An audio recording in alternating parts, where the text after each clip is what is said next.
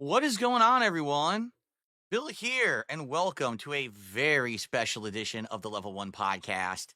Today, we are going to have a very special guest, someone who I have had, well, I guess you could say beef with for a very long time on the internet, someone who talks about me constantly in all of his content, and sometimes I decide to clap back. And today, for the first time ever, we are going to have a face to face confrontation, discussion, chat, debate, argument. I don't know. Because that is the beauty of the internet, is that you never know what's going to happen. Today on the show, my guest is Review Tech USA, also known as Rich. I actually don't even know if he goes by Review Tech anymore since he deleted his YouTube channel. Perhaps that's something that we will talk about. I guess we'll see. But this will be a very special event. So sit back and relax. Get ready for the craziest edition ever of the Level One Podcast. Get ready for some meaningful content, because the king is back, the king of the live stream, the king is back. Woo!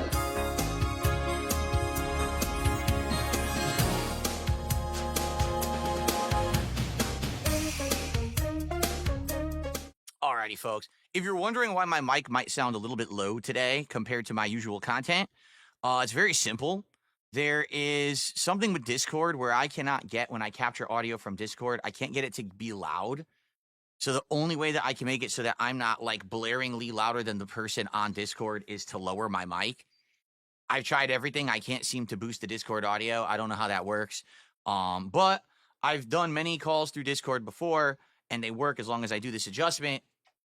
So it should work. All right. Now, you may notice Review Tech is not here yet. He's late. I'm not kidding. I was all ready to set up, ready to go. And he contacted me this morning and said, I'm going to be late by about 15 minutes. So he's supposed to be here in about 10 minutes or so. And when he gets here, I will invite him and we will begin. But since this is a very special episode, and many of you maybe are not familiar with the way that I run these kind of podcasts, it's not just me talking to you about topics. Instead, it's going to be me with a guest. All right. Allow me to cover some of the ground rules of how this is going to go. All right. So number one, and I have a guest on, all right, whether it's Review Tech or anyone, that person is giving me their undivided attention, meaning they took time out of their day. They stopped whatever they were doing in order to actually be on the show. And because of that, I'm not going to be distracted or interrupted by anything. What do I mean? I mean, today I am not going to be having pop-ups on the screen for contributions. I'm not going to be having shout outs. Okay. I'm not going to be speaking with Stream Chat. Normally, these are all common things that I would do on any given stream of mine. But being that this is a special event, all right, I don't want that to interrupt, the time of us. Our time's valuable, right? And I also don't want this to be a 7-hour appearance. I would like to keep it, concise, maybe keep him here for about 90 minutes, 2 hours, maybe. Depends on how it goes, right? So because of that, I don't want to be distracted constantly with, I have to shout this one out. I have to do this. I have to answer this question. Instead, it's going to be me and Rich. All right. So please understand that. Now, after this appearance ends, likely what I will do is take a break and then come back and do what I like to call a decompression stream, where we can kind of sit here and talk about everything that just happened. And I'm sure some people will give their opinions. At that point, anyone who has contributed during the course of the actual stream, I will give a shout out for their contributions. Okay. And get them on the leaderboard and so on and so forth. All right. So it will be a normal stream, but it will be later on after Rich has been on the show. and we'll be all good then. All right. So I just want to let everyone know that's how it's going to go. I don't want now. Listen, I know people are probably going to try to be, getting Rich's attention. They're going to be insulting him and stuff. I know how it goes. That's why I'm paying no attention. That's why there's no pop-ups on the screen or anything. I'm not gonna have people, pop up saying nasty stuff about him and stuff like that. It's ridiculous. Again, he's our guest. Got to treat him with respect, dignity, just like he's always treated me. Right? Jasper Kitty. Now, Jasper, I'm gonna be a little busy today. He's very needy today. Okay? He's very needy today. And so he might interrupt the podcast several times. Oh, it looks like Rich may be ready. Hold on one second. I think he may be ready. So what I will do is I'm going to get Jasper Kitty off my lap here. Okay. And let me just make sure that things are muted. It is muted for now until I want to make sure that he's all good. Before we get started here. All right, let me get my headphones on.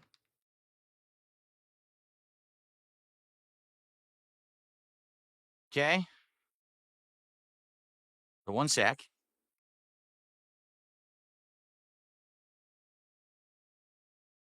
So first, what I'm going to do, I'm going to mute the mic. I'm going to get the stuff working on Discord with him first. Then I'm going to get it working here through the stream. And then we're going to begin. All right. So FYI, it's going to take a minute. There's nothing you can do if the person's not already on the call.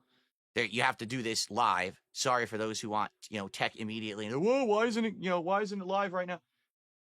I'm working on it. Okay.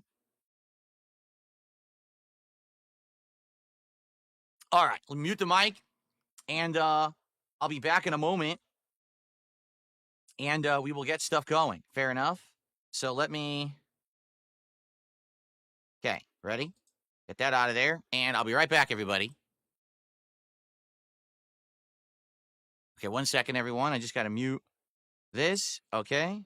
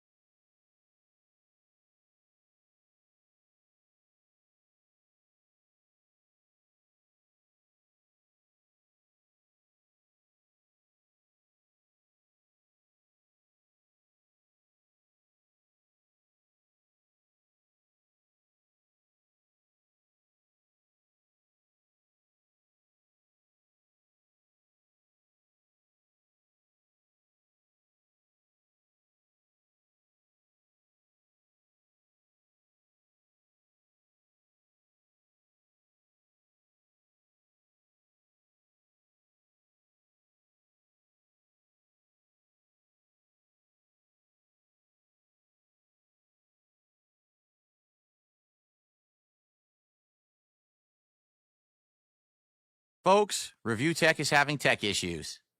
So as soon as his tech issues are done, we'll begin. I'm waiting for him to get it fixed, and I'll keep you in the loop. I'm ready to go, and I'm waiting for him to figure his stuff out. So we'll start as soon as he fixes it. Alrighty then.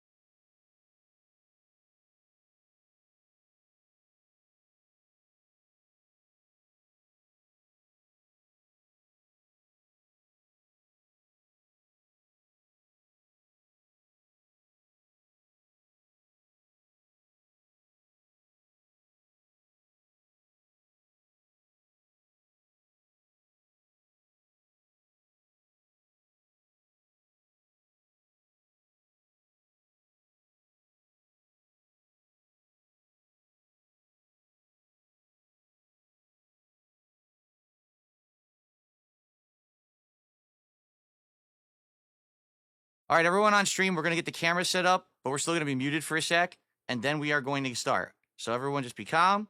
Cameras are coming up, and then we'll be ready to start in a sec.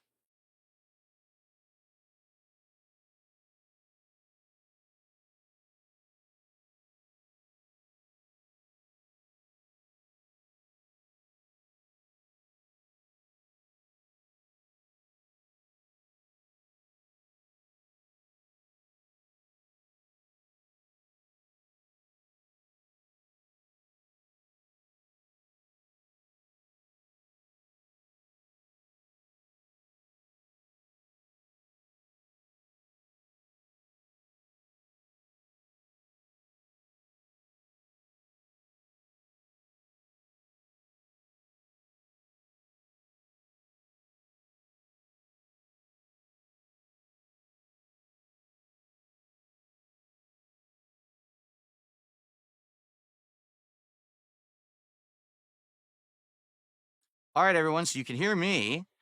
Rich, hello, how are you? I'm lovely, Philip. How are you? I'm You're good. looking stunning in that sweater today. Looking nice. Thank you, sir. So I'm adjusting right now. I'm going to ask ask the chat, how does it sound? Because I'm every time enjoying. No, go I'm ahead. enjoying your succulent. I'm enjoying your succulents behind you. They're very succulent. Of course. Well, you built them too, so you know how succulent they are. They're very. I love them. So, guys, Thank you for the inspiration. how is the audio levels, everybody? Are we good? Because every time I do it on Discord, everyone says that I'm too loud, but I tried to adjust it today so it sounds good. Are we good, everybody? They say we're good. All right, well, let's begin. So, wow. First of all, an epic moment. I think this has been a long time coming in the making. People have wanted to see us have a conversation for a very, very long time. And thank you for coming on the show. Thank you for giving us your time.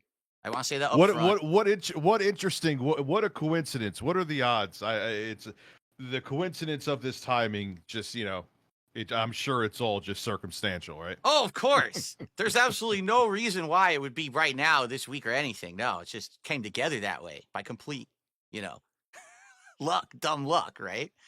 But you're here.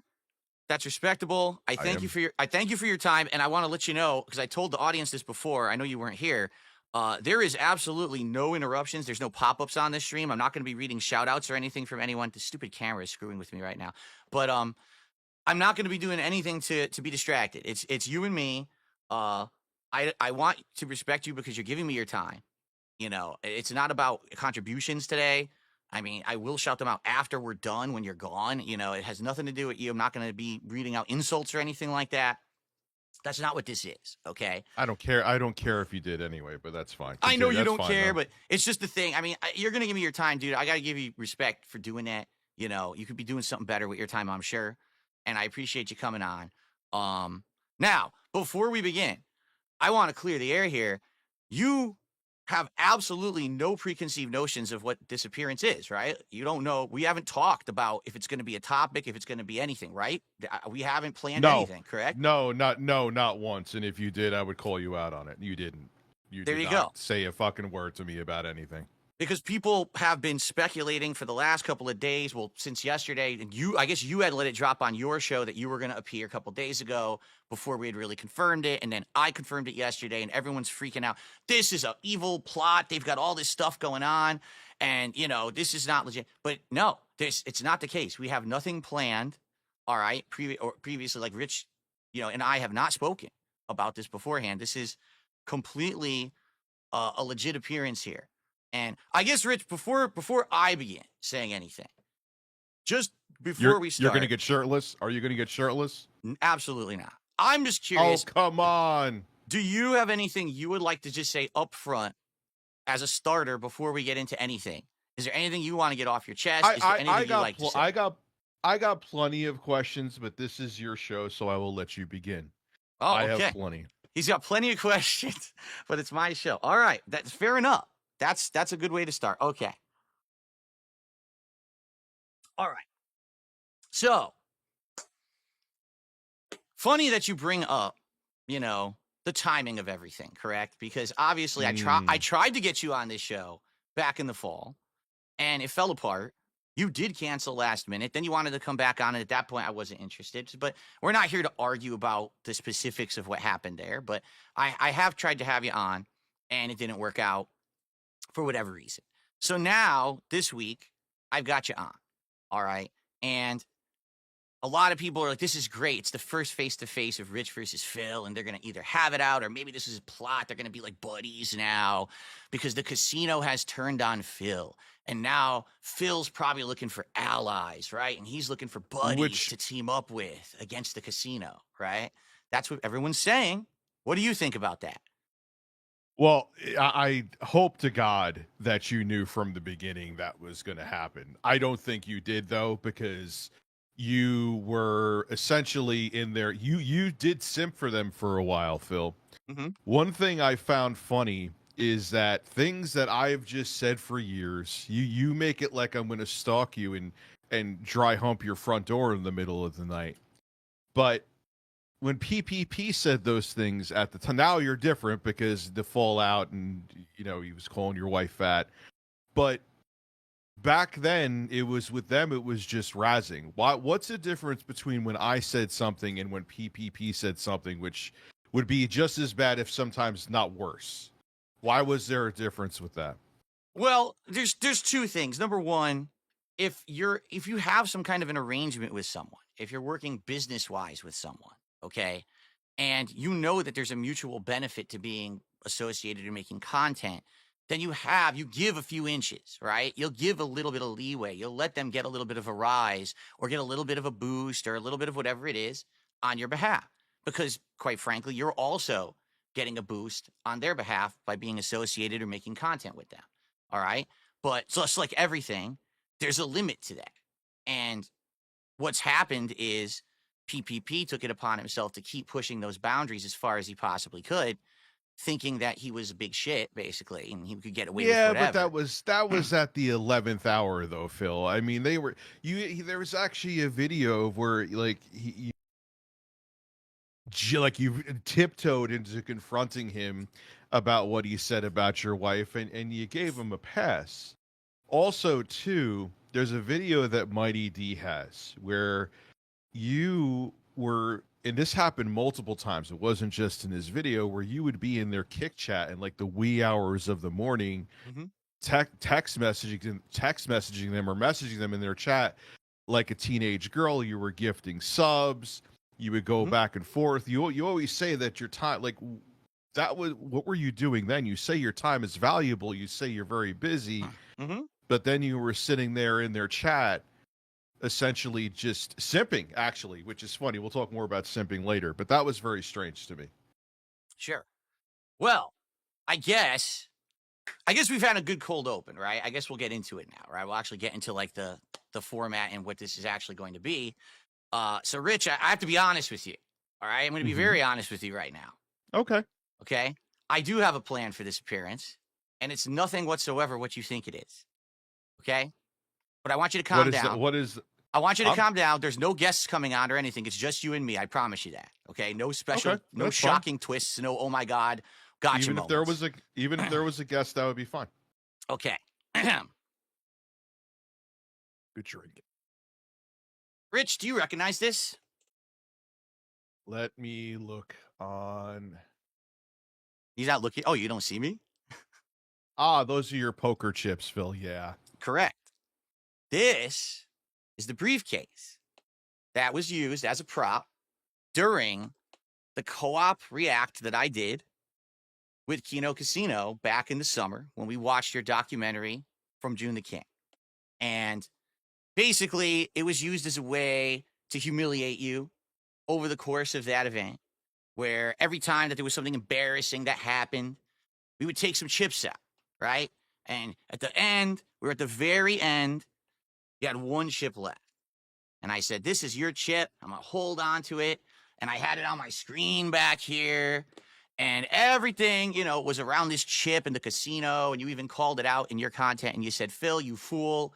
They're not your friends, but you have their memes in your content and all of that. I'm well aware of all that stuff that you said, okay?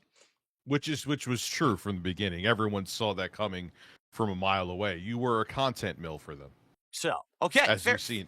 fair enough. Now, I bring this up for a reason, all right? And we're going to explain it in just a moment. But I have one other question for you before I actually show you the briefcase, okay? And the question is this. Okay. Are you familiar with the king snake? The animal? Nope. You're not? Nope. The king snake is a creature, a snake, that lures other snakes into its den. Dangerous snakes, snakes that are known to already be predators, rattlesnakes, and others. The king snake uses this trick in order to make those creatures feel safe. And then the king snake surprises those creatures from behind and swallows them whole. The king snake. Are you swallowing eats- me, Phil? Hold on. The king snake eats other predators whole after laying a trap. Okay? Okay. Ladies and gentlemen, this is the briefcase. This is Andy and Ashton's briefcase. Because, ladies and gentlemen, today on this podcast, this is not the Level 1 podcast featuring RTU at all. Ladies and gentlemen, this is the Level 666 podcast straight out of fucking hell, because today, live on the show, it is time to explain to you how over the last 8 months and the last couple of years, all of my planning has finally come to fruition. I robbed Kino Casino. I'm not kidding. I'm How not did you rob? fucking kidding. Everything that you have seen happen, I swear to God, has been part of my plan all along. Because all of you think I'm so fucking stupid. You all thought that this was he got fooled. He had the wool pulled over his eyes. I 100% had this planned since day one. Phil, And I am going, I you don't believe me. no, I don't believe you. I've been watching you now for over a decade. You were full in on this hook line, and so you called Andy your gaming soulmate. Okay. Rich, I got the receipts. And we're going to look at them together right now on this show. Okay. Are you I ready? would like to see these. Yes, Philip. This is the briefcase of Andy and Ashton. And every single time that we go through a topic and I expose them for who they really are, they're going to lose a few chips. And we're going to see at the end how many chips these two have left over. This feels like retcon to me, Phil, but sure, prove it to me. Sure. Let me see. We're good. No worries, man. All right. So let's get started, shall we? I'm changing my screen, so if you don't, because Rich, you can't see any of this, obviously. I'm going to let you know what I'm actually doing here, and you might want to tune into the stream. It's going to be very hard for you to see, but I'm going to be reading I'm things already as on well. this. I'm already on the stream too. Okay. Let me actually resize you here so that you can actually be. Here we go. So here's the funny part, folks. All this week, there's been all these threats thrown around by Kino Casino saying, God forbid that any of these private messages be leaked that I had with Phil or we had with Phil, because these private messages would be so damning. They would hurt him so bad. And man, he is hiding from it. And we're counting down to when we leak the messages.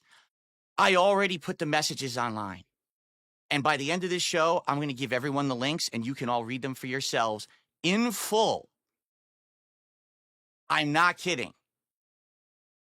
Because this was This was my This plan doesn't all along. sound like 4D chess. This sounds like damage control. There's no This damage sounds control like, here. This sounds like you're just trying to get in front of what they're going to say. There's nothing to say.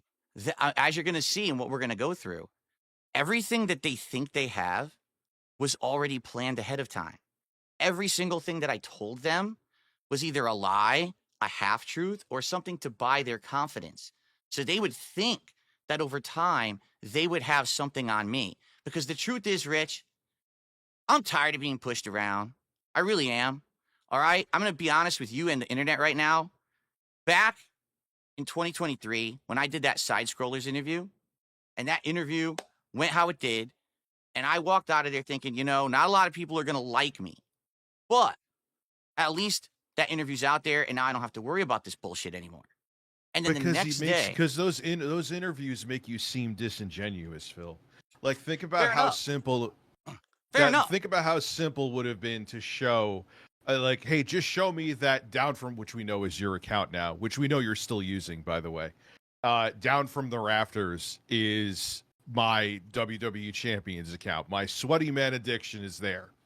And then you were like, I got to protect my family, which made no sense, Phil. That made zero sense. How does showing a username in a game, that's the equivalent of like showing a gamer tag on like your Xbox Series X. And you said, and then when you had him on the show, and he said, I forget the exact wording. I just thought of this now. I do have notes, by the way, but he was like, so you weren't telling the truth. And you said to him, it doesn't matter if I was telling the truth or not. It's still an answer. That's right. Because I wasn't there to give them some kind of an insane, truthful expose on anything. The whole idea was I give you an interview. Doesn't matter if you like it or not, but I'll give you an interview.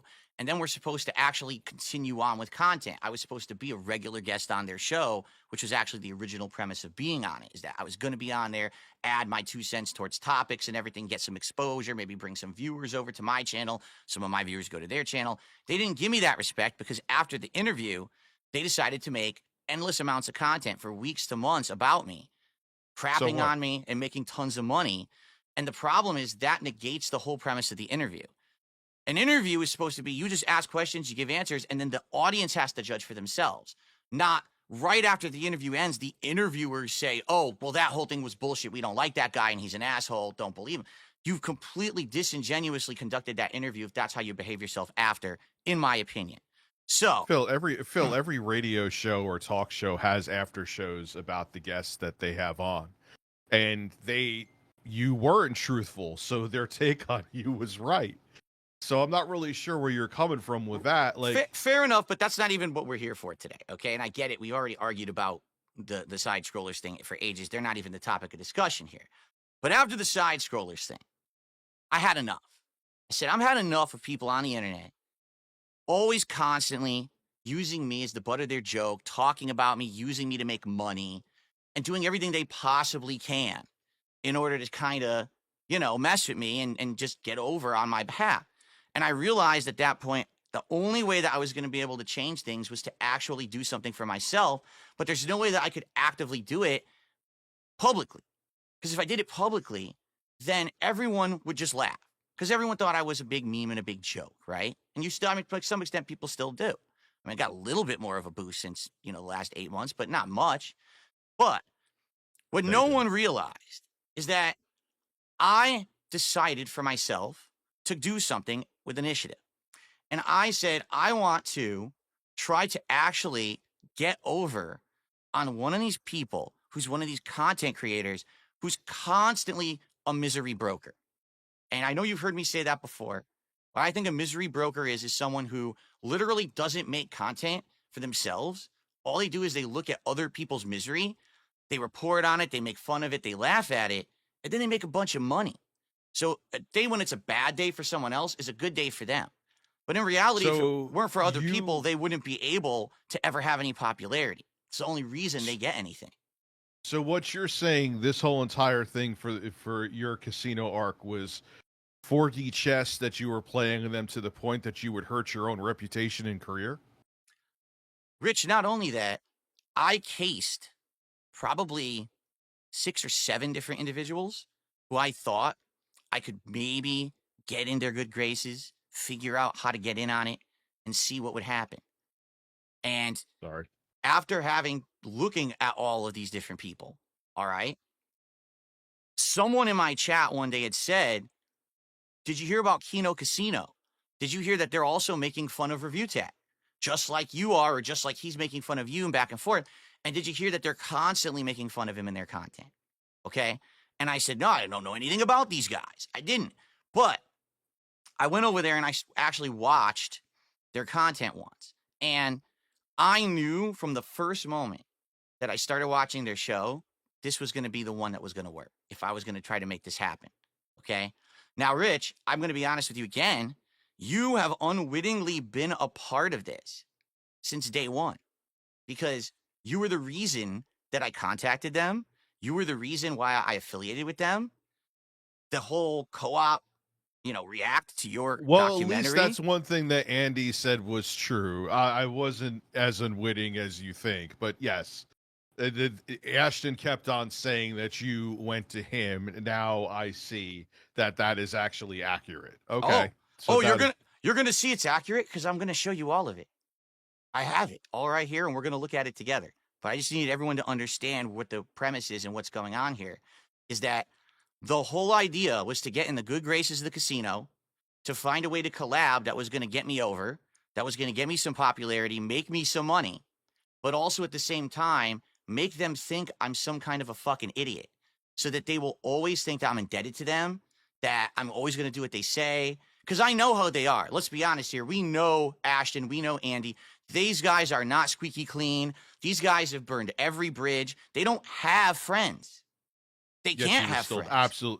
Yet you were still absolutely dying to work with them, though. Oh, not dying to work with them.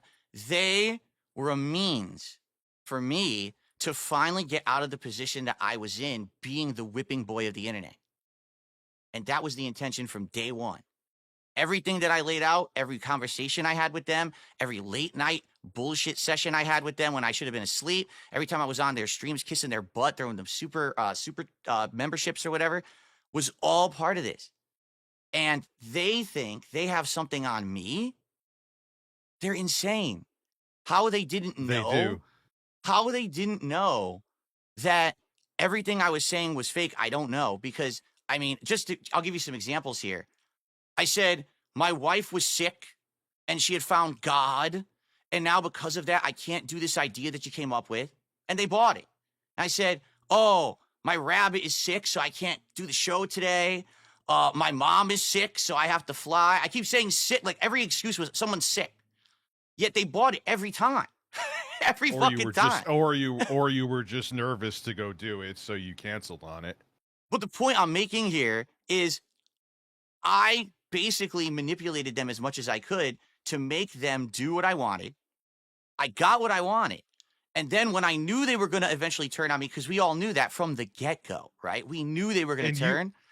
That's kind of just gross too, Phil. You would say that your family members were sick to get out of doing things with them? Oh, it's to get not, a one-up on them? No. It's not to get out of doing things with them. It's to basically have a way to make them believe that everything I'm saying is true. Because no one is going to think that someone's going to just pull that out of their ass. But to beat a snake, you have to be the better snake, Rich. It's the only way to do it. You have to make them believe the lies. And man, did I pull the wool over their eyes for the last 8 months until finally I had enough. And the truth is, I had enough for 2 reasons. Number 1, the disrespect to my family. And number 2, because I wasn't getting anything out of the collaboration anymore. These guys, all right, have some of the worst ideas I've ever seen for content. They were pitching ideas that would have worked, but they didn't have any clout to make the ideas happen. They legitimately couldn't make anything work that would have made us money. It was cancellation, denial, cancellation, denial, after. It was like endless. I'm not a fan of the casino, but they did have the clout and the money to make things happen. I think the only person believing this in this stream right now is you. I don't. Rich. I mean, how do you How do you do so? You're trying to tell me to believe that for the past 8 months, Mhm. when you were sitting there gifting them subs, simping for them like hours upon hours on Mhm. end, trying to get them to pay attention to you, like they were Beavis and Butthead and you were Stewart, that this was all some big plan to get vengeance on people that if you never affiliated with, you would be in a better position than you are now. You went, Phil. It's just a fact. You saw that there was an opportunity there. They feigned friendship with you. You Mhm. called Andy Worski your gaming soulmate. You were so into all this to the point that you let them shame you. And now, in the end, after all is said and done, you come out on the other end looking worse. And you're trying to tell me that this is 4D chess? Come on, Phil. Rich, Come I could on. I could never possibly come out at the end of anything looking worse. You understand that, right? Like, I have been the joke of the internet for over a decade. No one listens to me. Even when I have valid things to say, they do that stupid meme that's like, oh, the guy that you hate the most or the worst guy you know finally made a good comment, right? So there's nothing to lose. There was only anything to gain. My viewers don't give two shits about the Oh, they drama do. at They all. do. They don't want the drama. And that's why when it started to get to the point where these guys wanted me to completely change who I was, all of my content into drama content, that's when I basically broke it off and they completely lost their minds because they're so angry that I was the one in charge of the situation all along and not them. All right. Enough of No, you us weren't. chatting about this. And you, by the You way, weren't in charge of the situation. You absolutely weren't. But okay. you feel free to go ahead. You feel free to chime in. I'm okay with this. All right. You feel free to chime in whenever you want. But the reason you're here is very simple. I want you to witness this going down. Okay. And you were the one who basically started the whole thing with me reaching out to them and us reacting to your react. So, or your documentary, excuse me. So it's only fair that you be a part of this. You understand where I'm coming from? You think that that's a fair thing to have you here? Sure, Phil. Let's see what you got, boy. Let's see. All right. So it's already been said. I didn't realize that they had said this, but we'll go ahead and we'll show it anyway. And by the way, because now I'm going to start showing stuff, everybody. FYI, at the very end of this show, I am going to give you all the links to the raw files that contain all of the DMs between myself, PPP, and Andy, so you can all read them in the entirety for yourself. All right. So that way there's no shock. There's oh, he hid something. He edited anything. I've edited nothing. This is all 100% unedited. You're going to be able to watch. And appropriately, they're all nicely in PDF files, which makes sense since those guys have been sweeping for PDFs for quite some time. So now you can read all their logs for yourself online. Okay. So, so we start off with the very first time that I ever talked to them.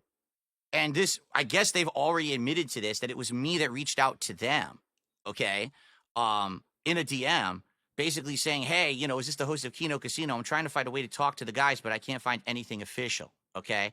And so we had a conversation back and forth. Of course, the first thing we're talking about is you, Rich. I saw your vid about Review Tech threatening June the King.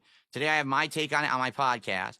And I basically used you as the way to bridge that gap and get that initial introduction with these guys. In fact, the whole idea of us doing So you're the Batman. You're the Batman of drama merchants, going selflessly to take them down. you can call it whatever you want. You know, you really can. But the point here is I was the one who initiated the contact. I was the one who actually suggested the react to your documentary. They had kind of alluded to it on their show, but they never thought it would happen because they never spoken to me before. So I contacted them and I said, let's do it. This is a genius idea. I knew that was going to make money for both of us. I knew that was going to be big. It was going to bring me notoriety. It was going to bring them notoriety. I'm the one who put that great idea out there and made it happen. All right. It was me, not them. It was my actual making it happen that started this whole thing and got this popularity train rolling. Now, there's a few pages here and us going back and forth. Okay, Phil, I got a pin to pop on this. Here's what I think. Go ahead. I think you just your hate boner for me was throbbing. You saw that they were wiping the fucking floor with me, and you wanted in on it. And when they embraced you and treated you like one of the whack pack on Howard Stern, you got a taste of more money. You got you thought they feigned friendship with you, which you bought into. At least is what it seems like. No, better yet, I think it was friendship, and I think you saw that you were getting money. So you, like, your nose was Andy Worski's asshole now must be spread out maybe like another 2 inches because your nose was so deep in there. Like, what I think you're doing now, as a matter of fact, I guarantee what you're doing now is because you know that this is disastrous for you, that you're trying to be like, aha, all along, it was my master plan. It was not your master plan, Phil. Okay. It wasn't. And look, that's fine, but I'm just not going to believe it. I don't think anybody with like a upper double-digit IQ will believe it. So we have 2 files here, and I'm just seeing if I can actually show you. So I don't know if you can see them on the screen, everybody. Here, I'm going to try to get this here. So this is the file of me talking with Andy in DMs. Okay, this is all of them, back to back, 182 kilobytes. The one of me talking with PPP, 1,031 kilobytes. Why? When did you make these, Phil? Right click on them, go to properties. When is the origin date of these? Where's properties on here? There you go. You right click on whatever file you're clicking on. Just made them a couple days ago. Here it is. I got them off of my X archives, and I used a third-party app to turn them into PDF files so that we could actually see them today, because or else you have to be in a web browser to see them. So the point I'm making why I brought that up is I almost never talk to Andy at all. Almost never. Andy is kind of the guy from what I'm to understand. He's the tech guy, all right? He's the guy that gets everything together, that the data runs the show. But PPP is the guy who actually gets the ideas, talks to people, wrangles them in, etc. I talk to PPP about 40,000 times more than I ever talk to Andy. And it's hilarious because the internet has this misconception that, like, I'm bros with Andy and we always talk behind the scenes about games. We almost never talked at all. I have endless folders here of me talking to PPP about all the stuff we did. I have a tiny folder of the few things I ever talked to Andy about. It's just a complete fallacy.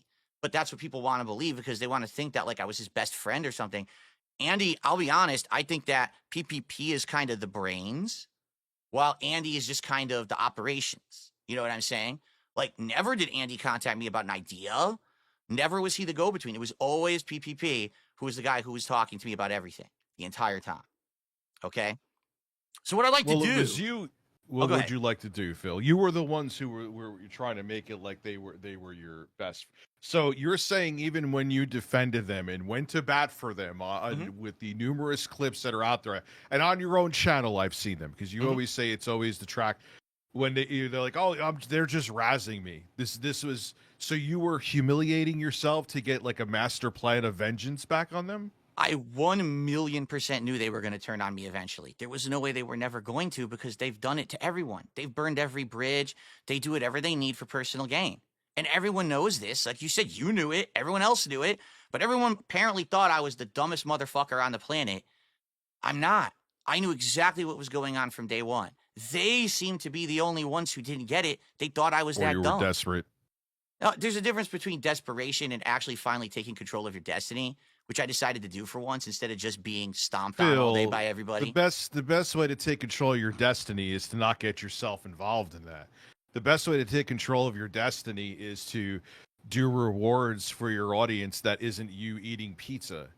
Like those are ways to control your destiny. The way to control your destiny is to make content that's more entertaining. You could say I'm a clown, I'm a buffoon, all you want to, but me getting the tattoo of you near my left ass cheek as you as Dracula from Castlevania is bizarre. Maybe it's a little gay too. That's okay, but it's like people want entertainment, and right now you're not. I know we're going a little off topic here. You're not offering it. Did you see the video where someone said that you the middle manager, Phil? Did you see that video? No, I don't watch any of those videos. I have no time for it. I'm busy doing It's this thing here. it's think about it though. It's not. Don't even take it as an insult. There's truth to it. Where you're talking about a pizza party, like it's like if you're working in commission sales and you hit a goal, but the reward is your audience watches you eat pizza. Yeah, You see where that's insane? Rich. There's entire businesses on the internet based on people eating food on camera. You realize this, right? But Phil, okay, I understand what you're saying, but I was like, let me go see his DSP. Where do you have your DSP tries it on DSP Reacts, right? Yeah. That's where you put them. One of them at most got 2,000 views. You probably made like 75 cents off of it. Yeah, because that's not the business, that's the reward. Get it? I've already raised the funding for it, so I can do it. It's the opposite of what you're thinking. So then you're solidifying what I'm saying, that the reward for your audience is to watch you eat something that they could drive down the street and get themselves. Because that's what they want. When they watch me do those videos, they see me try a product that maybe they will then get because they want to try it. And numerous people over the years have said, hey, I saw you try that and I went and got it. Man, it was good. Or the flip side, man, I couldn't believe it was that bad. I had to try it for myself and man, it was really bad. Or, hey, I was going to get that, but I didn't because I saw your video and now I realize it's bad. So thanks for saving me the trip and the money. But we're not here to argue about the validity of DSP Tries It. We're here to take a look at the receipts. Can we talk about your microphone setup too as well? Who cares about my microphone setup? What are you talking about? Because you've given me a lot of flack about this microphone setup, but this is actually technically the correct way. It ties in front of me. I have 8 months of private conversations with the casino, exposing them for their idiotic attitudes, the things that they said to insult people that will get them in hot water. We've got all kinds of. You want to talk about my microphone? You're for real right now. Well, yeah, because it kind of ties into the, like, I know you're being disingenuous, making it like this is a master plan, and you're even with small things. It's not about who gives a shit about the microphone, but the point is that you're disingenuous, Phil. First off, you're not using your. Hold on one second. Let me finish. Go ahead. Actually, I need a sip of my luscious drink here. You're using your dynamic microphone right now like a shotgun mic. Actually, if you watch PPP, he also has a dynamic microphone like you and I have. If you watch other podcasters, this is how you're supposed to have the mic. It's also supposed to be very close to your mouth because dynamic microphones mitigate how much audio is around the room. I know. I'm well aware of this, Rich. I can do it too. But you're not, though, because I'm looking at you right now on screen. Because I don't want the mic up my ass when I do my podcast, Rich. It still sounds good, and I don't have to suck the mic. So, no, it doesn't. Your mic actually sounds worse than your previous mic. Many people have said it. You're using your mic wrong, and I feel like you're using your mic wrong just out of pride to get back at me and other people that are telling you that Phil, put the mic, get a different stand, put it so it's here near your mouth, and you don't have to have these 8 billion different filters in OBS that makes it sound like you sound like you're going through puberty again. Your voice sounded significantly fuller and better before. You know, and who cares about the mic stand in and of itself? It just shows, Phil, how you're disingenuous and why I can't believe you about this whole master plan. The mic is what shows I'm disingenuous. And that's why you can't believe the evidence I'm about to show you. Yes. Also, we could go into too when you got that mini PC. When you just make up facts off the top of your head. If anything, all right, let it be said. I tried to get Rich involved in this because I thought he would add something. I thought he'd be interested in what I've done here. But I guess he's more interested in arguing little idiosyncrasies of nonsense. This is what he thinks is entertaining to the internet. No, this is amazing. It's not idiosyncrasies. It's not idiosyncrasies. Phil, what about? Can I ask a question? Now, that mic stand that boom arm that you got, you realize I actually found it. I have it right here. You spent how many hours and you ended up breaking the boom arm, right? Why do you make your audience do your work for you instead of you looking up. It's a Folks. Shure Broadcast One mic. Hold on, Folks. don't say folks. Don't say folks yet. Don't say folks yet. There's a 1:30 mic video. Why couldn't you look that up instead of having a multi-hour stream where your audience's time, you have to understand, is valuable. Like, I got a flash cart that I found in a drawer. I had to find new firmware for it. Not going to get. Point being is that I looked into things myself, looked it up myself. I didn't fire up a stream and say, "Hey guys, watch me be a dumbass and look how to make this flash cart work." These all tie into why anyone with a modest intelligence is not going to be like, "Man, Phil was getting the one up on them," because you. What? Yes, please talk to me, Phil. For a decade, you had a channel called Review Tech USA. And in Mhm. the last 5 minutes that you have wasted of everyone's time, you have reviewed more tech than you did in your entire decade on your own channel. Okay, but that still doesn't take away from what I'm saying right now. You are the master of bad timing and how to make things that are exciting incredibly fucking boring. Good God, man. Don't you understand? How is it boring when I'm saying things like you? Oh my God. You Dude, said aliens would be landing outside and you would be talking about how your stove is malfunctioning. Like, what the Phil- fuck are you talking about? Phil, We are not aliens would be- here to talk about a microphone, you incredible buffoon. Could you stop But for the 5 mic- seconds No, and don't just get angry. I'm stop not angry. wasting everyone's time so we can Don't actually get talk about the angry. subject matter? I am not angry. You also talk. It's what I'm trying to tell you, Phil, is that you see why it's hard to All right. believe you. You also just recently said you can't have another Castlevania marathon. There's Rich. only 4 classic Castlevania games. Rich, Is that We ha- true, Phil? we have several topics to choose from. All right, we do. I would like to let you choose a topic that we can delve into first. Okay, which topic would you like to delve into? We've got Mudahar. It's a Gundam, which is a nice one because apparently It's a Gundam was coming on their show on Friday. So you'd be interested to see what PPP has to say about him. Shout out to It's a Gundam. He's my dude. Continue. Medicare and how they basically ball suck this guy constantly and think that he's the end all be all of content. 2 entire folders of their incredibly awful ideas that I had to keep shutting down because they were so bad. PPP incredibly embarrassing himself because he actually thought that like we were like bosom buddies or possibly he's gay. I'm not sure. We'd have to see there. And then basically how it fell apart. Also things that they said about Keemstar that I think you'll find pretty interesting. Or we could just look at the very few things that I talked about with Warski because we barely ever spoke. I'm telling you, like it was such minuscule stuff. Where would you like to begin? Are any of those as embarrassing as when you pressure your audience to donate so your wife doesn't have to cook dinner? Oh, they're actually way more embarrassing because I do that publicly as an act to entertain while There you these go. things were done behind the scenes in good confidence. So that's the difference.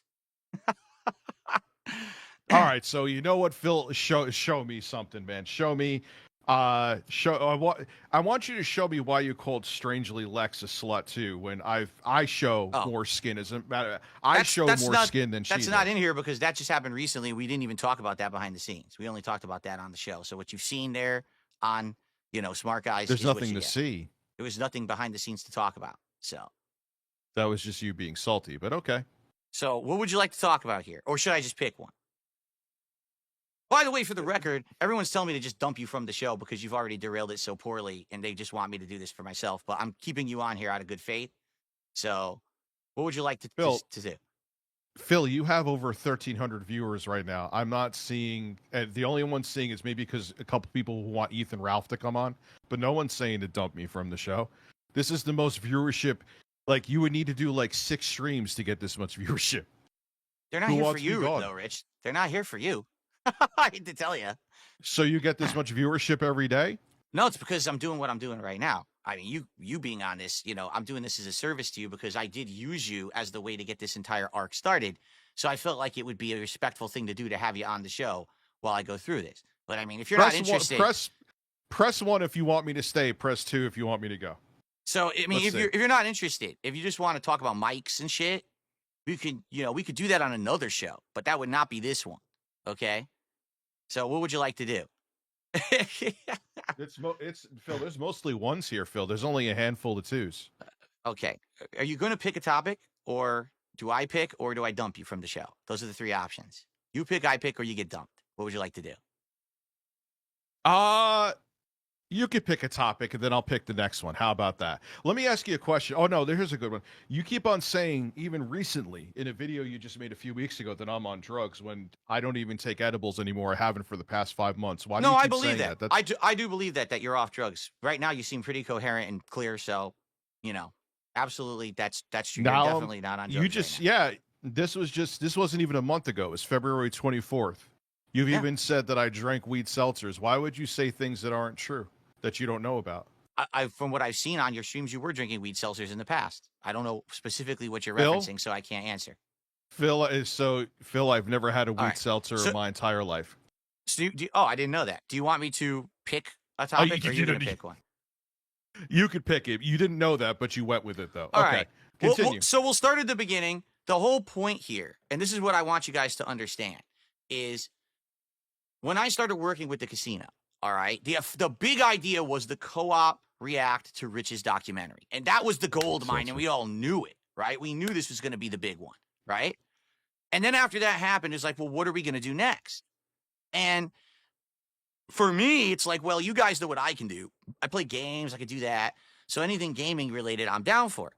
But they said, well, we're the drama guys, right? We're going to come up with all these ideas of guests and things that you're going to interact with. So the very first one they had is, let's hit right now. Let's strike when the iron is hot. Let's actually get Mutahar to do a co-op with us.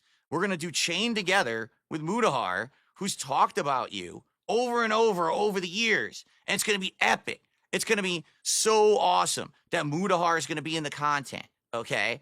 And so here it is.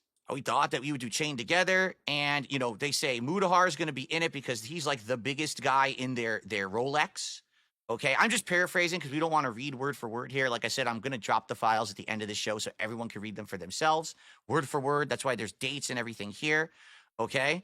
There was a little bit of nonsense, and it was my fault because accidentally I didn't even know I had Mutahar blocked on Twitter, and I already publicly apologized for that. I didn't know that. So here's what ends up happening. After hyping this up that we're going to do Chain Together with Mutahar, Mutahar cancels last second, like literally last second.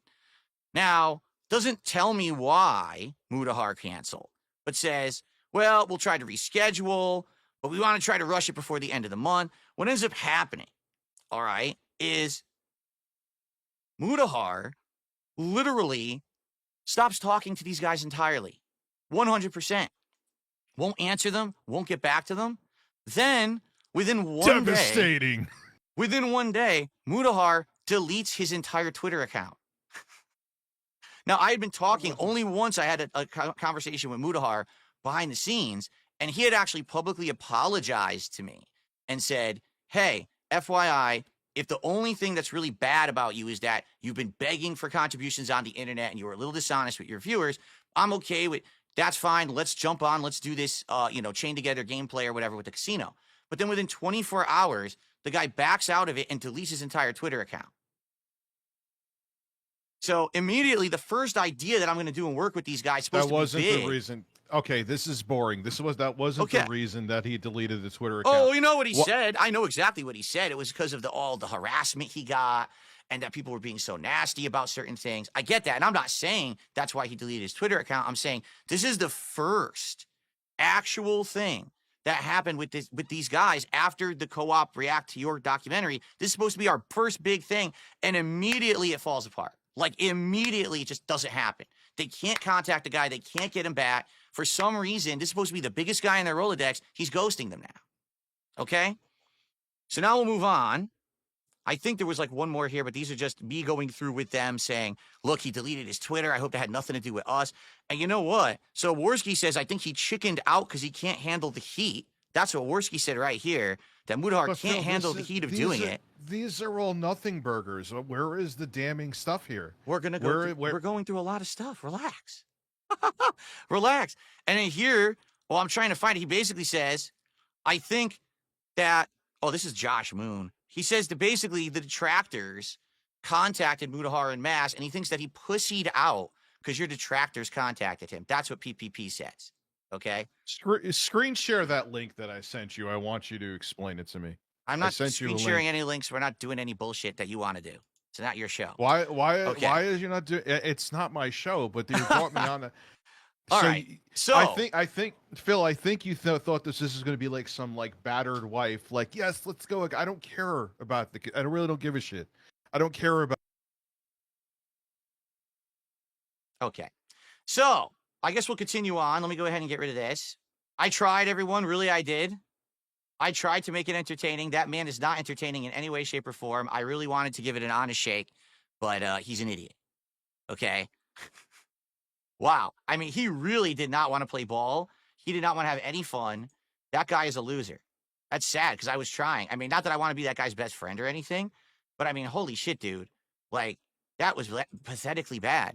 Like, why can't you just shut up and just ride what we're doing here and go with the idea?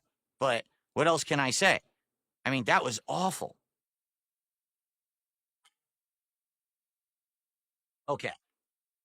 So let's continue on, everybody. All right.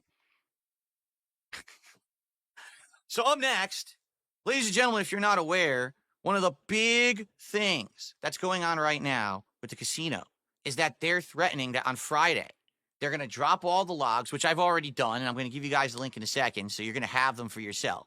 All right. But they're going to have It's a Gundam on this Friday. It's going to be amazing because It's a Gundam and PPP are going to team up and they're going to destroy DSP. Boy, I bet you guys are going to be really interested about what they had to say about It's a Gundam just a few months ago, because after we had the situation with Mutahar, okay, we had the situation with It's a Gundam.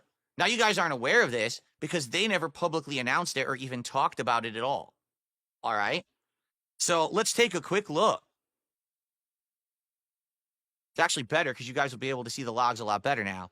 So this is PPP trying to contact me about a really, this will be a great show to have It's a Gundam on. All right? See, we have him lined up if you want it. It's a potential mega show with the size of his audience and the hype that's built for years around the meeting. Worski knew him for years. We could probably control it enough, but he is a detractor through and through and will be trying to score points. I think he has very little charisma or ability to live format, especially in a 3v1 scenario. So the first time that we even talk about It's a Gundam, they're actually insulting him, saying that he has no real charisma. In a live scenario, this guy will die, right? I think it's very easy to paint him as a spurg and a miserable alcoholic who hates his life and is pissing it away. It's a big limelight, and it's a live scenario. We have him agreed, and it's an easy booking. And basically, I said, yeah, this guy, has been desperate to come at me for years and years and years. He's been in Andy's DMs from day one, begging for your blood. We told him to fuck off about 3 times, but he just keeps asking. He tried to talk us out of doing shows with you from the beginning. Wow, this sounds like an amazing collaboration, right? So I agreed to do it. And then immediately PPP says, oh, I'll be honest, I didn't think you were going to say yes. That's the show that we're going to make as soon as possible. We will have over 10,000 people watching live, guaranteed. All right? The biggest show any of us has ever done. I'm not kidding. It will make us all 1 million views. And I'm like, really? You think so? Slot out a couple of hours. He's desperate. He's obsessed. He's definitely going to do it. All right? So basically, PPP is running It's a Gundam through the dirt here. All right? Our audience loves more than anything on earth a live confrontation between two people. So he's still trying to sell it to me. He says, I'm maybe even undervaluing it. If you insult him about his drinking and hiring prostitutes, I think he will spiral. Keep in mind, I don't even know anything about It's a Gundam. At all. Nothing. I know nothing about this man. This is the first time I'm even learning anything personal about him. I know nothing about my detractors. So he's sitting here telling me he's a drunk. He likes whores. He's a loser. He's going to fall apart on the show, and we're going to 3v1 this guy, and we're going to destroy him, right? And I'm like, Jesus, I mean, if this is really what they want, you know what I'm saying? If this is really what they want, I guess I'll do it. Okay, so I agreed to it. Maybe the correct play is just to let him do his spiel. It'll expose himself. Don't treat him seriously at all. Let him do a tantrum, right? I'll do more research on him. This seems like easy pickings. So he is their detractors' golden child, and if he struggles, they will punish him. So essentially, PPP is completely setting up It's a Gundam. 100%. That's the point of this original appearance, was that they were trying to set him up so that he would be embarrassed publicly. Okay? So what happens? Basically, I said, you sure I'm not going to get fucked in the whole deal because I don't really know too much about it? And they assure me, no, you're not. Now, this is the first time that I told them, I really can't be the villain of the internet because this PPP wants me to be the villain. Let me explain the narrative here, all right? PPP wants me to be the villain of the internet. He wants me to portray myself like the worst person possible for drama views. And he thinks that if I did that I would absolutely explode in popularity. I'd make 10 times more money, get 10 times more views, all right? And I explained to PPP, listen, I can't do that. Why?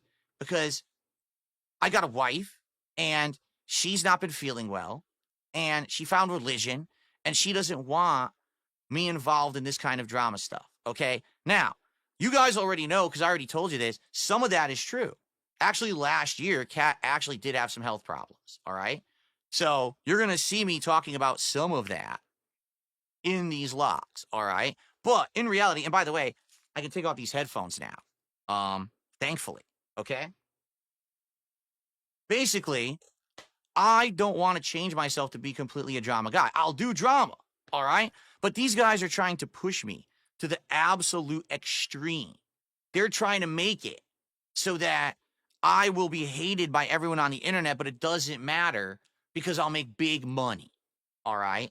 So basically, I was like, I'm going to make something up. Now, every good lie starts with a nugget of truth. So what's the truth? Well, my wife had been feeling ill last year. She did have some health problems. That's actually why she stopped appearing in my content for a while. But that's not ongoing. But they don't know that. So what do? You tell the sob story. She's not feeling good. She found religion. I can't be the villain. All right? I can't go that far. Now, what's funny is PPP bought it so bad that he's telling me that he's going to send people over to tip me, which is kind of funny because I don't know if you guys are aware. Nobody tips on Kick. Kick is just subs. So I don't even really know what he was saying there. Maybe it was true. Maybe he actually felt bad, or maybe he was trying to glaze me even further. I'll try to send even more people your way, even though at this point, we're talking early October. Some of the momentum was already slowing down. Because remember, this had all started in August. Okay. So anyway, we continue on. And so he says it changes perspective on the situation, but nothing changed after this, okay? So I clear out my slot or whatever. All right, here we go. Here is the results of what happens with PPP and Gundam. Get this. After all of Gundam's tough, scrappy dude talk of let me at him, he bitched out of the interview. I think he's legitimately scared because it became real. That's what PPP has to say about everything. He says, first, this guy's a bitch. This guy, you're going to destroy him. Here's all the stuff we can use against him. Then he says, after all this time that he's begging us to do stuff, he bitched out. He's a wimp. And here it is, right in black and white. This is not me making it up. This is not hearsay. This is them actually talking shit about It's a Gundam super strongly, okay? So, anyway, basically he says he has bigger problems to handle, so we're just going to go back to the drawing board. I'm going to go after Medicare, all right? And that's really the end of the It's a Gundam stuff. Now, all of a sudden, all right, all of these months and months and months later, 7 months later, 6 months later, however many it's been, now It's a Gundam is their best friend, and he's going to be on the show to Felt Phil. Do you want to know why? Because it's shooting fish in a barrel. When It's a Gundam was presented with, hey, have a neutral show with Darkside Phil and you'll go at it, he declined, couldn't do it. can't handle it. But now he's their friend because now they're going to team up against me. So says a lot about It's a Gundam. Says a lot about the casino, who literally sat there talking shit constantly about It's a Gundam to make this happen, telling me this is going to be it. We're all going to make money. It's going to be giant. And then they couldn't make it happen. All right. So I want you to think about this. I come up with the idea with the review tech thing. Okay. It works. It's giant. It's huge. I make it happen. It blows up. It's ginormous. Their first two big ideas are let's do a co-op with Medicare. Excuse me. Let's do a co-op with Mutahar. Let's do a co-op with, or an appearance with It's a Gundam. They flop. The one thing we did do together that did okay was the appearance with Josh Moon. All right. Josh Moon being the head of Kiwi Farms. And that did okay, but I don't really think that went the way that, was going to blow up. I think people wanted it to blow up and it didn't. Okay. So it is what it is. But the point is, they keep coming up with some of the most half-assed, cockamamie ideas over and over. And they keep telling me to do them. And I'm like, are you crazy? This shit isn't going to work. So just a couple more dumb ideas that they came up with that didn't come to fruition. Then we're going to talk about, you guys are talking about the whole PPP thing, offering me a trip to Florida. Oh, you'll like this one. You'll like that one.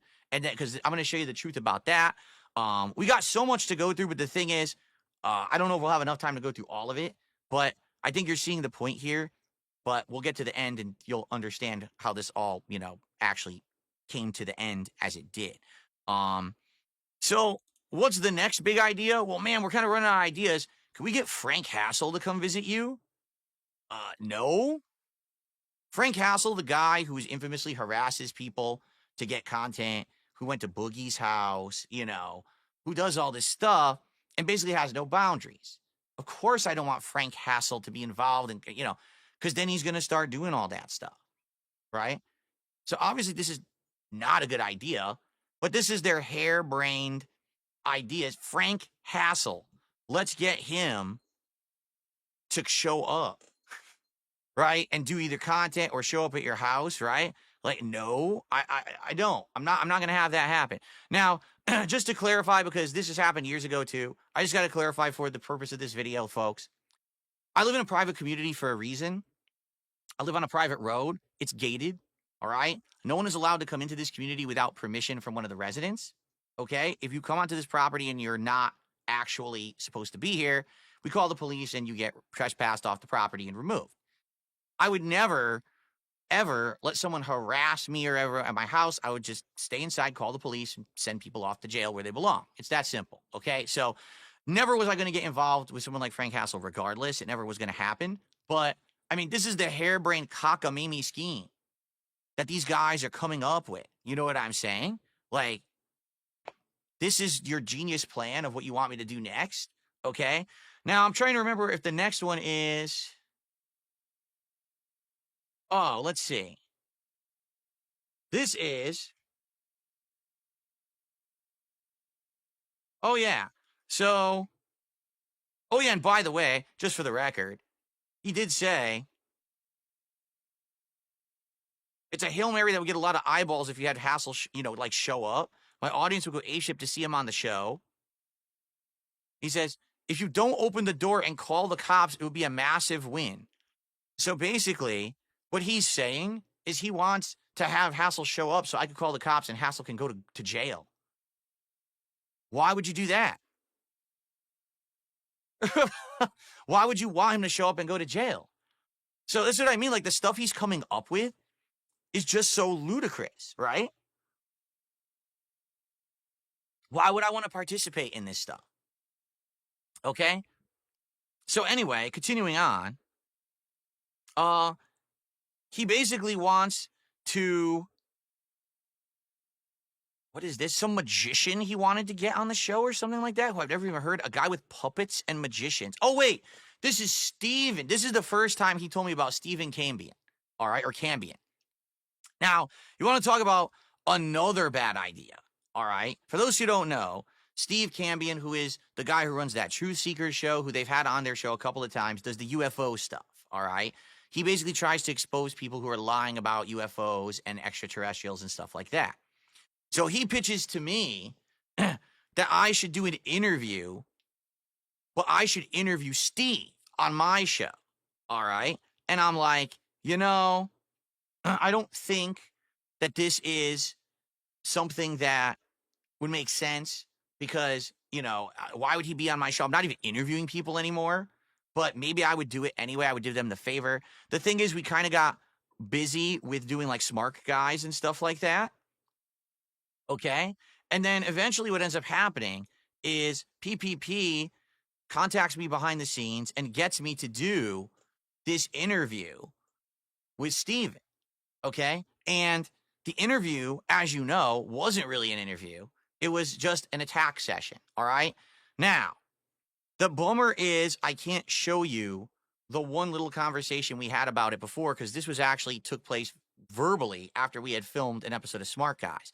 But there was a conversation where basically I said, so you want me to go on Steve's show? I guess I'll do it.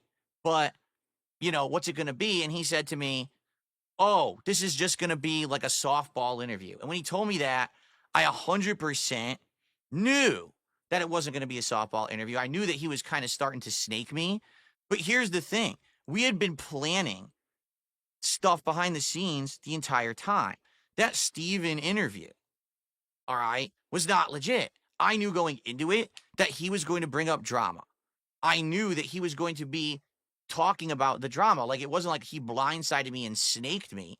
The point was that we were supposed to milk the detractors, okay?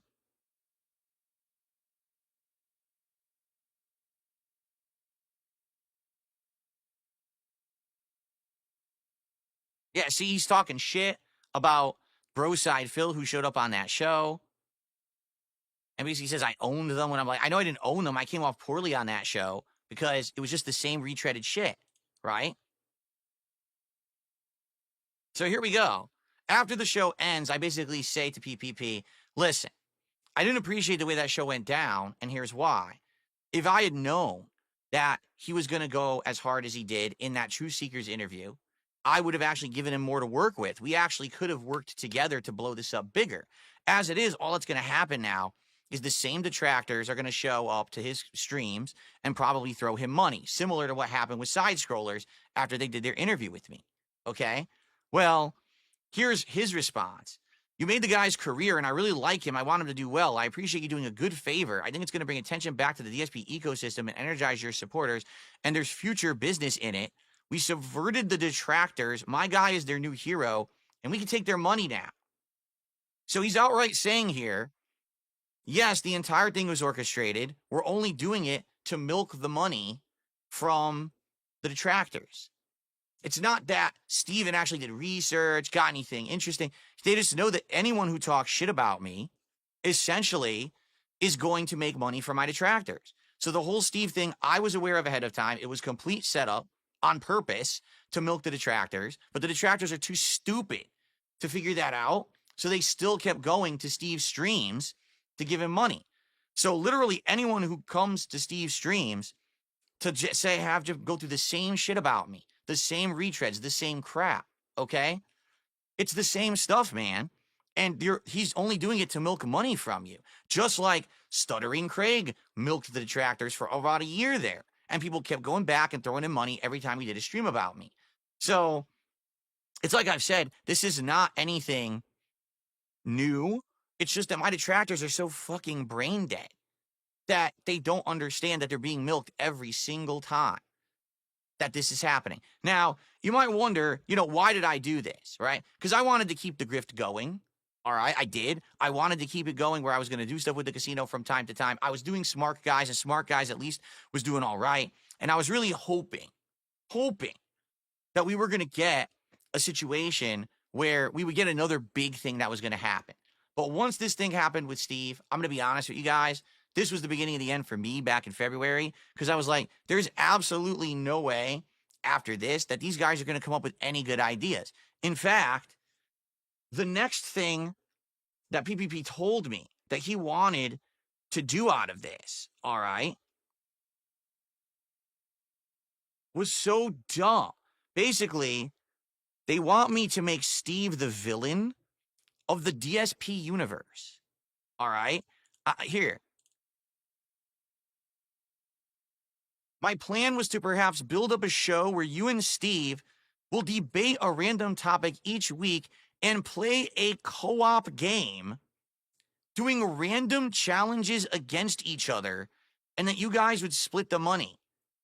So what does he do? He's turning it into like fucking a Nickelodeon game show. He really thought that having me on Steve's show and him just doing the usual detractor shtick, which is what he did, was then going to set up the DSP supervillain universe where Steve was going to be a villain to me, and we were just going to talk shit and play games, and it was all going to be staged. That's probably the worst fucking idea I've ever heard. There was no way that was ever going to work. No one was ever going to believe that. That is the most half-assed cockamamie stuff. And the thing is that a lot of people don't know, all right?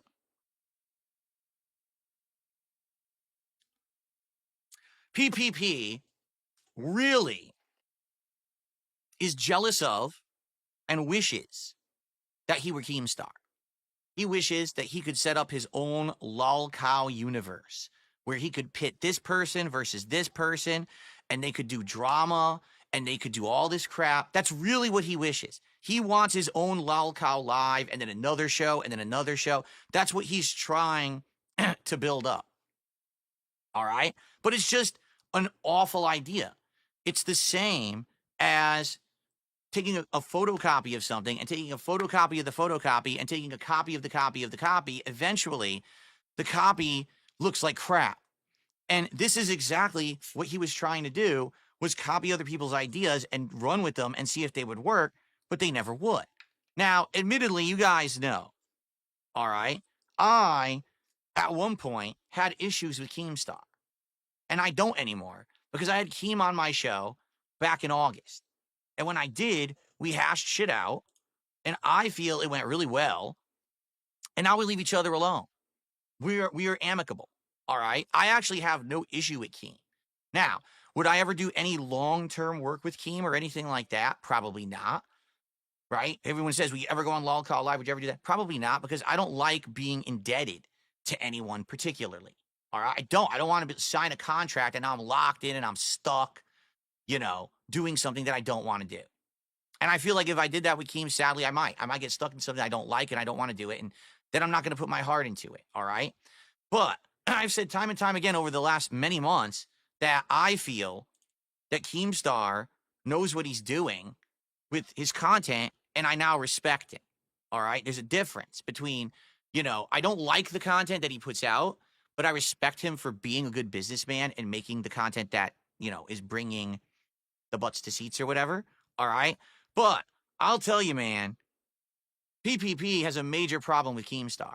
I don't know why, but he absolutely does. All right. So just to give you some evidence of this, this is when Keemstar publicly apologized to me on X. And this is actually what happened, is that he ended up then being on my show as a result and having that really good interview back in, August or September. He immediately contacted me to say, Keem apologized to you. It's disingenuous, but he knows he's taking big L's because you're a success lately.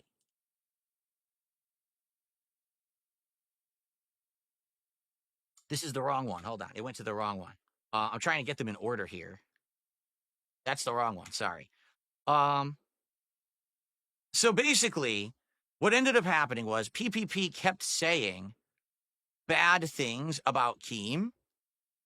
And I basically said, well, how can I play into his good graces and make him feel like this is something that I'm going to snake Keem. So I said, I'm playing Keem so hard, wait until you see where this goes. Because I knew from what I'd seen, PPP didn't like Keemstar. So I fooled him into thinking that if I had Keemstar on my show, that it was going to be like an aggressive thing and I was going to destroy him or whatever. All right. So here he is. God bless you, fuck Keem. I honestly thought just a little bit after his apology, maybe something fun could happen with him, but he's truly a piece of shit. Right. And then we were talking about when Keem was on the drunk stream or whatever. So Here's an interesting one. All right. All I'm going to say about this one, because this is not one for me to fully talk about. All right. Because I'm not the only person involved in this one. All right. But basically, back in the fall, okay, an opportunity was presented to do content. All right. An interesting piece of content at that likely would have worked, likely would have actually gotten big attention, big support. All right. Now, it just so happened that this idea was presented when I was on my day off. So I didn't even know that it was going on because I was spending time with my family, etc. This is what happened behind the scenes that day. Before I even had a chance to do anything, I get a private message from PPP. Keem added you to a group chat without talking to me first, or without me talking to you first? Wait, why does he have to talk to you first? I don't get it, right? Why does that have to talk to you first? I'm the person involved. I'm the one who's getting an offer. Why does he have to? Are you my agent? Are you my dad? Like, why would that? I don't even understand that. He's like interjecting me into this. All right. So there you go. All right. So then, I'm not happy with how fast Keem tries to move things. The moment an idea is floated, but it can be big for everyone. Honestly, we should talk about this, but blah, blah, blah. You should stall. So again, I haven't really had a chance to even read anything or do anything. And PPP is telling me, don't do it. Delay till Monday. Let's talk more. Don't accept the opportunity because it's Keemstar. All right? Why? My opinion is because he wants control of the entire situation. He wants to control, he wants his own lolcow universe, right? So he wants to control me because I'm his talent, right? He doesn't want me to have an opportunity with Keemstar. He's afraid that Keemstar is going to snatch me away and have me involved in other content. And it's disingenuous that Keemstar would come to you for this idea instead of actually, talking to the casino first about it. Like the casino owns me or something. All right? Now, listen, you will see, because again, these logs are all going live after I end the show, that basically in this case, all right, in this case, I did talk a lot of shit about Keemstar. All right. But I'm eating into what PPP is saying. I'm trying to make him feel like I'm his guy. I'm his confidant. I'm with you no matter what. All right. Remember, I'm not trying to get into overly drama content, right? I want to do some, but I don't want it to become my end all be all. All right. So in this case, he is completely cutting me off from doing that, from having any say or having any opportunity to do any kind of judgment for myself. He's just telling me how to behave. So I'm going along with it because, again, I don't want the sham to end. I don't want him to know that I really don't like him and that this is all me just working these people. All right. So, I did say some stuff and you'll see it in the logs. Okay. But this is me just going along with the conversation to get him to keep going. And eventually the whole thing fell apart and we didn't do anything with it. Okay. Let's see. Oh, here we go.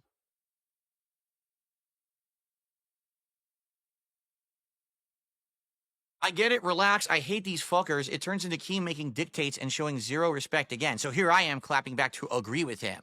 Oh, yeah, that's how it works. I'm not Wings and Boogie. I won't get pushed around. I don't want to cost you guys any money or views, but I don't see how it'll benefit me. Basically, I'm echoing what he's saying. He doesn't want to do it. He wants me to delay. So I'm just saying, all right, then I won't do it.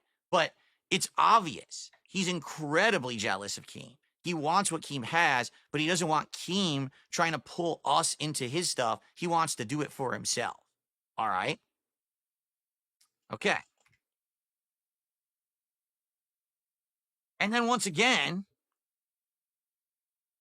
many months later, another offer gets made. All right? And basically, this was one. I'll be honest, I probably may have done something. But this guy, again, oh, he has no idea how to approach you in your business. Holy fuck. It's brain dead over there. Again. So this is just going on. Anytime that there's something going on with Keemstar, PPP is so upset. He wants to be Keem, but he can't get anything that Keem has. All right. And if I tried to, there's an opportunity, maybe I could be involved with something that has something to do with Keemstar. Oh, no, you can't do that. Delay. Don't do it. Okay. Well, I guess we'll continue on with the embarrassment of PPP at this point. All right. Now, this one, guys, this one is going to be a good one. All right. To be honest, this is one that he has talked about as if it was some kind of a big positive for him.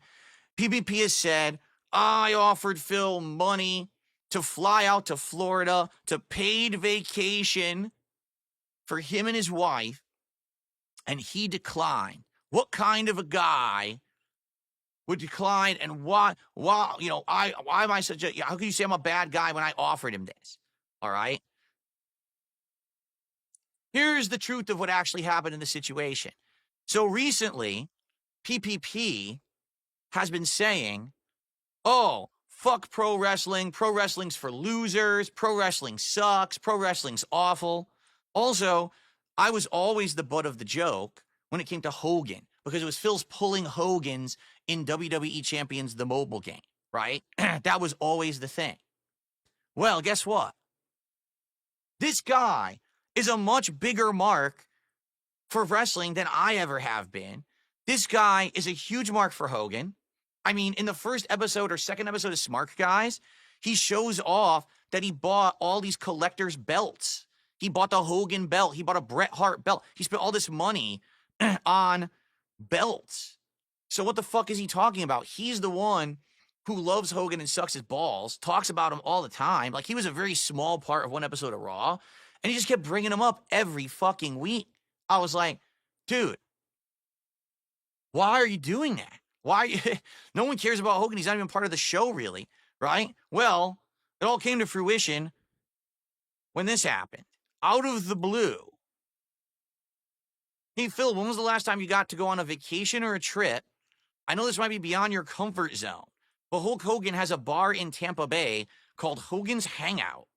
And for the Super Bowl this year, he's going to be at the bar with a bunch of other wrestler friends. I think I'm going to fly down for the event and rent a table. I want to offer you to pay for your flight and hotel if you want to come down for the weekend. We could drink and hang out, and you could film videos, and it would be a tax write-off. I know it's crazy, but it's something fun that we could do. And maybe we could meet Hogan. Okay? Now, you might say, does that sound like a paid vacation for Phil and his family? No, because it's not. All right? I had been talking with these guys for months. All right? Night after night, behind the scenes, making them feel like I'm their friend, building up confidence. Particularly PPP was the one who I talked to the most. All right? And out of nowhere, we had never had any plans to ever do anything, in person. We never, oh, let's hang out or nothing. Never. It was, it's a business relationship. It's supposed to be work, right? All of a sudden, he takes it to the next level. All right. And I'm going to be honest with you guys. When I see something like this, I actually felt bad because it's two things. Number one, it definitely means that the trick worked. That even though these guys at a moment's notice are ready to snake me, no matter what, because everyone knew that from the start, right? Everyone knew they were going to turn on me no matter what. All right? We knew that. But number two, if he's offering me this, I don't know if this is an offer of, oh, we're friends and we want to go hang out. I'm going to be honest. I think this is a cry because he's very lonely. He doesn't really have anyone to spend time with, which is probably why he would chat with me at night so often, in the middle of the night. I mean, look at the time of these texts. It's the middle of the night. For me, this is the time that I'm getting ready to go to bed. For him, he's in the East Coast of Canada. What is this, like 5 a.m? And he's sending me these texts talking to me about this stuff? Like, what is this, right? So, obviously, I think this guy's very lonely. I don't think that this guy has any or many friends. I think he's burned all his bridges. I think Andy is his business partner when it comes to the casino. But this guy doesn't really have anyone to talk to about wrestling. He doesn't have anyone to talk to about anything. So, after having done this work with me for many months, and then all of a sudden, doing smart guys and seeing, hey, we both do have a affinity for pro wrestling. He reaches out to me in this way. Now, I'm going to be honest, I'm very embarrassed when I get this because number one, all right, I'm friendly with this man from a work perspective. I'm not necessarily considering this guy a close personal friend or anything. He probably thinks that way because I've been feeding him these lies for months and months about family members and shit to get out of stuff so I don't have to get wrapped into his drama shit that's awful by ideas that aren't going to work. Okay? So, basically, I'm like, damn, he definitely got, he's lonely. He's got full, I'll be honest, maybe a little bit of gay. I don't know. Again, that's not anything bad if he is gay. I don't know if he is or not. I really don't know his sexual affiliation. I'm not trying to say he's gay, but it's a little weird when someone who you've never spent any time with in real life all of a sudden is offering to fly you across the country, all expenses paid, to a bar in Florida to drink and see Hulk Hogan. I'm like, this is a little gay. Okay? Just being honest. Okay? Now, for those who don't know, I'm happily married. My best friend is my wife.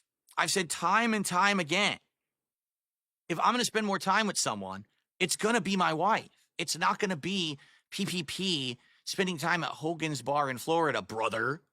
So I very respectfully declined and said, maybe if it were 10 years ago, this is something I would have been interested in, but I'm tied down and rooted in Washington, and I couldn't in good conscience go on a trip without my wife because I want to spend time with her.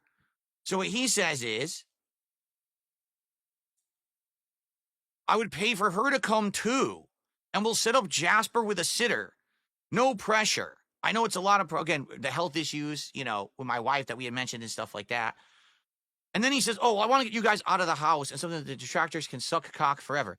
That's not true. A moment ago, you just said you wanted to fly me down and spend time at the bar. Now, all of a sudden, it turns into, oh, well, now I want to fly you and her out because I want to get you out of the house to basically spite the detractors. That's not what it was. What happened is he got embarrassed because he saw that I declined and said, nah, dude, it's not like that. I don't like you like that. I got a wife, And he's like, oh, shit, let me spin it now that, oh, it was actually, his wife and his family. All right? Ridiculous. So anyway, again, I would put you up at the Hilton by the beach. And then he says, I feel bad for pressing you. And I say, it's all good, right? It's just so bizarre. So he basically 100% thought that everything that I ever told him was genuine when most of it was bullshit. Okay? And quite frankly, that was one of the most embarrassing moments because he actually thought that I was a close personal confidant of him when I really hadn't told him anything that was anything secret whatsoever. None of it was real. It was all bullshit. That's what I mean. All this week, every time that they're doing Kino Casino, they're like, here's something, a big revelation. Phil has a rabbit that died. Phil's wife was sick and she found religion. I'm like, it's every lie I've told him to get his confidence over the last 8 months, and he's spewing them out to the internet like there's some big deal. The truth is, even if they were true, that's still fucked up. That's supposed to be private, personal shit that you never would have to tell anyone, but yet you're doing it anyway, even if it were true. Now, it's not, but even if it were, man, that's fucked up. But the thing is, his audience is so dumb and stunted that they think that that's oh, he's saying he's spilling the tea. This is exciting. It's not. It's fucked. If you had said something to someone in confidence like that, would you think that they would go out and publicly say something about it later just because they broke off a business relationship with you? And by the way, we're definitely going to look at that, all right? Because I absolutely know that you guys want to see how it broke off and how it ended and how unhinged PPP became at the end, okay?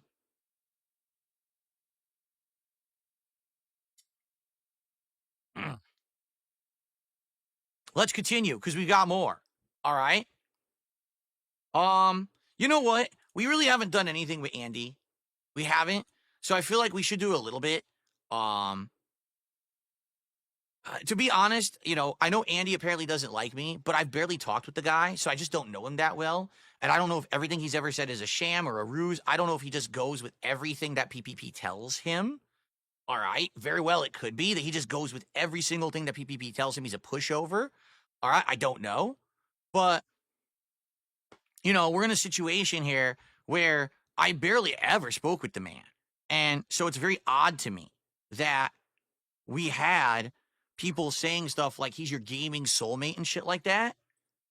But I mean, if anything, when I talk to him, he would be afraid of stuff. Like, for example, in this case, right after we had done like the first appearance, all of a sudden their clips channel put up a clip of me on the channel.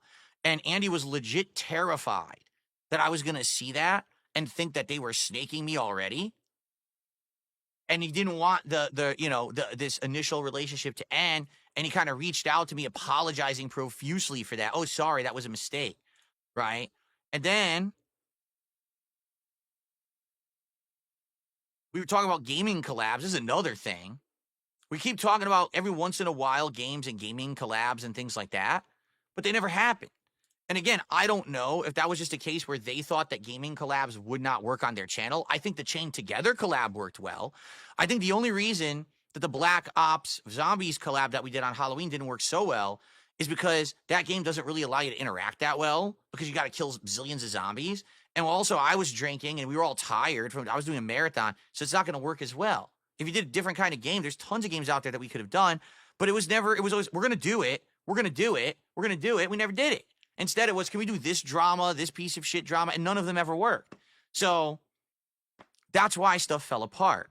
So when Andy's coke allegations resurfaced, 100%, I reached out to him to be nice to him again, just pushing forward the ruse that I'm their friend and I've got their back, as Review Tech said, simping for them, saying, don't worry, I've got your back.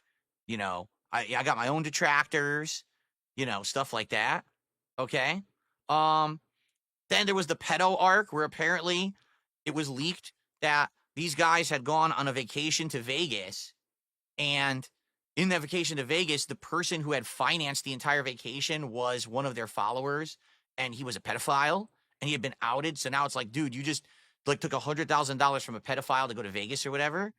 And I didn't know anything about it, but all of a sudden, Andy starts hurriedly sending me all this stuff about this. See? Your detractors in RTU are trying to say I'm a pedo and snorts through video. Here's the deal. I'm at the end of RTU accusing me he watches the video and exposes it was all bullshit. Everyone's trying to sweep that. Mr. Medeker made an entire video explaining it's all, like, why would I care about this? He's hurriedly setting me to this like it's important, and I'm like, I don't care. But he's so terrified. You know what I'm saying? That this is going to actually, resurface. Let's see here. Where's the one? Oh, I forgot about this. All right. Here we go. So after he had brought up the coke allegations, all right, he says, I've been sober since November 10th, 2023 to bring up my past addictions to try and make you hate me. I said, I believe you. Even if you weren't sober, I'm reading it because I know my camera's blocking it. Even if you weren't sober, it would be none of my business regardless. Why would I care? They're stupid like my own detractors. And he says, yeah, exactly. If I wasn't and I ran a good show, wouldn't that be impressive if I was doing coke and putting on a good show? Wait, what? Did you hear what he just said? He just said, hey, if I am still doing coke, isn't that fine because I'm still putting on a good show? Oops.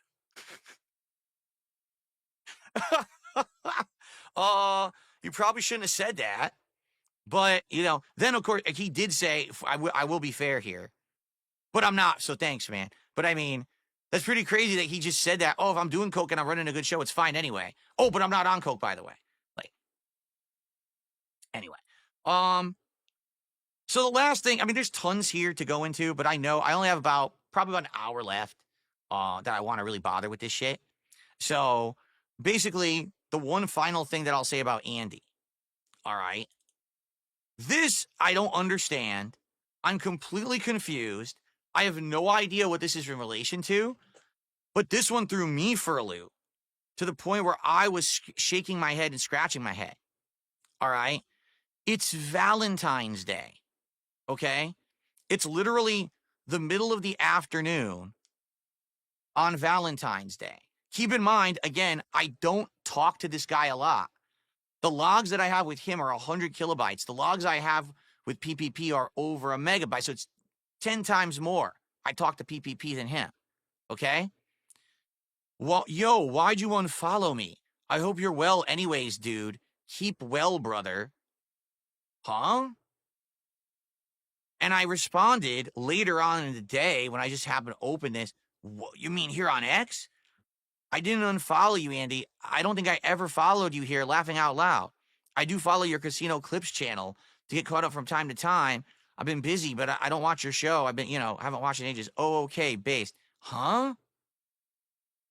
He had time in the middle of Valentine's Day, out of nowhere in the afternoon, to message me and ask me why I unfollowed him on X when I never had followed him on X. Sure, bro. So,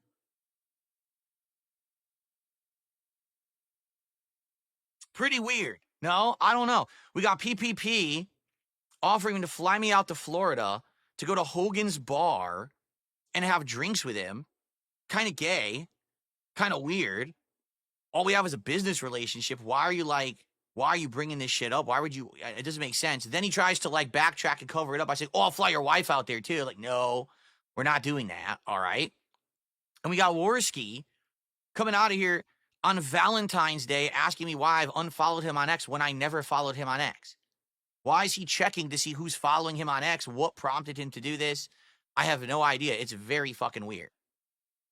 Okay? I don't know. All right. Continuing on. Because there's still so much more. Just FYI. All right. I just want to bring this up and be very transparent about it. Okay? The one thing that kept coming up over and over and over was Mr. Medicare. All right? Now, I don't know anything about Mr. Medicare. All right? At all. I don't know anything about Mr. Medicare. I don't know why they wanted me to do content with Mr. Medicare. But it was their idea from the get-go that I would actually be doing content with Medicare, that I should keep reaching out to Medicare, that he should be on the show, or I should do a show with him. Even if they can't do it, I should just do a show with him individually. And it was like, so the guy's sick, all right? From all reports, the guy's in freaking hospice care. All right? Why would he want to do content with me? So I don't know anything about him, right? And they're insisting you should keep trying. Don't give up. Wait a few months. Try again. This will be the biggest thing ever. And the only thing that I can read out of all of this is that these guys, or at least PPP, all right, idolize Medicare so much. Like he's their daddy. He's their idol. They really wish that they could be Medicare. Like, they really wish they could be Keemstar, but they don't like Keemstar. They don't like the way he operates. They don't like Lalcow Live. They wish they could have their own Lalcow universe. But when it comes to Medicare, he is their absolute end-all, be-all guy, right? 100%. They love this fucking guy. They want him to be with them in their content. They want him to praise them. And it's just absolute craziness, the amount of times that they would keep bringing him up. Medicare's back. He's able to do stuff. He's streaming on Halloween. Again, I'm not bringing it up. They are. And I keep seeing they. It's actually Ashton, PPP, who keeps bringing up Medicare constantly. All right? Seems he's avoiding engaging in a way. Maybe he's saying this. He did a Halloween show. Maybe it's all our involvement that's holding it up. So maybe try to do it directly. Again, you should try to do stuff directly, right? Say he should give a Christmas gift to the internet by coming on the Level 1 podcast next Tuesday. So yeah, no lie. Every single time that I had anything to do with Medicare, I brought him up. I reacted to his documentary. All this shit was because PPP told me to or was egging me on and said, this will become great content. You need to do it. In reality, I don't care about Mr. Medicare at all. I have no ill will towards him, but I also don't like him. I just kind of neutral, don't give a shit. All right. So whatever. Let him be.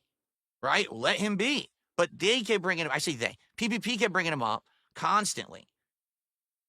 The only way to get to talk to Medicare is public appeals. His DMs are closed. If you offer a specific date, week or two from now, it might put on enough public pressure.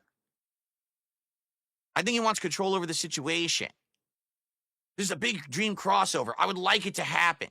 So again, he's got me reaching out, saying Medicare's name, bothering Medicare constantly to try to do this content. And I don't care. I don't want anything to do with this, but I'm doing it because, again, I'm trying to stay in their good graces, make them feel like I'm their friend.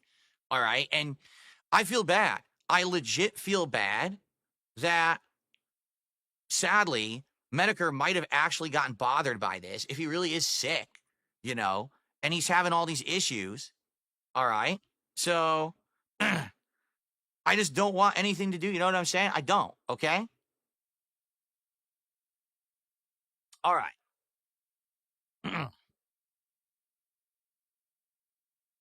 So we went through all of that. We're almost done.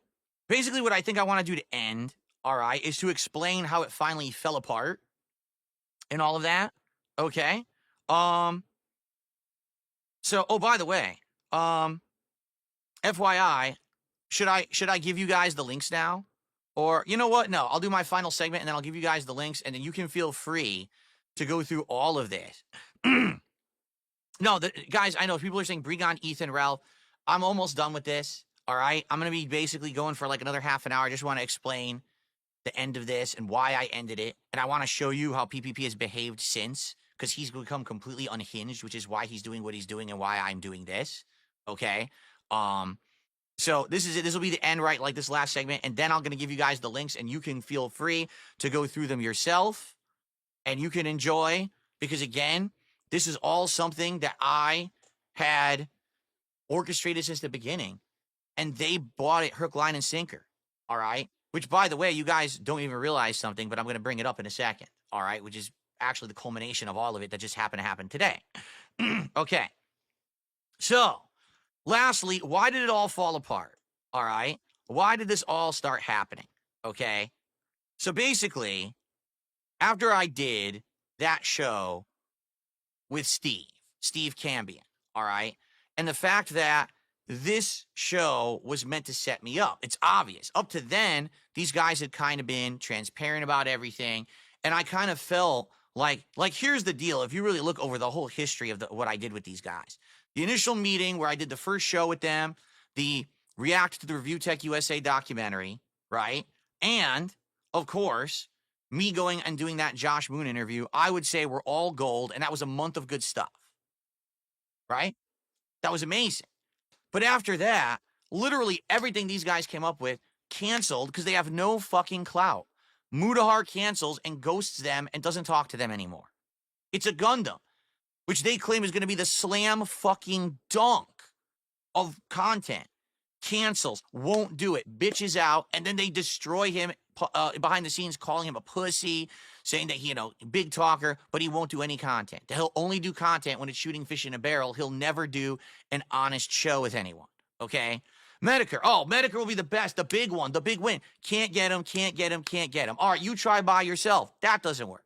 So every idea they're coming up with, awful, awful, awful, none of them work. The few little pieces of content that we're trying to do, for example, when we did the Zombies co-op, it doesn't explode or do much, right? So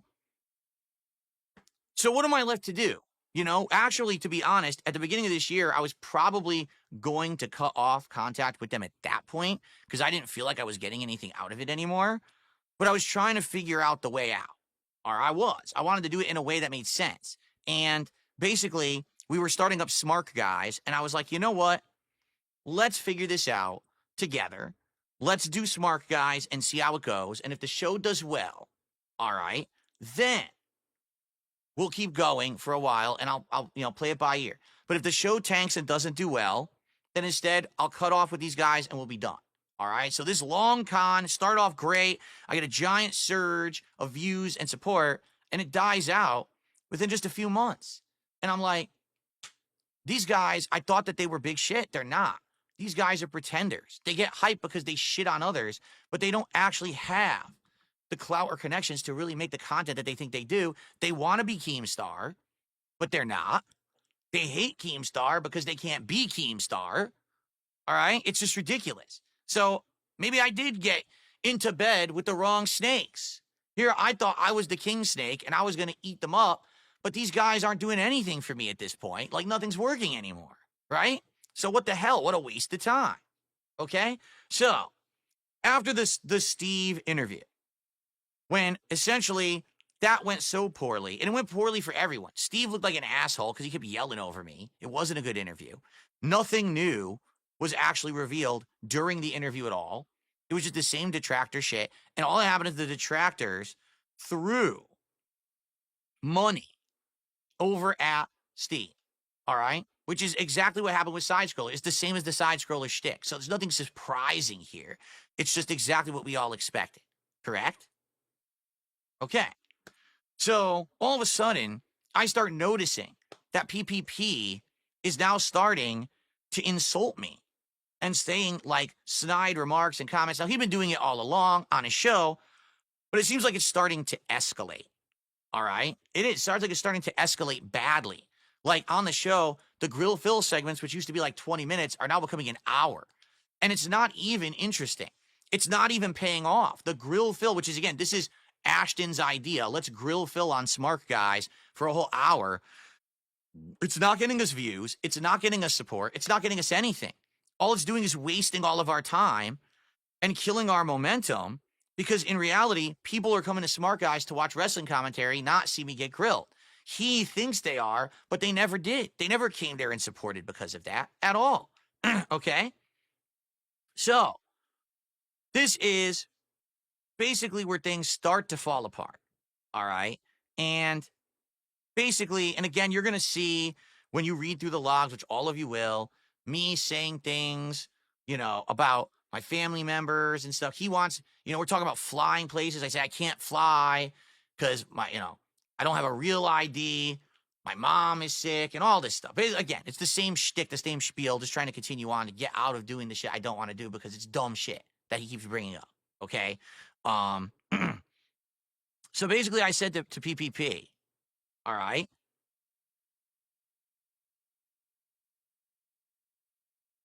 are you snaking me on Tuesday with Steve and you got your dates wrong? There's tons of people in my chat saying Steve will come on the casino on Tuesday, but that's when we do Smart Guys, so I have no idea what's going on. In my opinion, I'd be hurt if this were the case, but not surprised. And again, you guys have done so much for me. I move on and ignore it all, but it would be nice to know if we're actually doing our show. So even thinking that after the Steve show, which was a snaking, that PPP might snake me again, all right? PPP says, no, he's screaming, right? From the beginning, we presented you as a big deal. You're a legend from the past. I'll give you a massive audience in a new way. Hope you make thousands shitting on RTU. You're able to get a whole brand new setup. You became too stuck in your ways when it came to being partisan in politics and not wanting to do drama and wanted to do it your way still, and you've never grabbed that brass ring. You let oppression slip with bad performances on the casino and doing the same old content on your show. It wasn't appealing to a broader audience. I went for fun because I like you decided to take a day out of my week to do wrestling with you, and several times let you keep the penny. But that's a few times he did let me keep all the money on the show, and I always told you guys that too. I can lead you to water, but I can't make you drink. You said you would have been okay with Steve doing a pressing interview like this, and you would have agreed to it, but your reaction today has proved anything but. It's false. My reaction was, you should have told me exactly what Steve was going to talk about, and that it was going to be a detractor interview, because then we could have made it good. Because you didn't. It sucked. It didn't benefit me. All he's going to do is get detractor dollars, and this is lame. We could have done more with it if you were transparent with me, but you snaked me on it. Why weren't you transparent? Okay? So he's still going. I would like you for your content to be interesting, for people to watch it. Ultimately, your content to sit in a slowly dwindling audience. And you're praying to God for a new whale to fall from the sky. All right? So,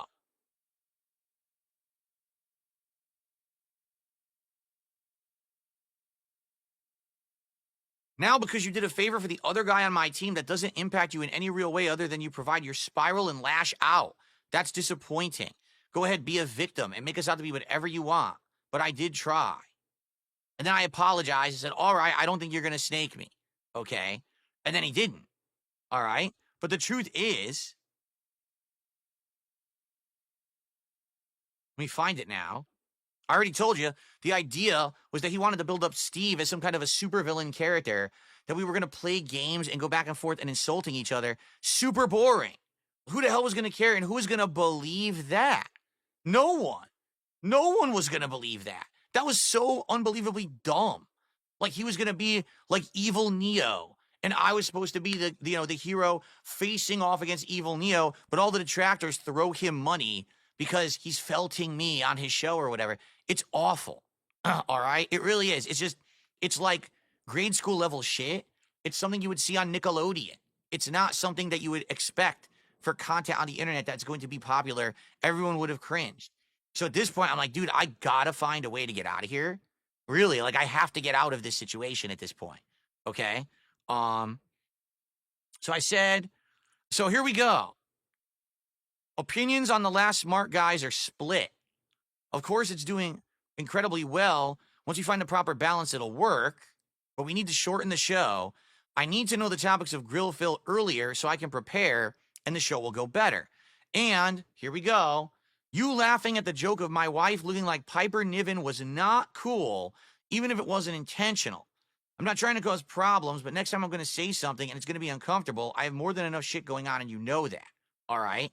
So I do confront him about him saying shit about my wife. Because this was actually the first time he had ever done it in front of my face. Up to now, the only time he had ever said something about my wife, okay, was actually on his content. So I wasn't even aware. People would send me clips. People would say, are you aware he's insulting you here, there, left, and right? And I'd be like, no. But then again, I'm not really paying attention. I'm not watching the casino every day. I have no intention of watching the casino every day. I don't want to be involved in that, right? But then he's sneak dissing me and my wife there, and then he's doing it on Smart Guys, right? So he says, let's take it back to the basics of wrestling. Okay? This is the rabbit conversation, which you guys are going to find, which is all bullshit. I needed to delay Smart Guys. I didn't want to do it that night, so I just made something up, but he believes it because he's, gullible. Now,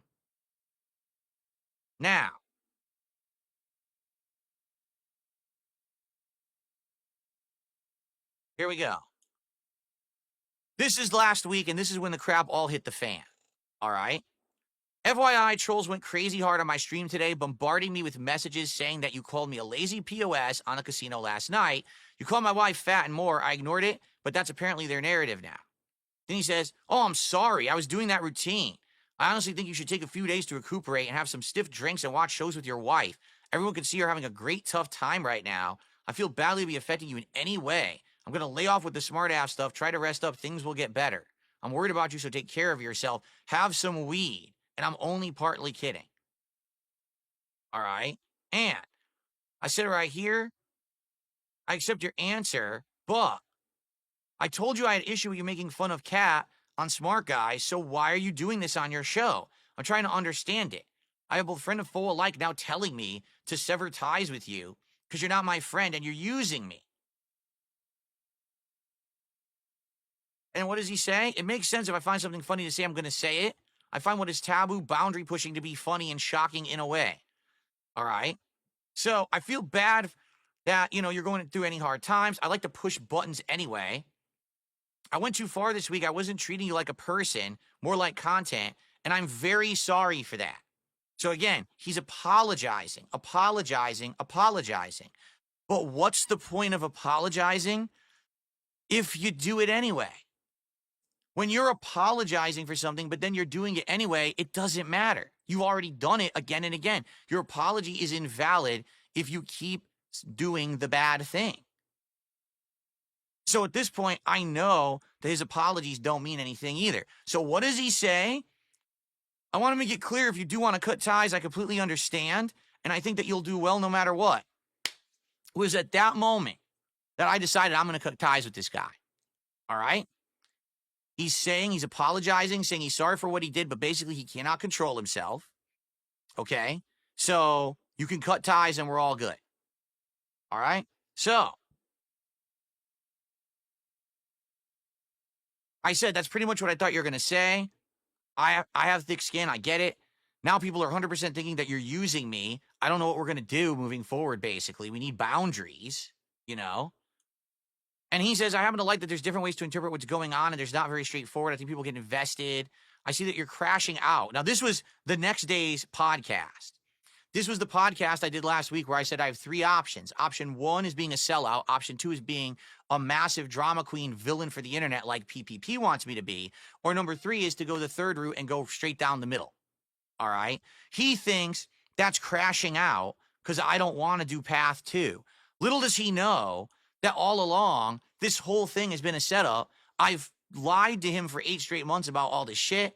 I'm only going along for the ride because essentially I wanted to get more views and money and give myself a boost. I don't really like him. I think he's kind of disturbing. Yeah, he doesn't get it. So, yeah, anyway, he thinks I'm crashing out. So I said, crashing out means I want my wife to be treated with respect. There's no way I could justify or defend your insulting cat for no reason, even if it's getting a rise out of your audience, right? You've apologized to me for it, so either you know it's wrong or you've been disingenuous, right? I advise taking some time off. You're kind of seething and lashing out in all directions. You'll just never understand that you don't have to respond to everything and see. I said, I don't even know what you're talking about. All right. Then I looked at his Twitter, and this was on his Twitter. It's a fact. I'm not sure why there's so much hostility surrounding observing reality. So basically saying it's okay to insult your wife. It's just okay to insult your wife. Okay? It's fine. I can just do whatever I want. I can just insult your wife as much as I want. All right? Okay? So I said, here's the thing. Way back, a month before, when I had done the podcast or the show, the interview with Steve, I was told both by PPP and Steve, because you did that and you took a giant beating, and now Steve took all this money from your dumb detractors who are so stupid that they throw money at Steve, okay? We're now going to say we owe you a favor. So whatever you need moving forward, you need that favor. You'll find that in the logs, okay? Because I'm going to put them out there. You're going to see it, all right? Well, here we are, and I say, you know what you could have done? You could have just said that you owed me a favor, all right? That's all you had to say. And that because of that, you're not going to insult Cat anymore because you owe me a big favor, right? And I said, right here, I hope it's not here. People in my kick chat are saying you've insulted Cat again. This was the last Wednesday, so their second show of the week. I really hope that's not true. I'm going to go to sleep. I feel like shit after this week of stuff. I'm sure I'll be bombarded with clips in the morning if this is true. I wake up in the morning, and here's what I have. I owe you nothing, you fucking F-word. And it'll be a cold day in hell before I'm scared of you. Why don't you bring me on tonight and see how it goes? You really wanted to flex nuts. I'm so sick of your shit.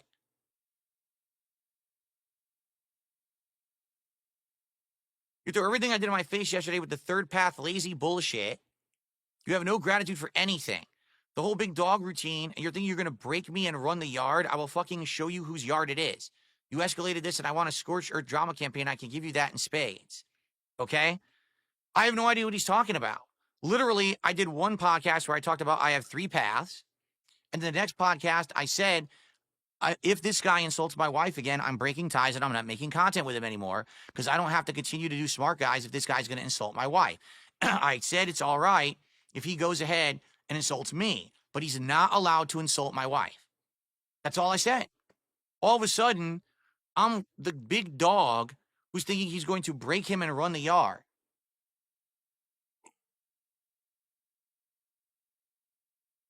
What is he talking about?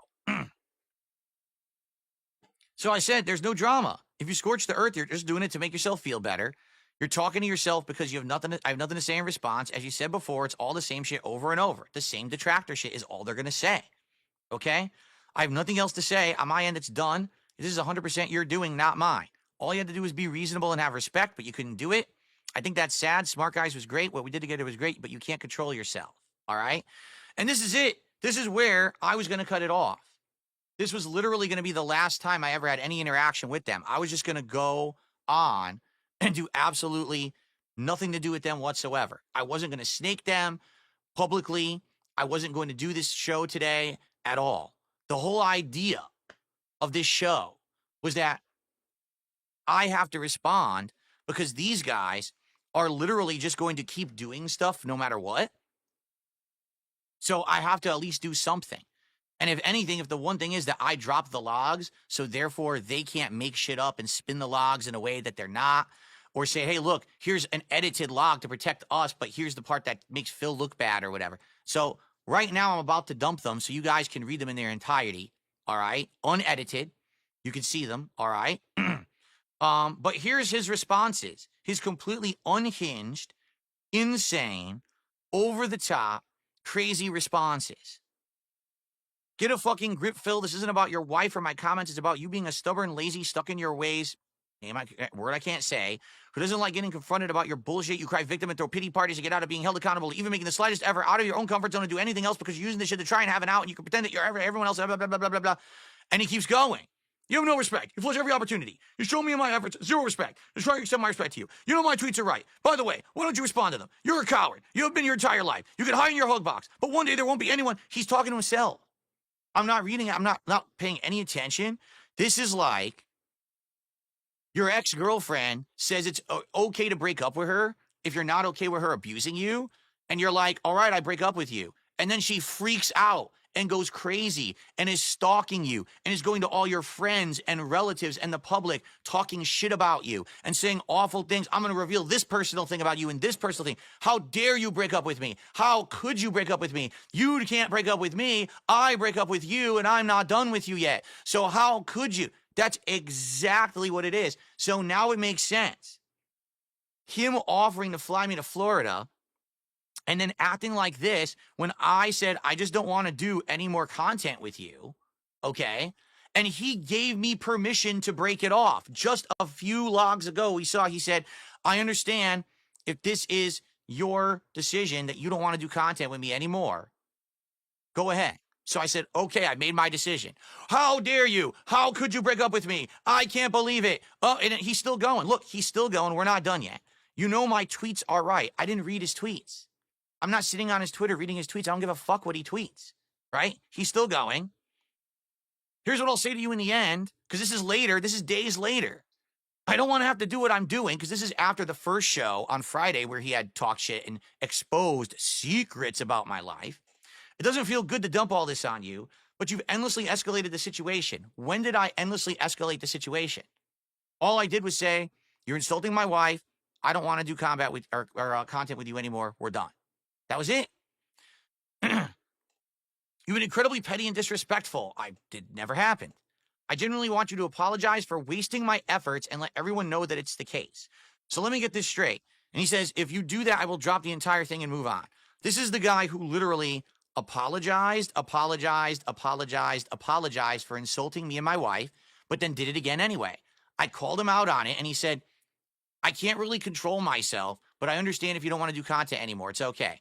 I tell him I don't want to do content anymore. And now he says, I need to publicly apologize for wasting his efforts. You told me to break it off if I wasn't okay with the insults. Why now do I have to publicly apologize? For what? Are you insane? It really is like an obsessed girlfriend. It's insanity. I don't know why he sent me this. Because he knows I'm not going to do a public apology when I didn't do anything wrong. Okay? And then we're not even done. He does it again. Listen, there's still an opportunity to end things in an amicable fashion. Don't allow pride to stop you from making the decision that's best for you. And then for the record, he texted me again Monday and says, there's no need for you to ever contact me ever again. You made your decision and it's shameful. That was his last actual text that he ever sent me, right? So, I mean, just think about how insane this is. The last thing I said to him was, there's no drama. You're just going to do the same shit everyone else does, all my detractors. I don't care, right? I'm going to ignore you and move on with my life. He sends me an insane amount of crazy, insulting messages, calling me the F word, demanding that I have to apologize when I didn't do anything, right? I actually did what he asked me to do, break it off if I'm not okay with the abuse. But the best part about all of it is, folks, I was never going to stay with him as a friend, as a co-worker, regardless. It was only temporary until eventually I feel like we were going to actually, do something great. And if it wasn't nothing great, then we're done. All right. That was the whole plan. I was never actually friends with PPP or Andy at all. For me, it was always a business relationship, but I had to perpetuate the lie. Because these guys have such a bad reputation. They have so much bad stuff going on for them on the internet that if I don't go to bat for them, then people will be like, what are you doing? Why are you associating with this bad guy, this doing this and that? I had to give them all these lies to keep them going so they would stop. All right. They would stop doing the bullshit with, oh, maybe they would think that I wasn't being truthful or I was actually fucking with them, unless what you got to do is you have to give a little, just a little truth and then a big lie attached to it. And then they buy it hook, line, and sinker, right? Was my wife sick last year? She was for a little bit. She's not anymore. None of that's going on. But you attach that little bit of truth and then they'll believe you. So I cased these guys 100%. Okay. Seriously, 100%. This was my doing. I sought them out. I messaged them.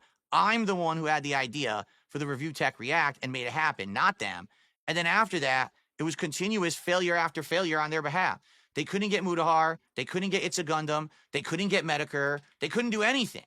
It was just, oh, appear on our show and talk shit about Ralph. Who fucking cares about talking shit about Ralph? No one. It's boring. Do something that's particular that will make sense, that you're finally involving me. Not this boring shit. They're not creative. They couldn't come up with ideas that would work. And then they would blame me. Dude, I'm the person who I am. Now, the only way that they could make stuff work is if I changed who I was. If I completely and utterly became the internet drama guy. All right? And I don't want to do that.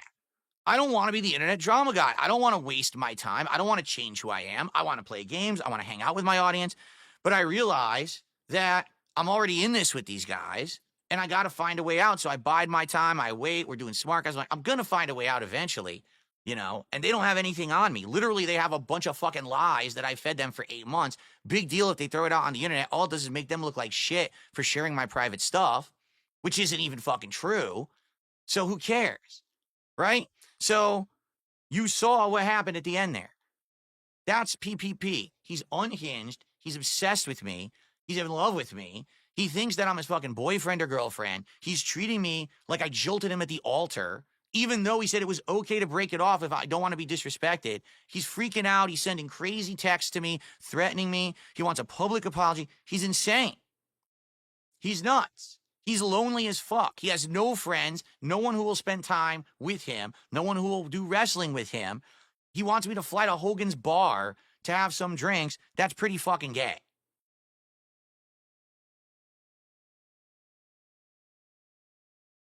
Okay? So, it's all done right now. I'm not having any more association with these guys, all right? And one final thing, because Moon Knight did say, what took you so long? If this was going down last week, why didn't you publicly talk about it last week? Because I had, number one, I wanted to see if they were really going to escalate it and do shit, and I didn't know they were going to do that until Friday when they did it on the show. And I was like, maybe they'll do one show. Oh, no, they're going to continue this. So for those who don't know, to export your content from X, these logs, takes over 24 hours to actually get the logs exported, all right? It takes over 24 hours. You have to put in the log, the request, then they send you the files and shit. It takes forever, all right? You have to wait for it to show up. Then when it shows up, guess what happens? It's just a browser link, and you can only open it in a browser, so you have no evidence. I wouldn't be able to show you the evidence. So I then had to find a way to convert all of the files over to PDF files. Funny that they're PDF files with these guys. So that I could actually publicly put those on the internet. All right. So now is the time, ladies and gentlemen. All right. Here you go. The 2 files. You can watch them or read them for yourselves. All right. This one is the PPP. Oh, I'm not on the right screen. Well, that's a genius level fuck up right there. This is the PPP file. You can see all of the text between him and me right there, transparent. I have nothing to hide. I've told you all the shit that I told him that was private was half truths or no truths, complete bullshit. All right. And here are the Warski conversations right there. You can check those out. They are publicly available for you to check out right now. They are not edited. They are 100% unedited. You can read them in their entirety. No problem. All right. To show that I'm not hiding anything. I have nothing to hide here at all. All right. And to end in the culmination of all of this, all right, I have one final thing to say. Ladies and gentlemen, as of this morning, I'm a verified member over on Kick. It took a long time, but I finally got verified. So now I get all the benefits of being a verified streamer on Kick. So it all comes full circle. All right, it does. It all comes full circle where these guys, their first intention was 100% to use me. All they ever wanted to do was milk me for content, and I knew that. I cased them going in. I saw their stream. I saw PPP ringing the fucking dinner bell. I saw Warski playing the fucking air flute kazoo, acting like they were mentally challenged, basically being the Pied Pipers to those who for some reason like this really fucking bizarre content of screeching at the top of your lungs or talking with a lisp. I just don't understand it. I don't like it. I outright said many times I couldn't really watch their content because if I did, it actually bothered me. Like I get a headache and like I couldn't stand it. I didn't want to be a part of their content, but I saw this was my opportunity to get in with someone who had some popularity on the internet and finally for once set myself up to get some positive attention. Isn't it funny that when I did, everyone seemed to realize that I'm not as bad as everyone said? Isn't it funny that once finally the actual truthful light was shed on me, everyone's like, he ain't that bad. His content's pretty good. He's a chill guy. This is pretty fun. Right? And I'm happy. I'm happy where I am doing what I'm doing. I'm happy doing non-drama content, doing gameplay, chill podcasts with my audience, having fun every day, doing different stuff. Smart guys doing it solo is working right now. All of that. Okay? I love it. I'm not going to change because these guys think they did me a solid by doing the idea I fucking came up with and made possible that made us money, right? Then they couldn't do anything else for me after the fact because all their ideas were awful. They had no clout to make anything happen. Then they're upset that I won't completely change who I am as a person and a creator to personally benefit them. And then at the end, when they say it's okay to leave, and I try to leave, it's like a jilted lover. It's like, oh my God, how dare you break up? Now you're an F, you're this, we're going to do tons of content, we're going to do this. It's like, you're out of your minds. You're fucking insane losers. They always were. I knew that from the fucking start. This is them. This is fucking them. Is this what you want to aspire to be someday? Yeah, they might have a lot of money because idiots throw them money every fucking day. Is this what you want to look like? Is this your idol? Is this who you aspire to be? These two guys right here? This could have been me standing next to fucking Ashton at the Hogan bar if I went. Why do you think I didn't want to go? This is not my future, all right? These guys might have all the money in the world, but good fucking God, I don't want to be like them. I am me. I am happy. I'm happily married. I have a great audience that I love, all right? I am never, ever going to waste time on this kind of shit. No one's going to tell me what to do. No one's going to tell me to change. No one's going to hold me over the coals. These guys have absolutely fucking nothing on me at all. Zero. All the shit that they think they have is fake. It's bullshit. It's half-truths. It's no truths. They got fucked. Ladies and gentlemen, I king snaked the fucking casino. They came into my parlor. They fell for the fucking trap. And I ate them the fuck up for breakfast. I reaped the rewards. And now they're going to come out and be like, we got all this shit. You don't have shit. You have nothing. Zero on me. Now, in the months ahead, you know that these guys are going to pretend like they do. They're going to be like, we got you. They don't have nothing. All right? What you've seen in those logs that I just put out there are the only interaction I ever had with those fucking guys. Period. They have nothing. All right? If they come out and be like, well, we got this flaming gun, we got this smoking piece of evidence. No, they don't. Because if there was evidence out there of anything that they were probably going to make up, June the King would have had it in his documentary, and my detractors would have already had it. There is nothing else out there.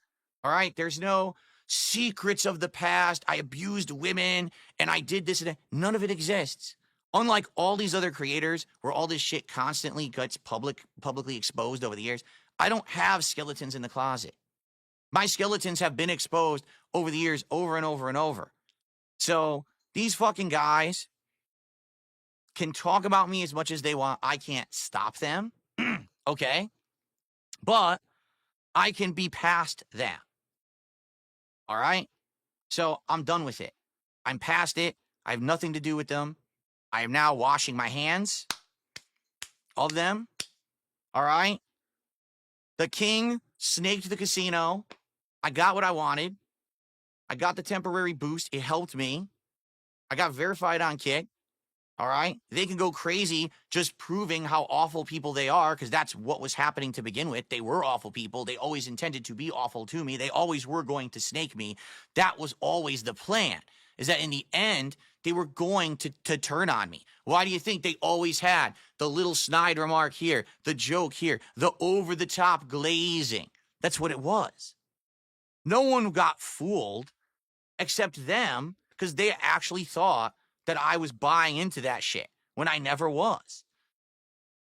So that's that. Now, let it be known, all right? I want nothing to do with any of these drama motherfuckers at all. I just want to be left the fuck alone, all right? That's it. So next time that you have an idea in your head that you're going to try to get me, we're going to team up and snake him, think twice. Because I'm the fucking king of fucking snakes. You get it? You think that the king moniker is a joke? Well, it is. But at the same time, man, it's kind of funny how I can own it, use it, and then I get those fuckers.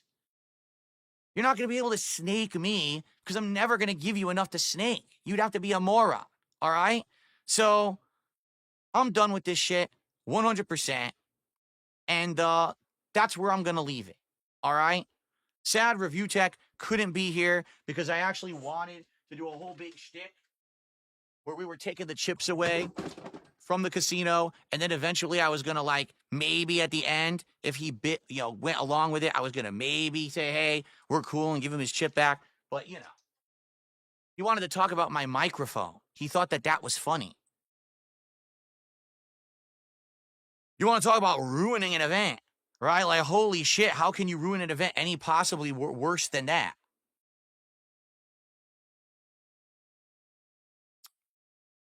So, that is it for the Level 666 podcast of how DSP robbed Keno Casino. I'm now done with this shit. I'm not going to speak on it again. Again, if you hear any nonsense from those guys saying anything about me, they have nothing additional. I already gave you anything that they had on me. Anything else they say is completely fabricated and made up. There are nothing else out there. It's all bullshit. I'm moving on with my life. I got rid of the toxic girlfriend who was treating me bad. And I don't care how many times she texts and calls and tells the relatives and friends and everyone on the internet that, I'm a bad person because of this and this, or here's his personal business. It's not going to affect me. All right? I'm going to move forward like always, making content, having fun with my audience. I'm sorry that we even had to do this today because, again, I was just looking to leave and walk away. But instead, I had to do this because they escalated it and got it to the point where it was. So now they have nothing to work with. It's all burned. Ladies and gentlemen, I hope you liked the show. It's time to move on and get back to business. Thank you all for watching, and I'll see you in the future. Bye-bye.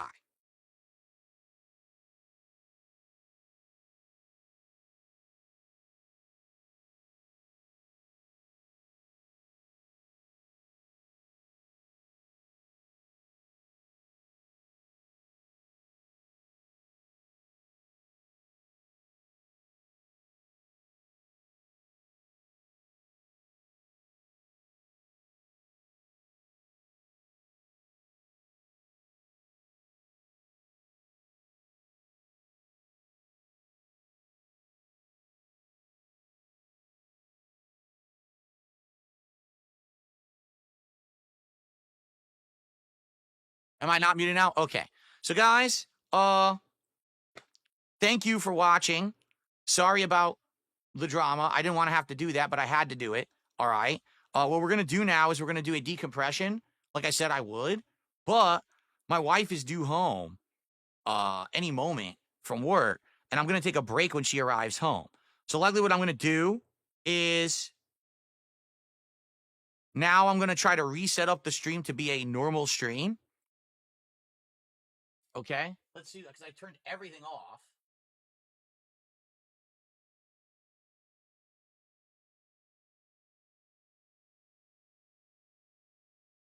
Oh, let's see. That's correct.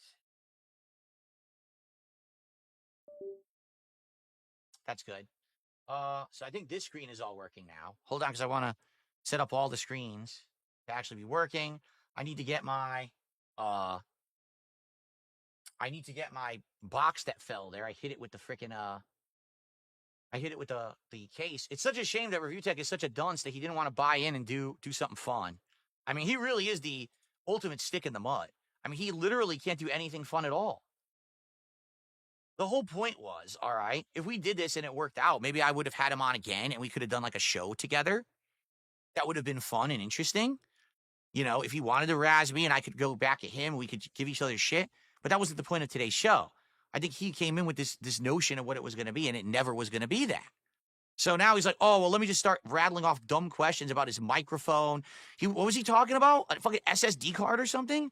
I was like, what the fuck is he talking about? Is he insane? Is he that stupid? Like, why is he bringing this stuff up?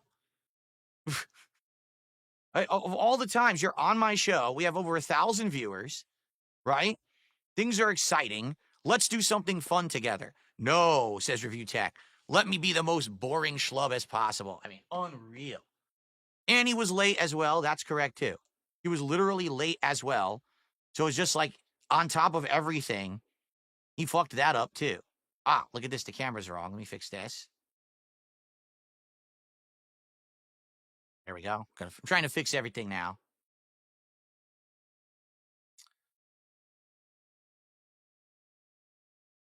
Ah, see, the capture device malfunctioned. I knew that happened because it fell. So I got to unplug and replug that to get that to work again.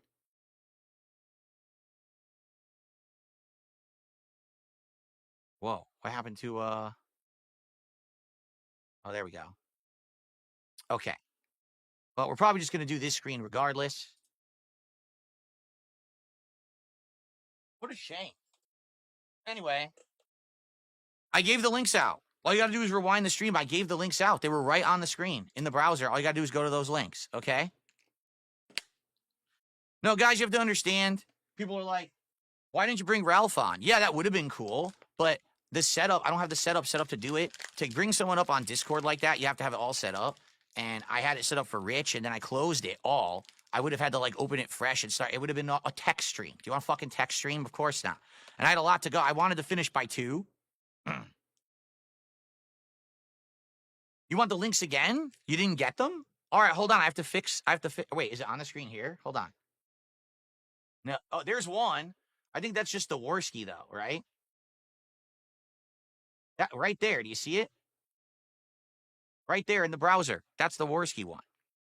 Hold on. How did no one get it? I got to fix my capture device because it turned off. Casper turned off. Casper, why'd you hit the capture device and turn? Why'd you do that?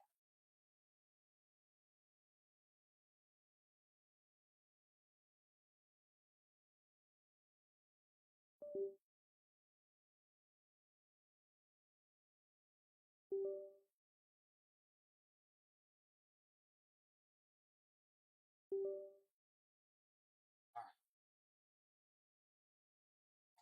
See if I can get it to work now. Sorry.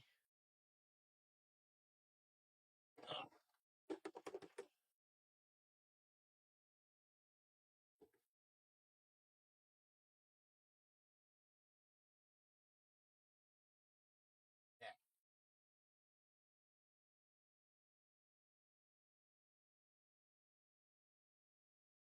All right, so now let me see if I can get it to re-add.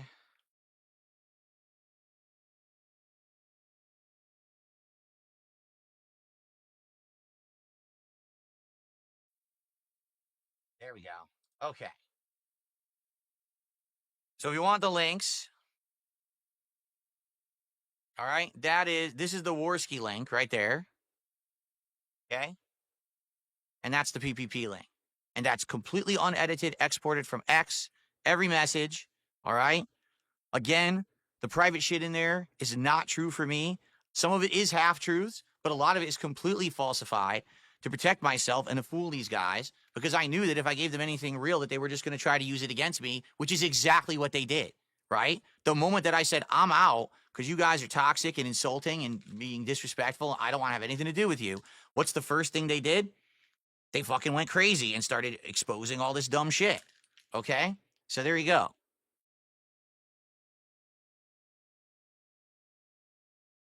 And it's funny because people are like, well, what's completely falsified? That's none of your fucking business. That's the point, isn't it? The point is that as a public person on the internet, I choose what I share with the internet. All right? You are not entitled to know everything about me or my life simply because I am on the internet. It's that simple, right?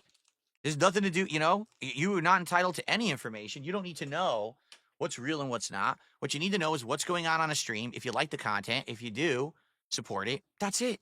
That's where it ends. Seriously. Nothing else needs to be said or done. All right? Fair enough? Okay.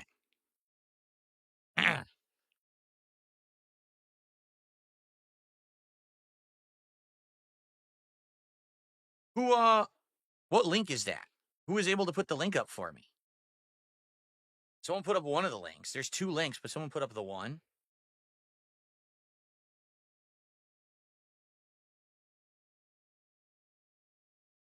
I'm assuming that was one of the moderators.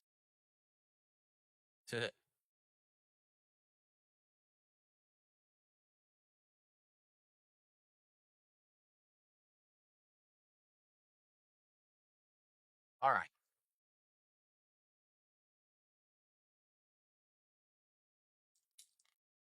No, and you see, that's the thing, too. People are like, man, what you should have done is you should have just saved them, and you should have fucking had people pay for them. No. All right? No. We're not going to do that. There we go. Thank you to the moderator who posted those. Those are the files if you want them. All right? They're public, like I said. Believe what you want. Don't believe what you want. But there's your clear-cut evidence of these guys being fucking weird and trying to control me and be fucked up. There you go. Okay.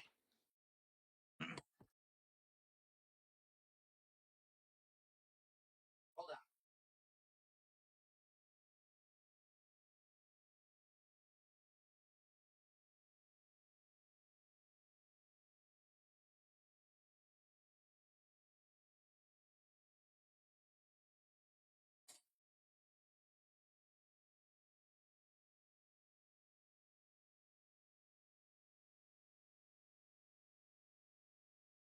Well, let's see. This.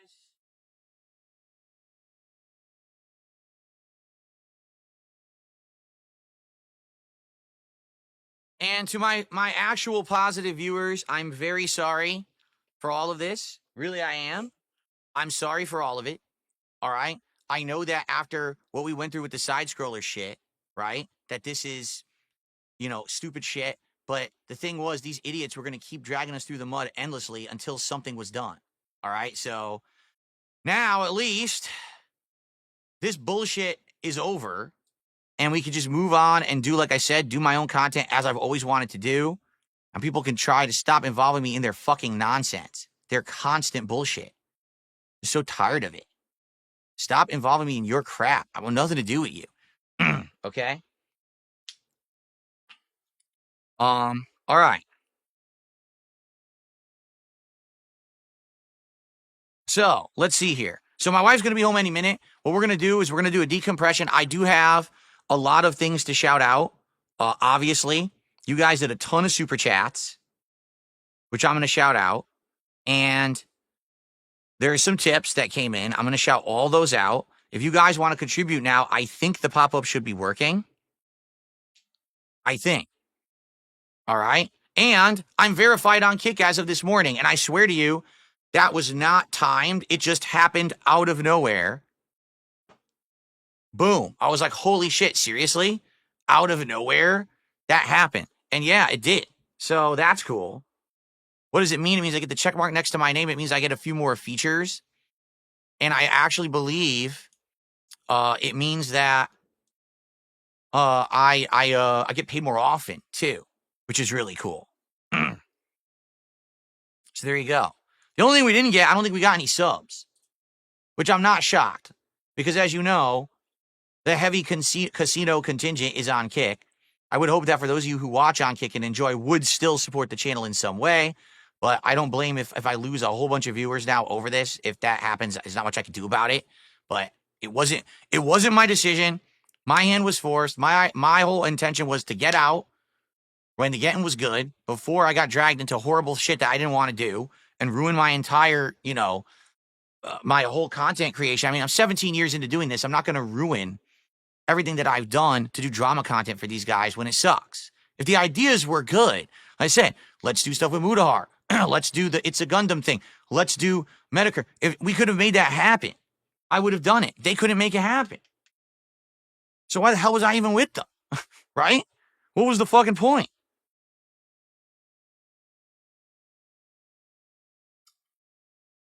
Okay, so what we're going to do, like I said, I'm going to wait for my wife to arrive home, take a break, and then I'm going to do all these shout outs. Okay?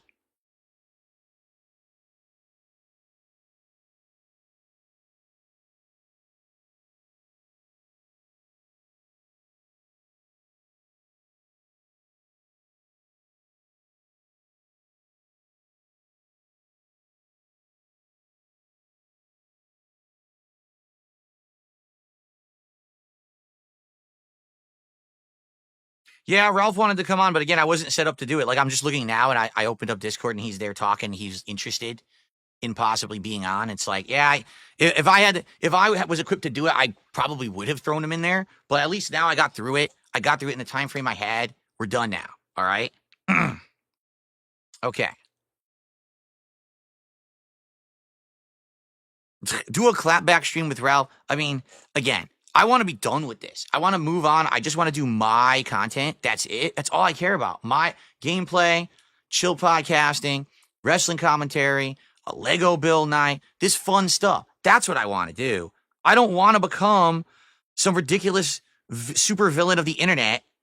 I don't want to become as fun as it was there. I don't want to become King Snake Phil because that's what they, knowing them, that's what they would have had me do. It's King Snake Phil versus big bad Matrix Steve Cambion. It would have been the most boring shit, stupidest shit for like 4-year-olds.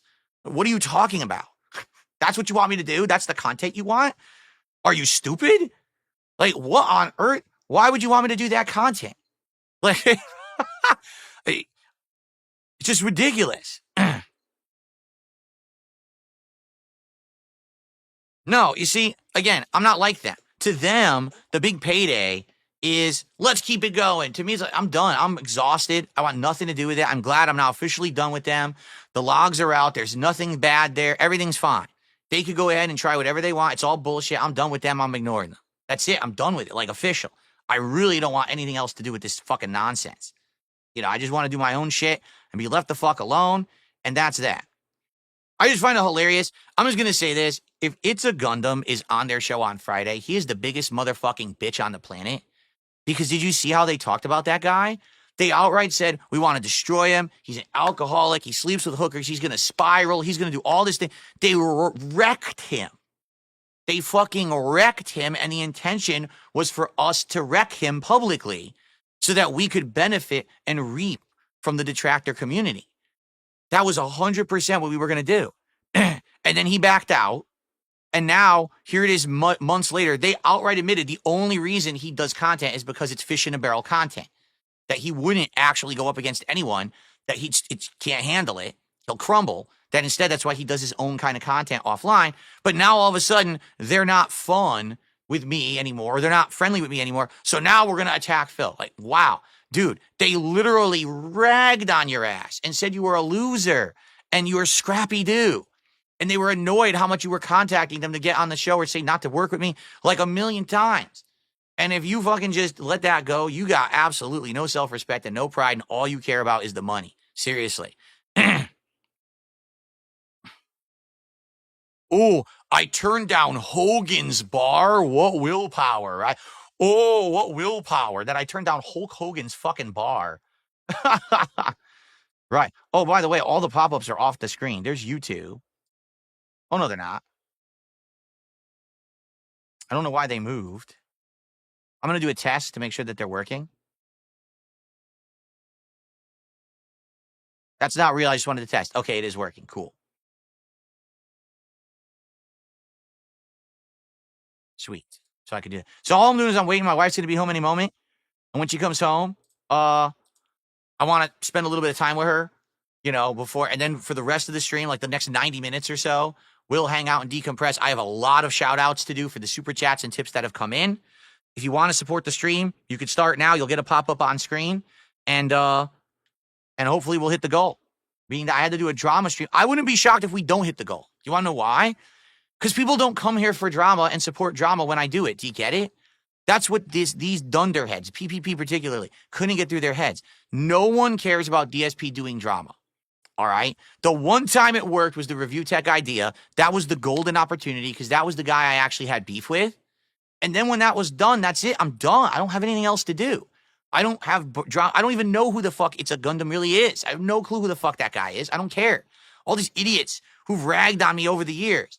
It's like I'd have to do research or whatever. That was the idea that I thought would work. All right. Really. That was the idea that I genuinely thought would work. Is that let's do a show where we get my detractors and we confront them, we destroy them with stuff. Let's do that. But no, we never ran with that. Instead, we were running with every dumb idea, like go on Steve's show and he does a scam show where he's sneak attacking me. And then he's gonna be my supervillain and we're gonna play games together. Like, what the fuck are you talking about? It's stupid. It's like a child thought that up. He's got like a childlike mind.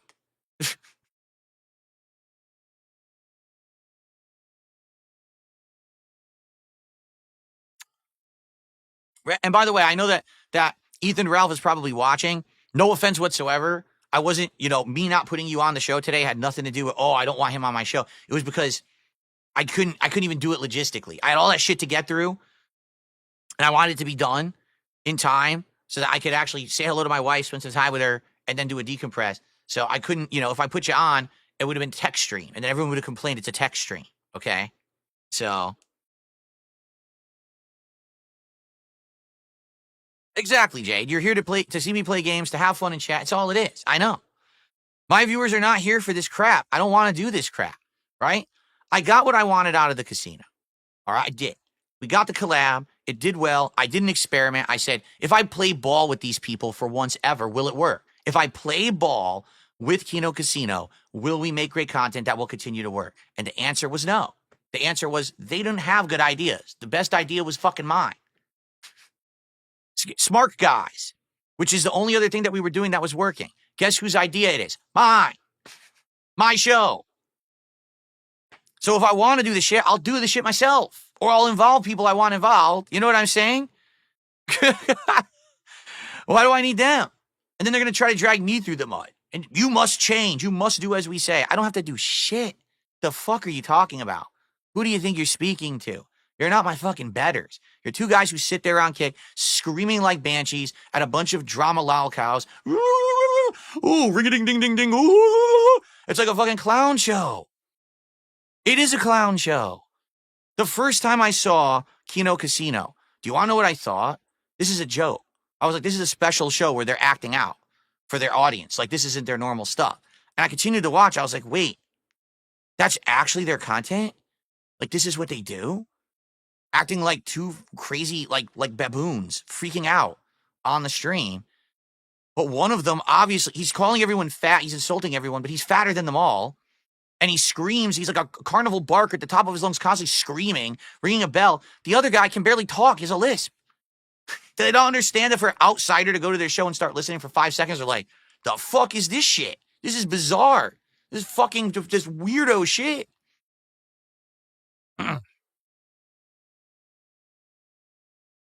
What's up, Real King Michael? It's good to have you here today, Jade. Yes, Call of Duty will happen tonight. It will be the late stream. We'll have a regular late stream tonight. Okay?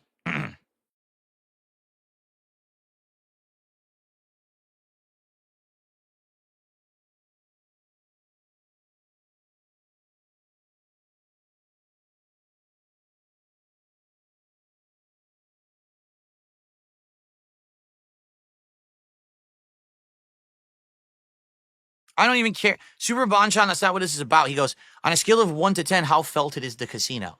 That's not what this is about. It's not about me felting the casino. I was never going to do what I just did. I had to do it because they were acting like they were big shits and they were going to leak those DMs. You know they weren't going to leak all that. They were only going to link the select stuff that they were going to say was my private shit and then things that make them look good, right? Like, show that he offered to fly me to Florida, but don't explain how bizarre it was when it came in, that we don't have that kind of a relationship. Why would he do that? It's really fucking weird.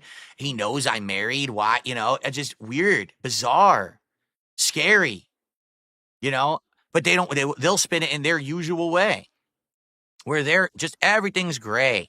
Everything's amazing. You know, we're the best. And, you know, but I had to do it from the real perspective of someone who was going through it the whole time to make it make sense. All right. And now that it's all out there, we're done. They could keep going as much as they want, and I'm not going to pay any fucking attention to them whatsoever. Okay?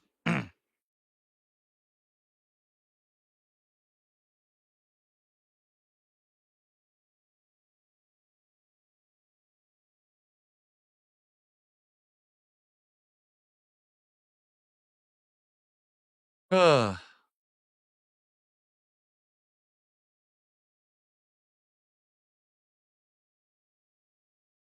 Right. Again, if I didn't release that stuff, which again, there's nothing bad or damning in that stuff. It's a bunch of nonsense, personal stuff that they never should release publicly. That's half truths and bullshit anyway. None of it's real. Like I said, one of the things definitely was based on a half truth, but none of it was fully real.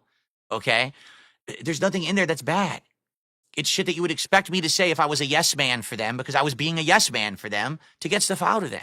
Well, I don't know what they thought they were going to have, really. But again, they probably would have lied. They would have spun it. And if I didn't release it first, then they would have said, haha, here's the real thing. And they would have tried to fuck me with lies. So there you go. Now it's out there. Now they can't do that. No, Mr. iGamer, they were going to release it. That was the point. That was literally what they said they were going to do. They were saying, oh, TikTok to Friday and all this shit. Well, not anymore.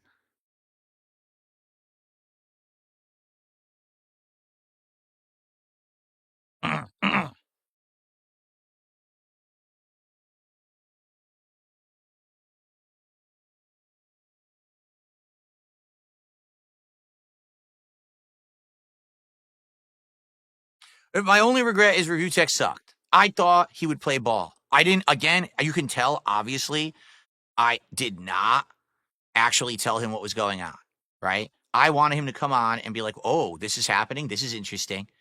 And instead, he is so obsessed with trying to felt me that he couldn't see past that and say, for once, use your fucking pea-sized brain to do something fun on the internet. He couldn't get it. He just couldn't understand that. He ruined it because it would have been much better if together we were saying, let's take some chips out of the case. Let's do. No, he couldn't do it. He had to talk about my microphone and setup. Like, what the fuck are you talking about? Who is here to talk about Phil's mic? What on earth is happening? I couldn't believe it, honestly. Of all the things, right?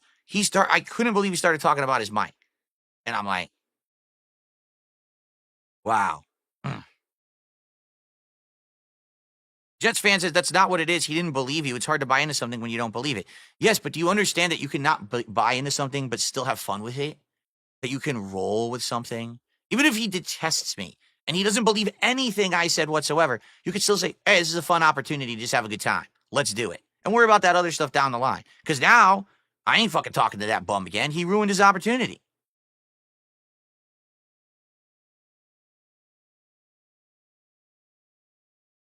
No, all the stuff that I said is bullshit. You don't have to believe any of it. It's all nonsense. All right? The truth is, none of you should have heard any of it anyway. It was fucking stuff just for their ears as lies. That's why I'm not talking about it publicly, right? Last year, did I say anything about what was going on in my personal life at all? No, I just said, hey, there's some stuff going on. That was it. I never mentioned it. I didn't want sympathy. I didn't want anything for it. Because if I say anything that's actually going on in my personal life publicly, that's how it'll be spun. So I didn't want that. That's why I didn't fucking bring any of that stuff up. I tried to keep it private. But, you know, these guys...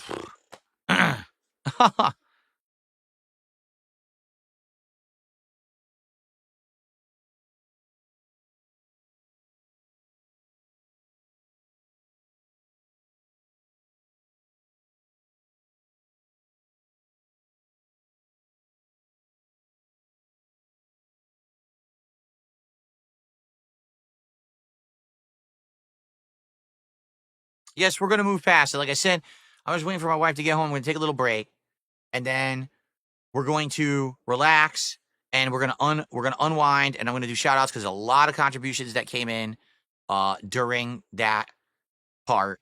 I want to get it. And then you guys will be able to do new ones, and I'll shout them out live because I know you were waiting. I told you to withhold, which I'm glad you did because it would have been crazy to have this much to catch up on. No, I don't think RTU was drunk or on edibles. I don't believe that at all. I don't. I think previously he was. You could tell on the streams where he was. All right, you could. Absolutely. Right? 100%. But no, I don't think today he was. And probably recently he hasn't been.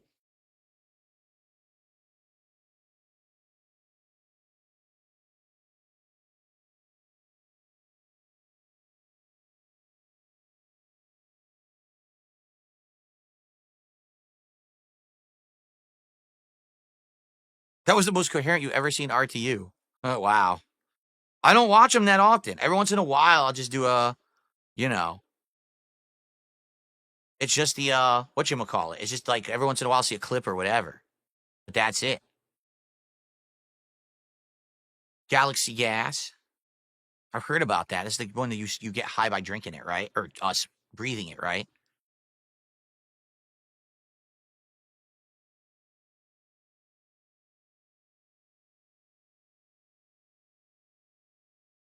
Yeah, it's sad. You're right. RTU was only interested in settling the score. He thought he was going to hash it out. We were going to have this big back and forth. He was going to win. That's not even what the appearance was about. If we were going to do that, we would have done that months ago. He didn't want to do it then. He wants to do it now, and I'm not interested in it now. You had your opportunity. I wanted to do a nice, fun project, and you ruined it. Well, he didn't ruin the whole thing, but he definitely ruined the hype it would have had if he would have rolled with it. He would refuse to roll with it.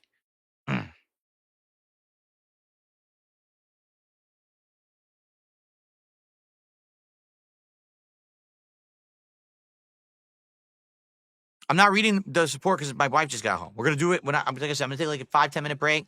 Got to use the bathroom. I've been holding it in. And then we're going to continue. We're going to do like 90 minutes of hanging out, and I'm going to do all the shout outs all at once. Okay? Okay. All right, guys. It is time for a break. So enjoy. And I'll be back shortly with the decompression. Sound good? I'll play you some highlight clips while I'm gone. I know most of you will probably leave, but I will be responding to all of the contributions when I get back. Okay? Here we go.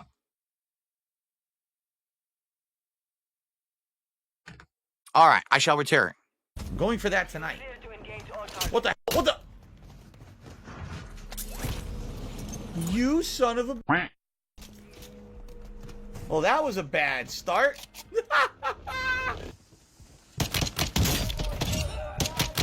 Oh, what the? Whoa, oh my god, look at the lag. Look at the lag, dude. Insanely bad lag. I can't even move. Look. Holy. Whoa. What is going on? Look at this. What the fuck? Yo. He did a slide. He slid forward. Yo. He's on a conveyor belt. He's on an escalator belt. What is going on here, dude? That's great. What the? Are we deploying? All right, now we're getting somewhere. I know how to use magic. I know how to do proper combat. All right, now we're getting somewhere. I'm liking this.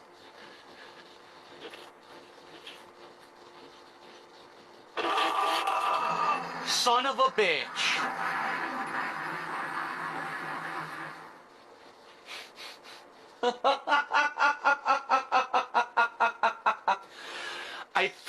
I didn't realize there was a drop there. I thought I could drop down to where I was. I'm so fucked right now because I have no idea where that was and how to get those souls back. I'm completely boned. Wow. I'm doing some research, which I almost never do. I'm doing research to prepare for this upcoming playthrough. What do you think about that, Jasper? Jasper Kitty, what do you think about that? You spoke. He finally said something on stream. Oh, you're such a good kitty. He finally talked to me on stream. What'd you do? John! No!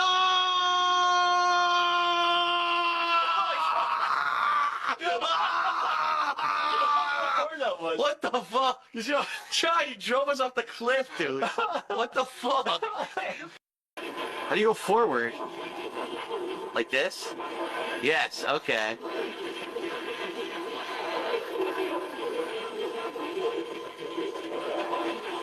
No, wait! No! No, don't do that! Oh!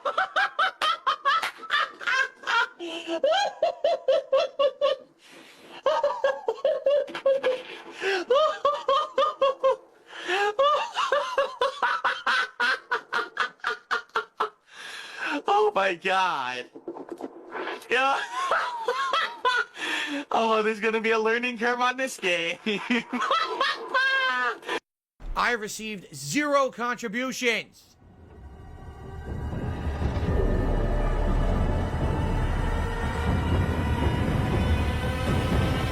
Okay, it's not that big of a deal. Who is next? Low tier God! The covenant will be fulfilled. Low tier God is in the Halloween Rumble. Oh wait, Chucky striking low tier God. Look at this. Chucky taking it to low tier God. Low tier God fighting a living doll. Oh my God, flying head scissors to low tier God. I can't believe it. Chucky, oh my God, he's destroying low tier God right now. LTJ, oh my, beautiful. Moonsault with the top rope on low tier God. Low tier God is stunned, confused. There must be some lag in the match. Someone's using a cheating tactic. I can't believe it. Low tier God is out of the Rumble already. Low tier God in and out. Destroyed by Chucky. Absolutely obliterated by Chucky. Now, I see things for the that just defy all schizophrenia. Orale! Double elimination! Dude, did you just see that? Did you fucking see that? He did it. The frog splash hit both of them, and he got a double elimination. Are you serious? That was insane. Oh my god. Yo, the frog splash eliminated both of them at once. What the fuck was that? Yo, this is insane. This game was fucking nuts. Alright, this is our. I can't hear you. What? What are you saying? John, shut up. I can't hear you. Shut up, John. Seriously, just shut your mouth. What? Guys, come on. Is this the podiatrist convention? Is this the gynecologist? I need someone to lance this wart. Where do I go? Don't shut my window. No, you locked my window. Unlock it. I'm not a child.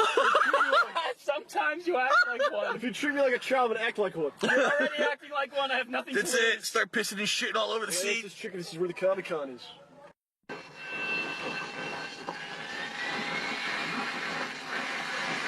I got a box.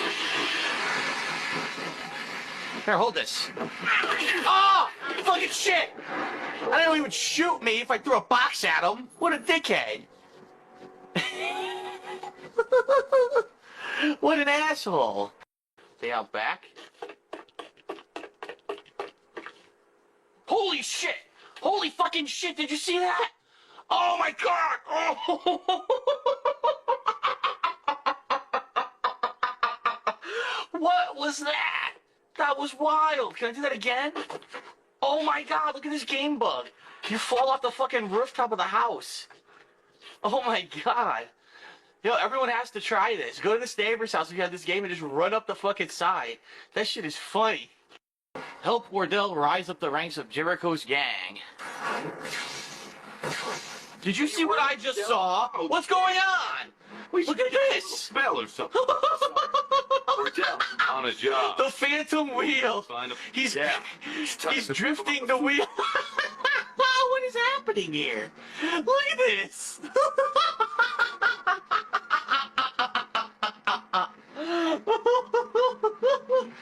What the fuck? What the fuck? This is great. I could watch this all day. Like, wee, I have a wheel, bitch. Wee. Wow. That was fucking funny. So, as I was saying, All right, hold on. Quick save. to understand. Who's rolled down, motherfucker? We couldn't control magic. All suddenly, when That was fucking great. natural ability, that much was not being questioned Oh my god, yo, he's ignored it. about He ignored it. us. It takes years, not decades. He ignored it. What are we waiting for? Watch this. Get started. All right, Here we go. down. Who's rolled out?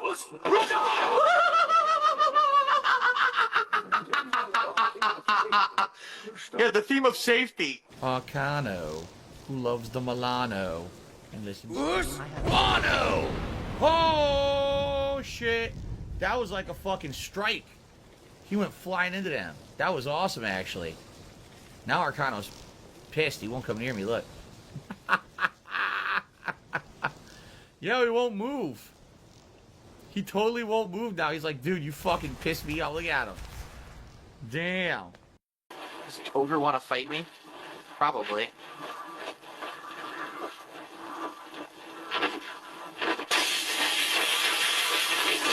Instant kill. Oh, flying 100 feet into the air. What the fuck? Yo, he hit me so hard I flew into space.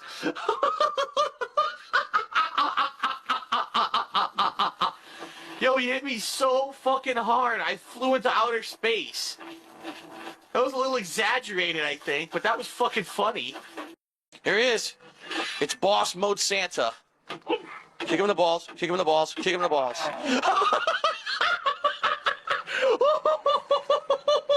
Were you serious? I should have eaten. I had to kick him in the balls 3 times. He fell in the water and drowned. Santa can't swim. Dies before Manuel. Your empire is gone. But I am worth the assassin. Santa Claus drowned. Are all those who are sent. No, not in my holly jolly jingle bells. Oh. You're still losing for sight. Oh my god, I kicked him right in the jingle bells. Enough practicing. I'm here for the myself. Okay. All right, guys. All right. Whoa. That's actually a really good background. I got to keep this one. I like this. All right. Ready? You know what? Why don't I keep this on? I like this. I'm liking this right now. Too bad the chair is popping in and out of existence, but it's pretty funny. All right, let's do it. All righty, everyone. Hello. Welcome to the Decompress. I'm done with my podcast for today. I don't think we're really going to call it a level 1 podcast. It's going to be a special thing here on the channel. Now, what we're going to do is we're going to do shout outs because during that 2.5 hours, we've got a ton of stuff going on. A ton. Lots of shout outs to do. Although I get the feeling a lot of them is going to be get this guy on the show, get that guy on the show, etc., etc. All right? If you do contribute right now, there should be a pop-up on the screen. I had those off earlier. Now they'll go on. And you're going to get a shout out right now. I'm here for like another hour and a half, 2 hours. Let's see how that goes. All right? Okay. Ready? All right. So let's do the YouTube side first. We started off with Game Dude, who became a member this morning. And I'm not sure if that was a legit new one or not. Apparently it was. So thank you, Game Dude. We're going to get through everything. I promise you.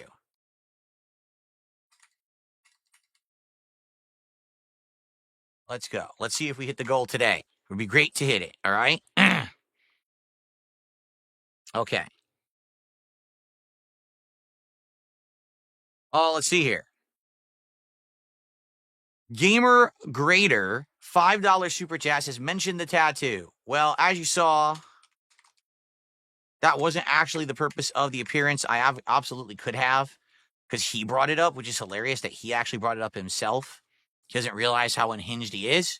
But there you go. Thank you, Brian. $2.79 super chat. Confront him on his obsession. No friendship today. Well, there you go. Again, I don't think there was any friendship to be had today. Big Boss, $2 super chat. I think it's imperative you wear the crown. Nah, I had to wear the headphones. to hear him because we were using Discord. All right. So I had to use the, you know, I had to use the headphones. I wasn't able to put any props on, actually. Although I did purposefully wear the sweater that I've been described as I look like a Bond supervillain, like one of the Bond enemies in a movie. So I said, I'll wear that today so I can be the full villain, right? Hello Voltage did a $2 super chat. All formalities and respect have left the building. Well, I don't know in what particular reference that is. I didn't think that too many formalities of respect really left when Rich was here. Kaz Jam, $2 super chat. I'm here because of Rich. Well, good for you. I guess you're gone now because he was gone. He was shit canned pretty fast. The Tractors are sad, $2 super chat. Rich is a deadbeat dad with nothing to lose. See, here's the thing.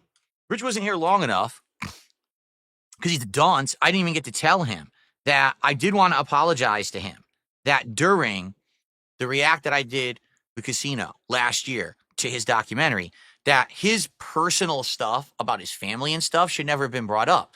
What should have been happening was it was left just to what was in the documentary. And since that never happened, all right. What happened?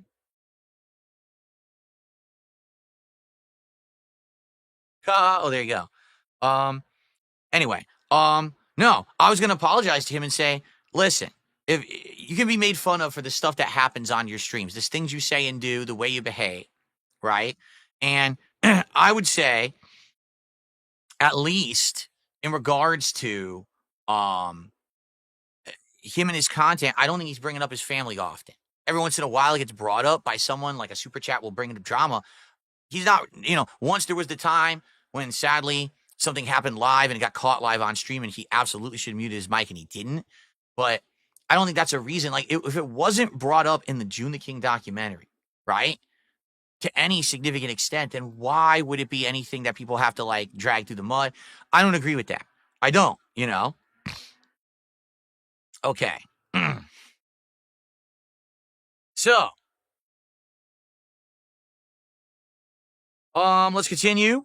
Kyler, $2 super chat. Ralph is the person you wanted for this, not RTU. So this is when everyone started super chatting me, say, get Ralph on, get Ralph on, get Ralph on, get Ralph on, get Ralph on. Right?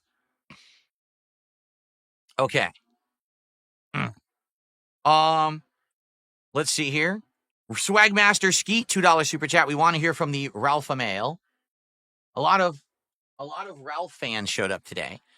This Swagmaster Skeet did another $2 super chat. Get Ralph on for a bit. Okay. Jay Hawker, $2 super chat. Casino is going to have a field day. Casino is going to do what they do anyway. Like, that's the point. Like, you can't stop them. They're going to keep doing underhanded, fucked up shit. That's how they are. They're not good people. They never were, and I knew that when I started making content with them, that they weren't good people, which is why it all went down this way and why I protected myself the way I did anyway. So they'll continue doing whatever they want, but they don't have anything on me is the point I'm making. They have nothing. They have the same shit all the detractors have already had. They have the same shit everyone's done. There's nothing new. There's no, like I said, no one's going to find out that when Phil was 22 years old, he murdered someone. No one's going to find out that I beat someone or had an abusive relationship or this, that. It doesn't exist. They're unlike everyone else where their skeletons come out of the closet eventually. I don't have skeletons. All my shit has already come out. So I don't have anything to fear. Why do you think I was okay with all of this? Don't you think that if there was something to fear that I would have not involved myself? Right? Okay. Easy peasy, $2 super chat. Boring. You're scared of Rich. You'll always suck. Wow. Oh, I was really scared. No, the point was I'm trying to be entertaining. All right? I'm trying to put out a piece of content that people are going to enjoy. My viewers don't want to see Rich talk about my microphone. That was the stupidest fucking thing ever. Like, he's like, but you don't talk into your mic like this, so you're an idiot. Like, Rich, not everyone has to sound like this, like you're sucking on the mic. Maybe you like to suck nipples all day, and that's why you like this, but I don't need to have the microphone this close to my mouth because it sounds fine over here, and I don't look like a moron, right? Okay.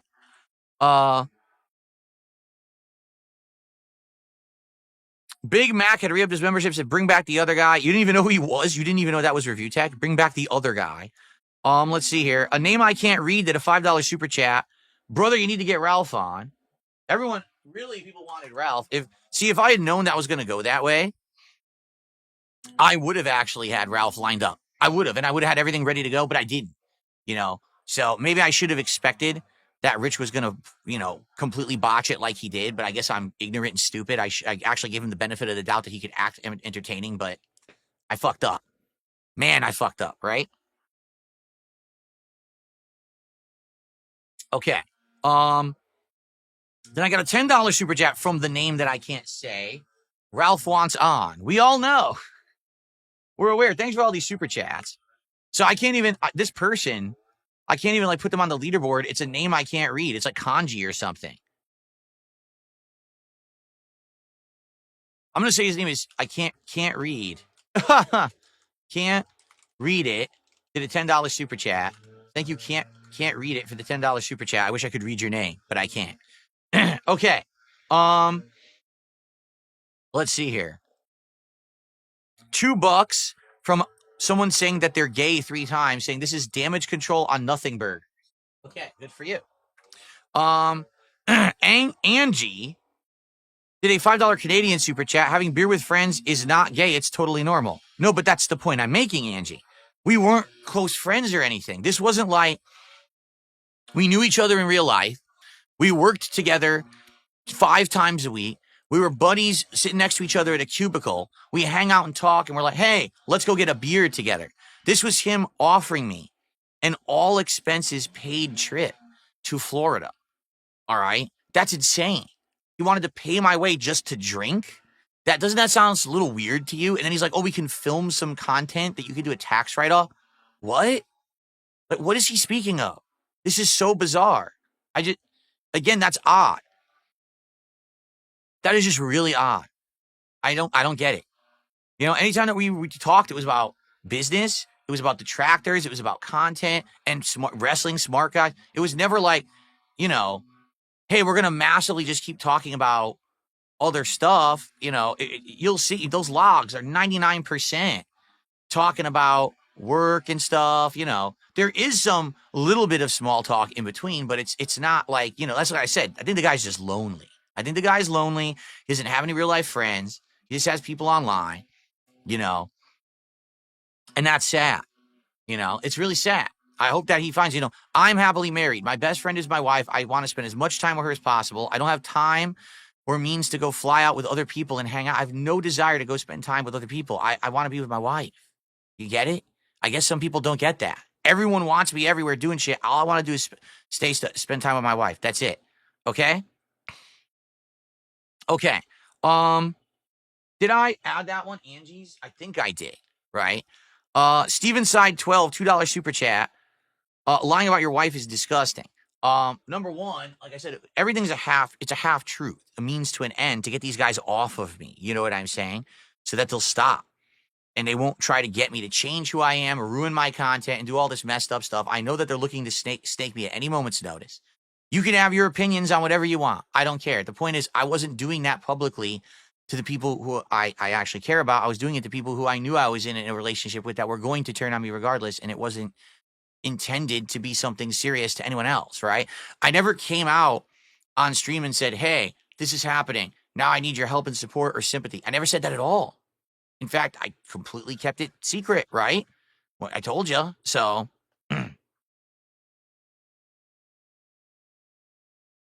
Real Huge Asshole became a sub over on Kick. But I swear they had already been a sub on Kick. They were. I think they were. Yeah. I think they actually already were. So that didn't count because I'm looking and it didn't re-up today either. So I think maybe they just clicked their notification. So I don't think that's a fresh one. Okay. Gungokin134 did a $2 super chat. All this shows you're too cowardly to say no to PPP. I did. That's what I did. I said no, and that's when he's freaked out and gone nuclear again. Like he's a jolted lover or like I broke up with him and we were in a relationship. None of that's true. He's weird. This is a bizarre and weirdo reaction to what he's, to what happened. Like you saw in the log, we had the conversation about if you're going to disrespect me, you're going to disrespect my family members. I'm done. I'm out. And he basically said, I can't control myself. And I understand if you want to leave. And I said, all right, then I'm leaving. That's the criteria. That's it. Smart Guy's a solo. And he completely freaks out, loses his mind. You saw the logs, man. He's nuts. Anus with a $5 super chat. Kino Casino has been destroyed. Well, that's your opinion. I wasn't looking to destroy them today. I was just looking to put closure to it, and now it's closed on my end. I'm done with this nonsense. Lord Licorice with a $5 super chat. Great job, Phil. Thank you, Lord Licorice. In Dimension D became a member, and I believe that also is a legit membership for today. So that's a new one. And then an anonymous gifter gifted a sub to Chill Side Viewer. So thank you, whoever that was. And so that counts as our first sub of the day. Again, guys, now if you contribute, I'm going to shout it out and you'll get a pop-up on screen. FYI, I know we had to wait a while. But there you go. Billy Boy with a $5 super chat. Are you planning to visit your family? Listen, like I said, it's all baloney. I don't know why people are going to ask me specifically about this stuff now. It's all baloney. Okay?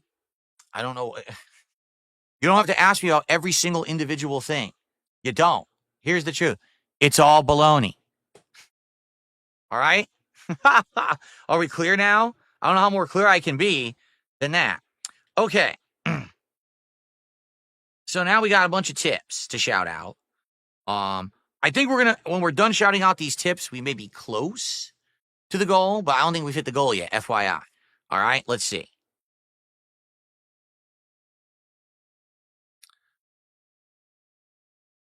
I got a 420 tip from Poophead. If you ever make more than $1,000 on any given stream, you should do twerking.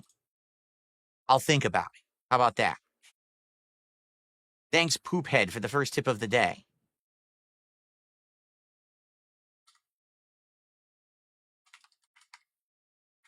Okay. All right.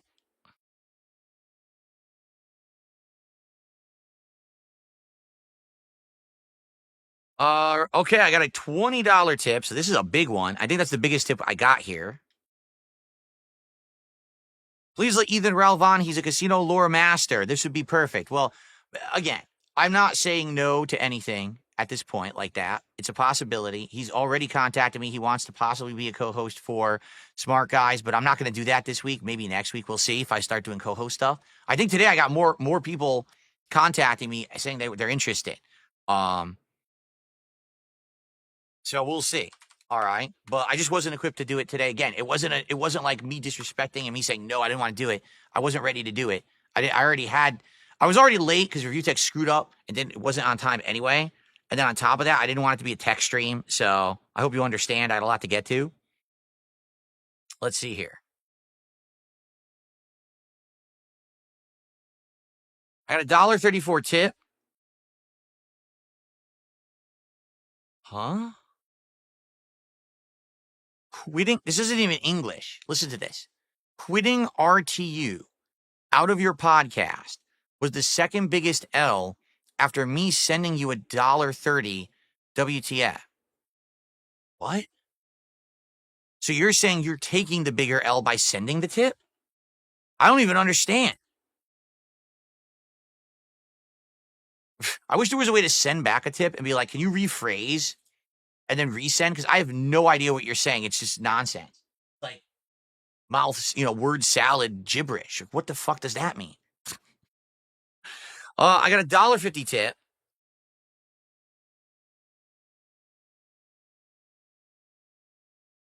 So it's a troll. I recognize the name. I'll ignore that. I know that any of these tiny tips are going to be from idiots. They wouldn't send me a significant one. That's for sure. Another one. There's another one. Okay.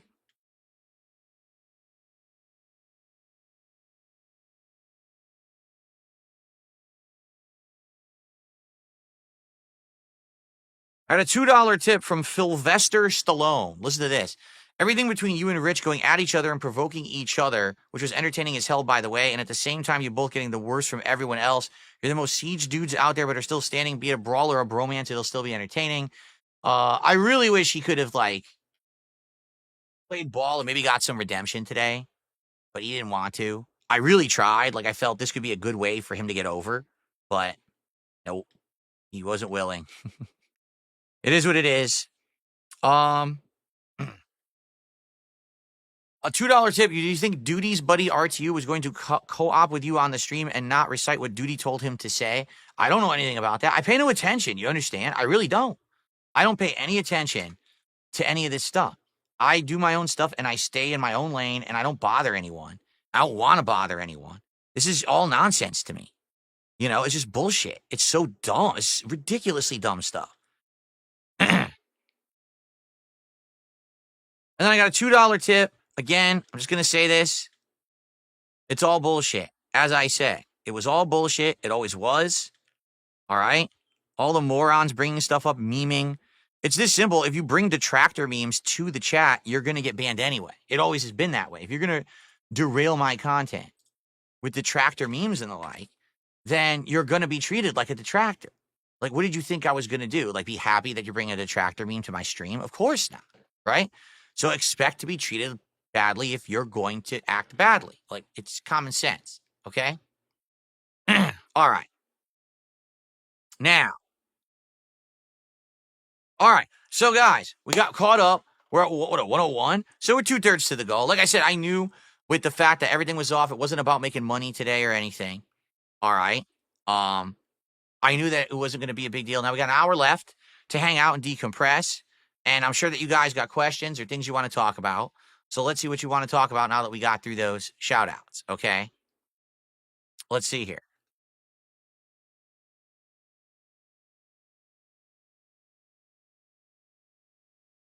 Skibbity yacht. To me, $1.50. Who would win in the best of 7 Mortal Kombat versus you or Wings of Redemption? I know you win Street Fighter. Mortal Kombat versus? What do you mean? You mean like any Mortal Kombat game? Probably me. Does he even play Mortal Kombat? Like, I don't like Mortal Kombat, modern Mortal Kombat. I think that the last couple were good, like X or 10 and 11 were good.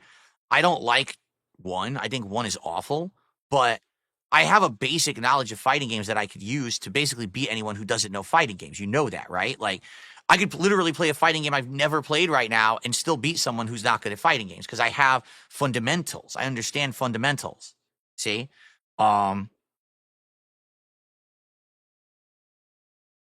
So, I mean, of course I would beat him, you know, basic if he has basic knowledge. If he actually plays it like in practices and stuff, he'll probably beat me. But I don't play Mortal Kombat at all, right? I dropped it and I don't like it. DH1 with a $5 super chat. How does their mean and their gay for me prove that you planned this all along? How exactly would you like me to show you that I planned it all along? I showed you the fact that I was the first person to reach out to them and talk to them. If you actually read the log, you'll see it was my idea to do the co-op commentary with Rich, that we were each going to do our own reacts to the Rich documentary. And then, you know, they had said, if only we could do it with DSP. And then I contacted them and said, let's do it. Let's make it happen. I'm willing to do it. So that was my idea. And then everything came off there. So what exactly, do you want to see that I have a document that's actually marked like, you know, like July of last year where I drew up a nefarious outline of how this whole thing was going to go? Because I don't have that. I don't have that at all. Right? It's very simple. All right? It's not rocket science here. And by the way, I didn't add that to the leaderboard yet. All right? I cased them. I was watching their content. I was seeing what kind of content they made. I noticed that they hadn't actually talked much about me yet and didn't know about me. Everyone on the internet thought that I was some kind of a rube and a dumbass and like I'm not smart, which actually isn't the case. It's just that everyone paints me like that for so long, but then they find out I was the valedictorian of my high school and shit. They just don't get it. Everyone thinks I'm a moron.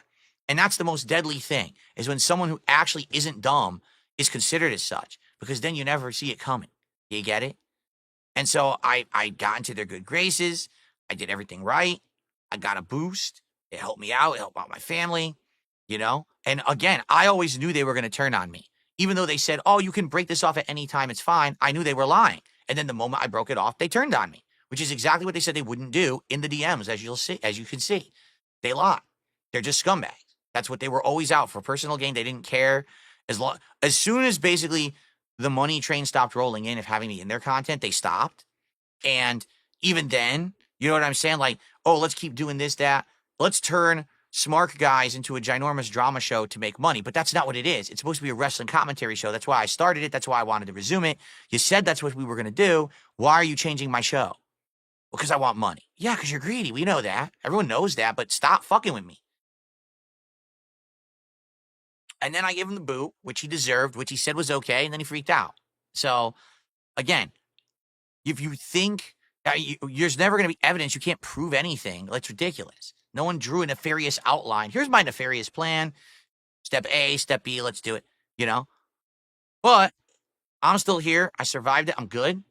I'm going to move forward fine. I'm not going to have any problems. We're good. I'm just going to stay in my lane and do my own content. I'm going to ignore all their nonsense, despite the fact that those morons will keep coming over and doing toxic shit, which I know they will. I'm just going to ignore it, and we're going to be good. All right? I don't want anything to do with this nonsense ever again. I made it clear. They're not going to be in my content. I'm not going to be in theirs. I drew the line. I've had enough. I'm not going to be abused by anyone on the internet for personal gain. You know, it's time. It's where you draw the line. You got to have boundaries. You have to. You can't just be pushed around and be a bitch for the hope that maybe someone will throw you a bone. You know, at first that's not what it was like, but it became like that over time. It did. It's like, yeah, that's sad. It's sad because, again, I always knew they were going to do that, but I had a hope they wouldn't. Like I always had in the back of my head, maybe they won't. Maybe they'll actually be nice to me and turn over a new leaf. And I start to see the signs. Yeah, over time, you see it. You see it. You see it, right? I'm like, well, everyone was right. Sad. But it is what it is. What can I do about it, right? Not much. Not much, but get the hell out of there, which is what I did. But, Jose says, an 8-month-long master plan, King. Well done. Well, like I said, I actually had looked into... I looked into other stuff too. I did. Like I looked into a few other people, but these guys didn't know much about. Surprisingly enough, here they are, these drama guys on the internet, and they didn't know much about Dark Side Phil. That's weird. So because of that, because they hadn't gone so hard on me, maybe this would work for their audience, and it did. It absolutely did.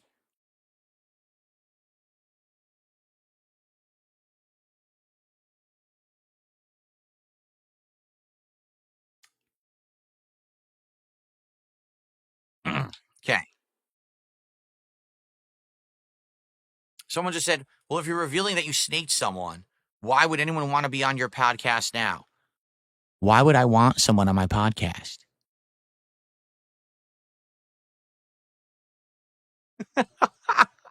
Right? Like,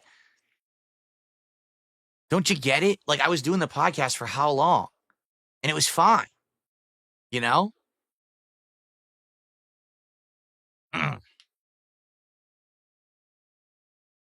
And if anything, it's funny because people are knocking down my doors right now. People want me to have Ralph on. I got 2 other people today that messaged me. One of them, I think, actually wants to be considered as a co-host for Smart Guys. I'll have to look into it. I don't know who they are. But,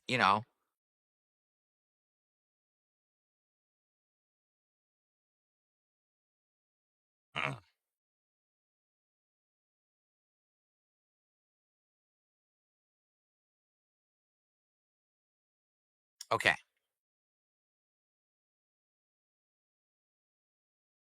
Because it was an idea. Ants in the Kitchen says, why did you invite people from outside Kino, like June the King, Max, etc.? You clearly want others on the podcast. Because it was an idea. Once you start to get something rolling, and you get momentum, and you get attention, you want to see if you can get somewhere with it, right? Previously, there was no chance I would get anyone on the show. Because no one cared about Dark Side Phil. I was the joke. But now all of a sudden, I'm going to turn off the background because this is bothering me. Okay. The chair bothers me when it does that. Excuse me. Because, we'll see. Will it work? Will it not work? Right? Did some of it work? I think so. I think that the Keem interview was great. And again, if anything out of that, I changed my opinion on him completely because he was very, he was cordial. It was a good conversation. I feel like we squashed all of our beef. I have no problems with that guy at all, and I want no problems with him. Like, I have no problem with him at all. In the logs, you're going to see me essentially always saying stuff to go along with what PPP is saying about him because he doesn't like him. But for me, I'm like, I don't care. I'm totally okay with the guy. He's not hurting anyone. Back in the day, some of his content, sure, but now what he's doing is just involving the people who are willing to do it to embarrass themselves or whatever. And if they're okay with that and they're on the same page, then there's no problem with it, right? So, and the thing is, I don't want to get involved with drama content. Do you get it? So it's not like this is, Phil's trying to get in Keem's good graces. I don't care. I don't want to be in the content. I want to make my own content. Get it?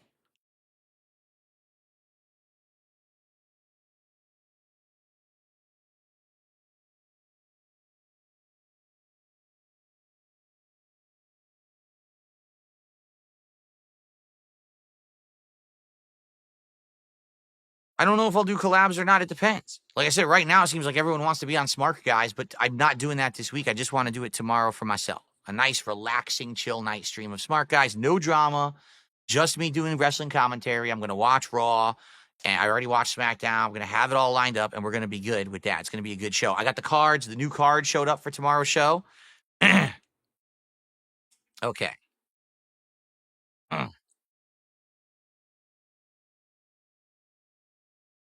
Yeah, I really wish we could have done more streams like that. The Mountaineer says Josh Moon's stream was good. If we had done more like that, it would have been great, but they couldn't do it. Their clout was non-existent. They felt they were going to get everyone. They were like, we're going to get this one and this one and this one. And they asked everyone, and everyone told them, no. Are you crazy? We don't want to go on your show. They all said no. Like, no, we don't like this idea. And some of them got ghosted. It's like, wow, that's pretty sad. You got ghosted, dude. That's fucked up. So they couldn't live up to their promises of being able to make the content with me that they wanted to. Right? And so, and then they're upset. Like, who actually didn't live up to the promises? If the only way you can make useful content with someone is to completely change who they are as a creator, then you're not making content with them. You get it? You're not. Like, for example, right now, all right, if I wanted to get Wings of Redemption on my podcast, I would say I want to get him on and talk about his career. I want to talk about Lolcall Live and all that. I wouldn't say I want to get him on and we'll talk about the Greek language. Why? Because he's not an expert on the Greek language, he doesn't care about the Greek language. He has really nothing to add to the Greek language. Now, him sitting here on my show looking like a buffoon trying to talk about the Greek language might be entertaining, but it's not valid content. Stupid. All right. And there's a great big audience for that kind of content. I'm not dumb. I know there is. People like it, pay for it. They love it. Okay. But outside of that, like, why would you want to get someone who's outright told you, all right? Of course, we'll talk about that in a second, Cypress TV. We want you to be part of the content, but we're going to change everything you are. You've got to be a villain for the internet. I don't want to be a villain for the internet. I'm married. I'm happy. I don't need to be a villain. I'm not, 20 years old, single. Let's get into this shit. I'm going to fly places to do stuff. I'm not doing any of that. I have no desire to do any of that, nor did I ever want to. He's lazy. No, I'm not lazy. I have morals. I have principles. I know where my value lies, and it's not in changing who I am to personally benefit you. Doing that stuff would give me short-term boosts of positivity. Very short-term. But after a while, it would crash and burn. I would lose all my original audience who supported me and got me where I am 17 years in a row, and I would have nothing left. It would be like, let's get that immediate short-term popularity and then burn everything, and then at the end of the day, have nothing. Unless you're a completely 100% immoral person and you have no values and you don't care about hurting people and everything, right? Then you can't really do that kind of stuff. I would not be able to day in, day out do this kind of content that they want me to do. They want me to completely change from in and out, everything. Not going to do that. And I told them again and again and again and again, no. This doesn't make sense. This isn't who I am. You're trying to change me. You're going to fuck stuff up for me. They didn't care. That's the only ideas they had. I told them other things we could do. We had these talks about, we could do stuff about my detractors. We could go and make fun of Project 7. We could have actual conversations about topics that doesn't have to be drama. We don't have to do drama all day. I don't want to do drama all day. That's all they could do. But that's our audience. But that's your fault. That's the audience you built. You built a bunch of people who all they care about is this vapid content that doesn't matter. So now you're stuck with it. Now you can't have a crossover with me outside of doing a collab commentary on drama. It doesn't make sense because no one's coming to you looking for content other than that. It's not my shortcoming. It's yours. You're the one who put yourself in that position. You'll never get out of it. But now I'm the one. Oh, but we did so much for you. No, okay. Was there a boost of popularity? There was. All right. And it was mutual because people were tuning into them to see what are they doing with Phil today. Wow, look at this collab and all this content they got out of it and everything. They know they got a boost. Absolutely they did in the summer. They got a boost. I did too. We both got it. It was good. Sure, I benefited more because I was the smaller guy, but it gave them something to do and talk about. And every once in a while, they could reach into the hat and pull me out for a month or two and make good content out of it, right? But to say like, oh, he's so ungrateful. What do you want me to do? Ruin my life now because you did me a solid favor and allowed me to do a co-op commentary? I'm not going to ruin my life because of it. Sorry. You think that I owe you or that again with PPP? It seems like he thought like it was a relationship or something. It's not. That's very bizarre. That's very bizarre behavior. Okay. Let's see here.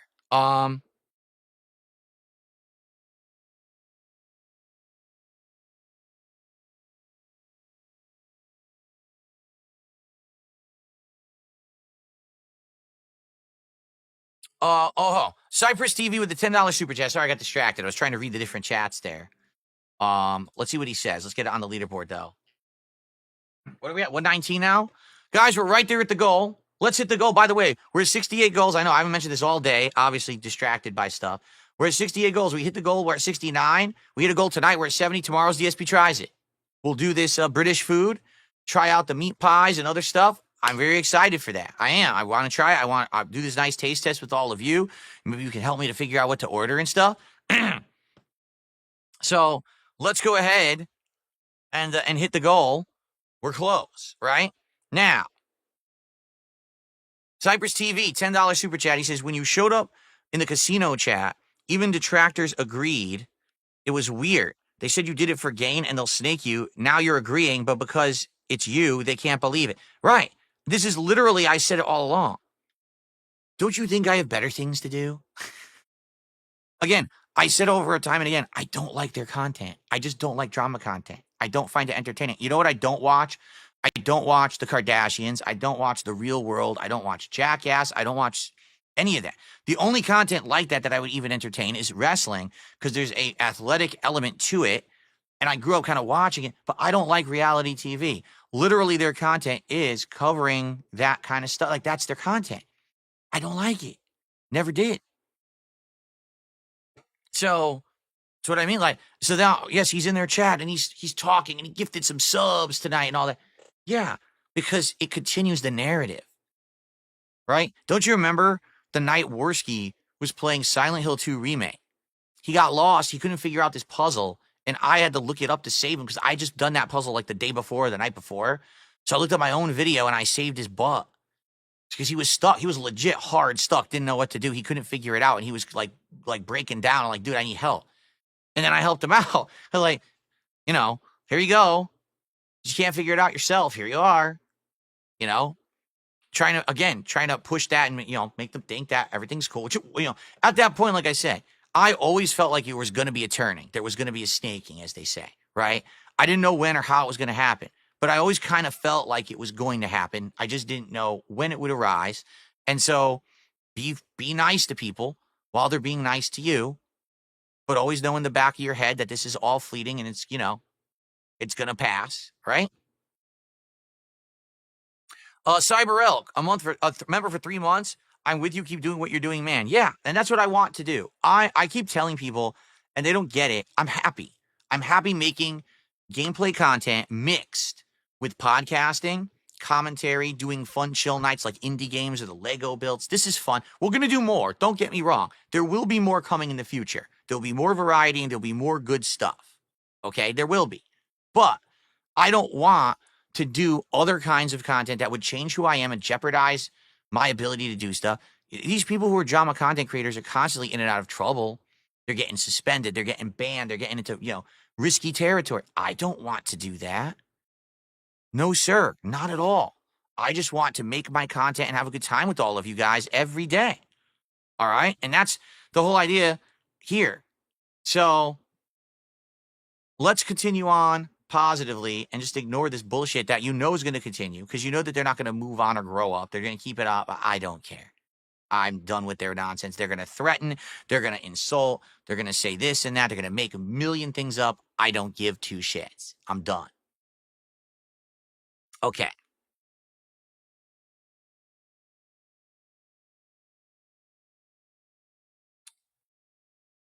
My email won't load.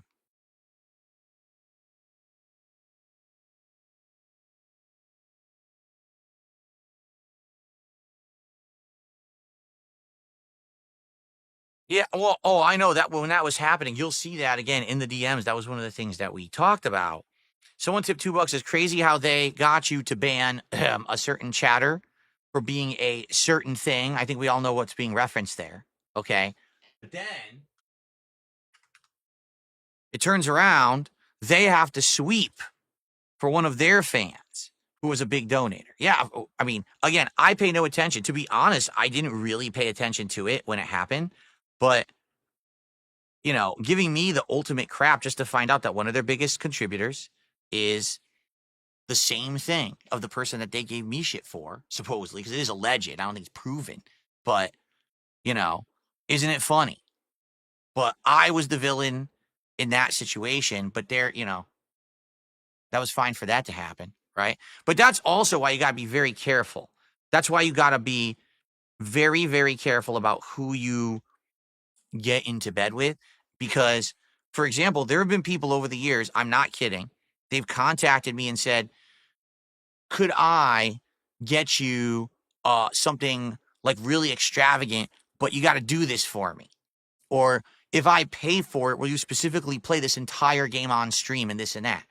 And that's when you get to that level, it's a difference between I just want to give you something to be nice to help your setup, or I want something back. As soon as you get that, I want to get something back. Or if you start getting insanely ridiculous over the top offers, like a piece of equipment for my setup, I get. The moment someone's like, hey, could I donate an insane amount of over the top money, or could we fly out together to go on a trip together somewhere? No, that's the red flag. All right. No one. All right. No one does that. Who's right in the mind. No one's going to say, hey, man, I want to fly out and have a whole vacation with these content creators. I'm going to pay their way. That's fucking bizarre behavior. And that's why when he offered that to me to go to Florida, that's bizarre behavior. That's not normal. This wasn't, we're constant coworkers, and we're best buds, or we're related, old friends. You don't just throw that shit off there. That's more weird than anything else. Creepy shit.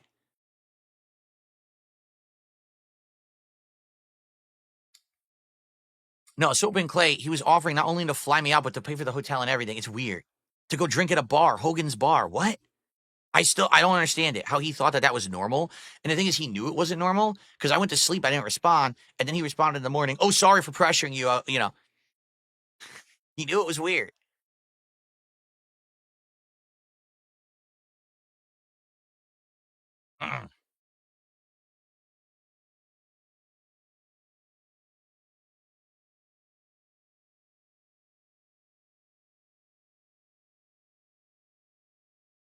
What specifically am I worried about in that situation? My personal safety, getting wrapped into shit that I don't want to get involved in. I mean, these are guys that infamously have had a lot of problems with the way that they behave, right? The stories you're hearing about. Did you hear about when they went to Vegas? Did you hear about when they did this? Just look online. There's disgusting stuff all over the internet about them. Can you imagine what they do when they start getting like hopped up on booze and drugs and other shit? And then here I am, the guy who's responsible in 40s. I'm like, now I got to deal with this?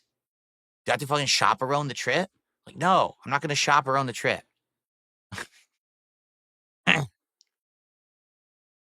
They're just odd people. They think that everyone's like them too. That's the other thing. Like the inability to know that people are different and I'm from a completely different life situation and walk of life as them, right? It's just odd.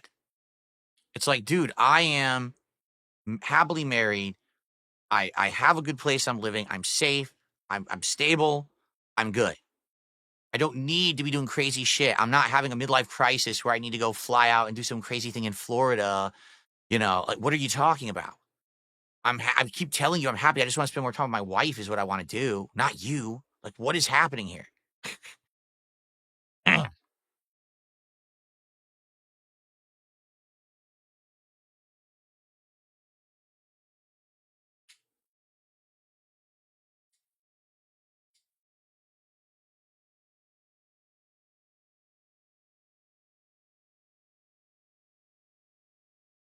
All right.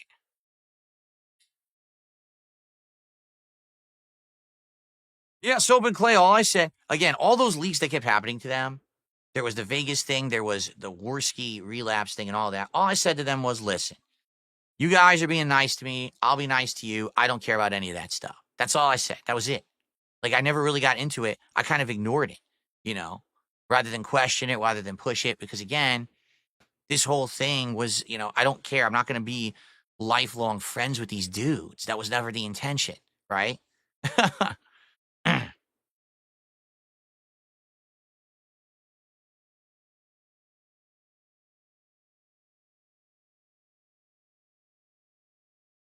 Digital 717, what are you talking about? That's not what was, again, but he just wanted to offer to give you an all expenses paid vacation. No, that's not what it was. He wanted me to hang out with him.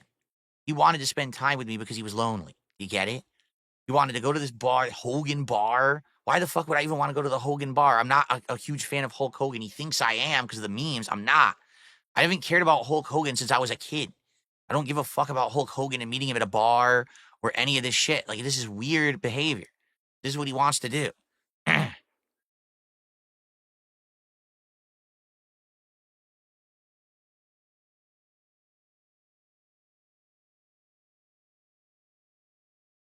What's up, Game Boy? How you doing? All right. I'm going to be hanging out with you guys till 4 like usual.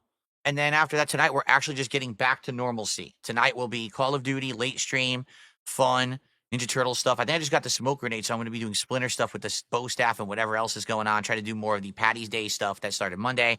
And then back tomorrow, we're back to a normal, full, regular schedule. Okay?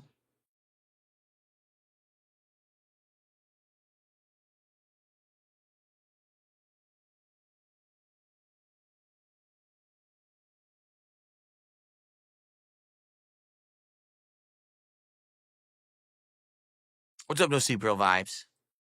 All right, so what are we doing? I've not been paying attention.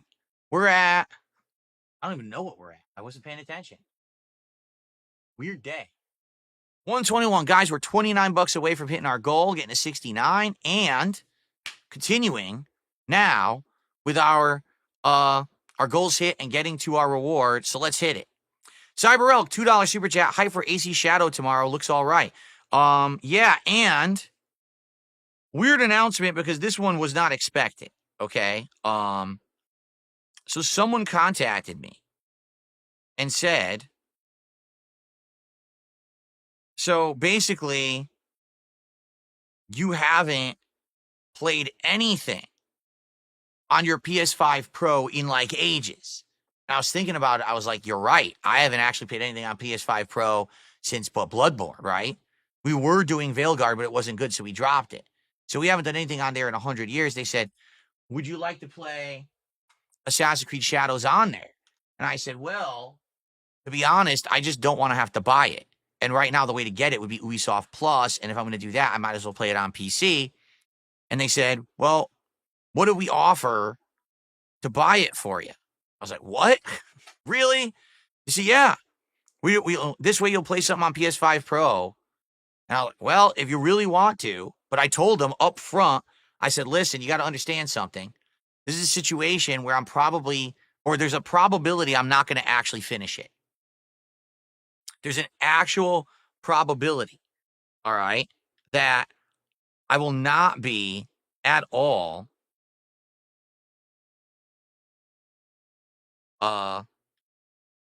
finishing the game because it might not be good. I'm no longer forcing myself into situations to finishing games that I don't like. All right. So that's a situation where, like, I'm not going to do it if it sucks. And they were like, okay, we're okay with that. We understand modern AAA games just aren't resonating the way they used to. It may be good, it may not be. So yeah. So I am going to be getting it on PS5 Pro. I haven't booted my PS5 Pro in ages. So actually what I need to do is what do I need to do? Wow, I didn't even think the cable's already over there. I just got to swap cables, turn it on. I probably got to do a system update tonight to get it ready for tomorrow, and then I can get it and I can pre-install it for tomorrow. I totally slipped my mind that I have to do that. Shit, maybe I should do that right now live while I'm with you guys, so that way it's pre-installing. Okay, hold on one second.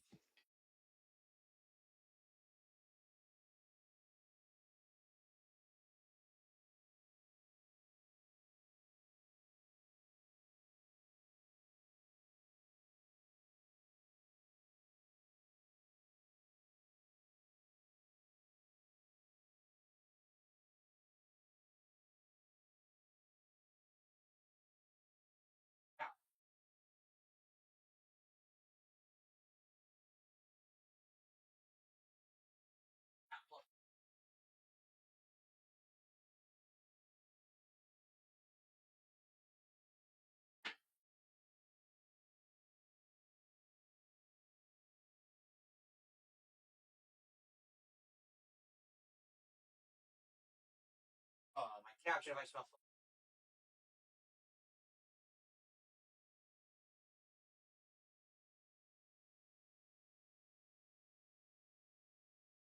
Well,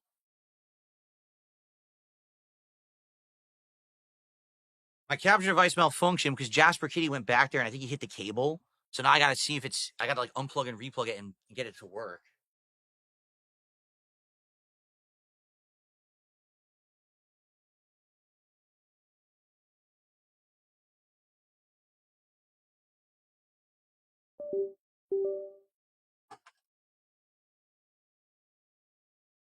See if I can get it to work now.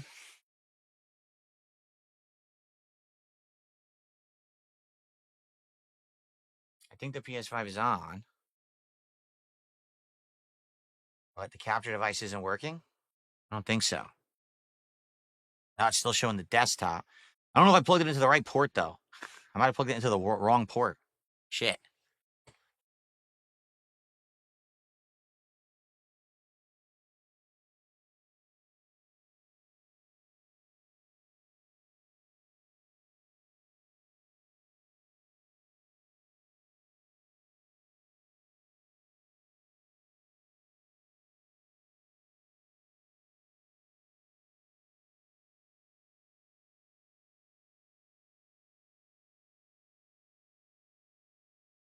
Oh, it did work. Okay.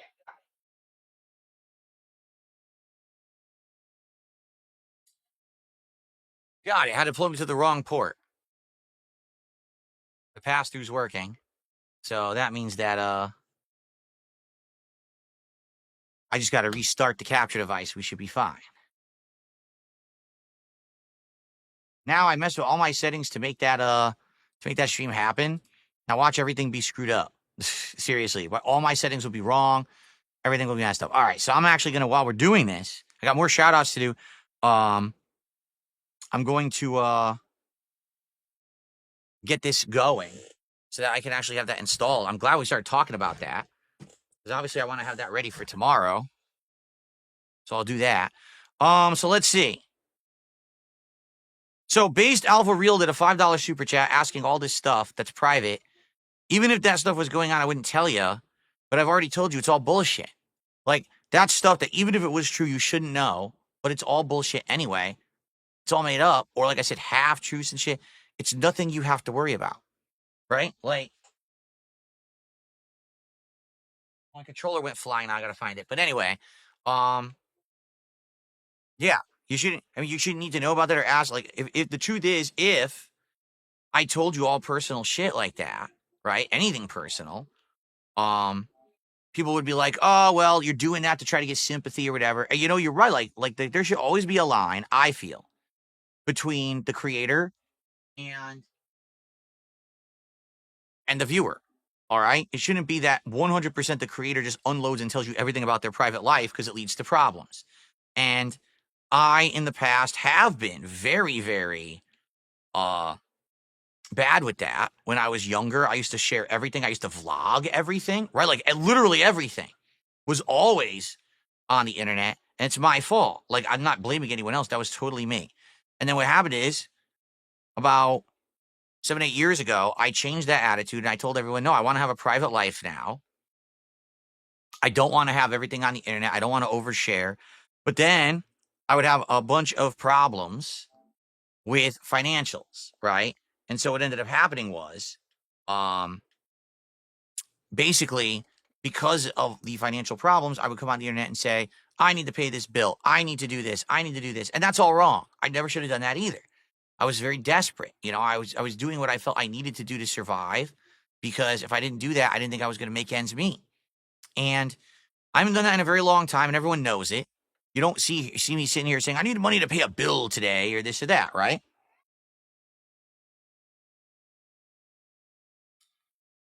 So I've changed for the better. So that's why all the stuff that you hear, either whether or not you believe it or not, is still no one's business, right? And no one should be talking about it. No one should know about it. It's nonsense that it was ever made public if it was real, but I'm telling you it's not. It's either a half-truth or a complete fabrication, but the truth is it doesn't matter. You don't need to know about it anyway. It's not your business. That's why I didn't bring it up in my content. It's like people now people used to complain to me because I overshared and put too much stuff out there privately or publicly that should have been private. Now, I literally am telling you I don't want to make it public anymore, and now people are bringing it up anyway. Now, what the fuck? How does that work, right? Okay. Should work.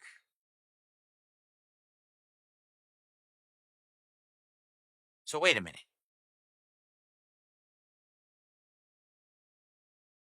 I don't think it worked. I think I just got screwed. I'm almost positive I just got screwed. I entered the code and it gave me the credits. It totally did. It gave me the credits. And then when I went to get the game, it still checked out.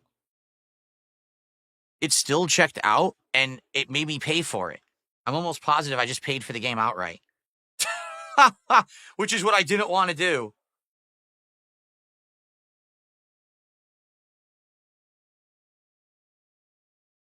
No. Okay, no. Phew. It did use the credits. Dude, I was about to be like, are you kidding me? All right. I thought I got screwed. I thought I was completely screwed. Okay, we're good.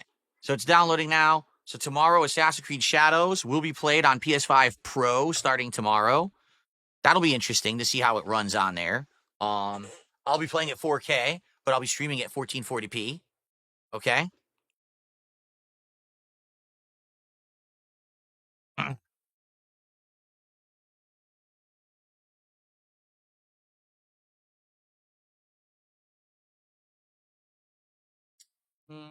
Save. Okay.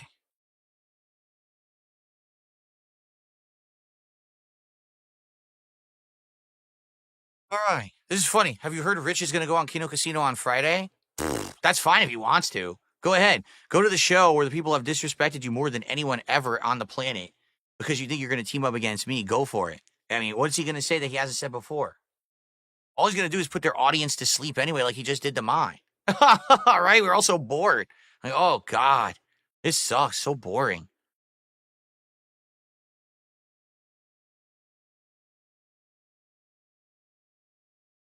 Yeah, for the record, he knows nothing about me at all. He'll add nothing. He has nothing he can say besides what he already has publicly said on his stream. So there you go.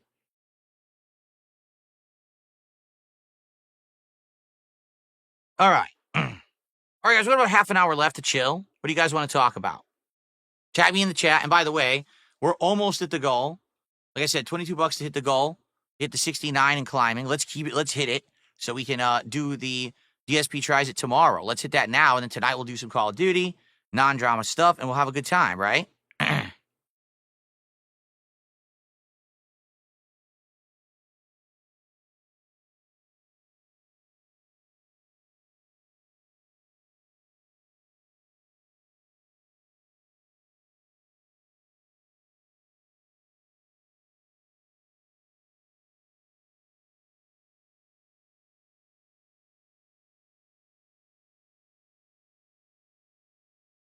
Oh, that's totally true. That all the casino does is plays all sides for money. That's 100% correct.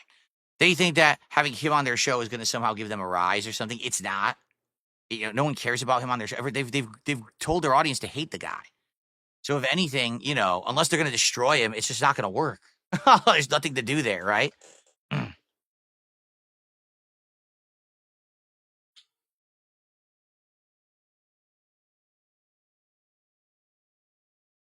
No, none of the regulars that got banned are getting unbanned. They literally took over my chat on Kick, the business. They tried to be jerks. I'm not unbanning them. They could be banned forever. I don't care.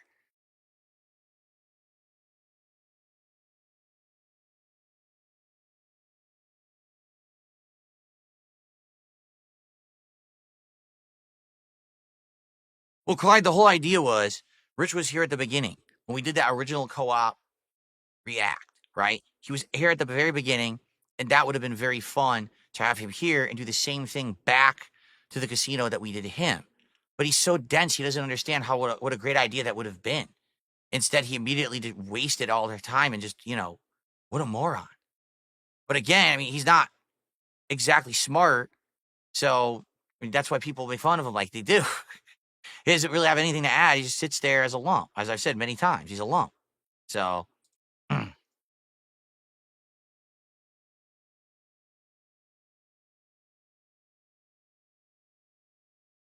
it's not a Kick partnership. It's a Kick verification, meaning my Kick channel now has the check mark. It means that no one can impersonate me on Kick, you know, because I have this check mark, which is awesome. I don't want to be impersonated on Kick. And it means, I think what it means is I might get priority on certain features. And also there's a chance that, I think I get paid more often. Like I was getting paid monthly. I think they say now you can actually get paid like weekly or something like that. Not that that's going to be a huge deal, but hey, that's better than nothing. That's something cool. So yeah, you know, we'll see if that's how it is. I wonder when my actual first,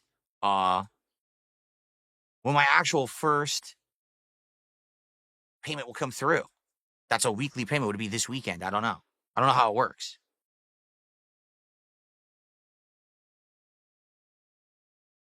Didn't 1 Minute Man leave because of this Kino Casino? 1 Minute Man left before Kino Casino ever was a part of anything. What are you talking about? If anything, I'm telling you guys, I'm done with the drama. I'm now back to going what I want to do what I want to do, and being successful at it. I don't need drama in my content. Get it? So those people should, if they were upset that there was drama, they should say, oh, okay, and come back. As opposed to people who were just like constant, oh, I don't want this because it's drama constantly, right? Well, that's all done with now, which is a good thing in my opinion.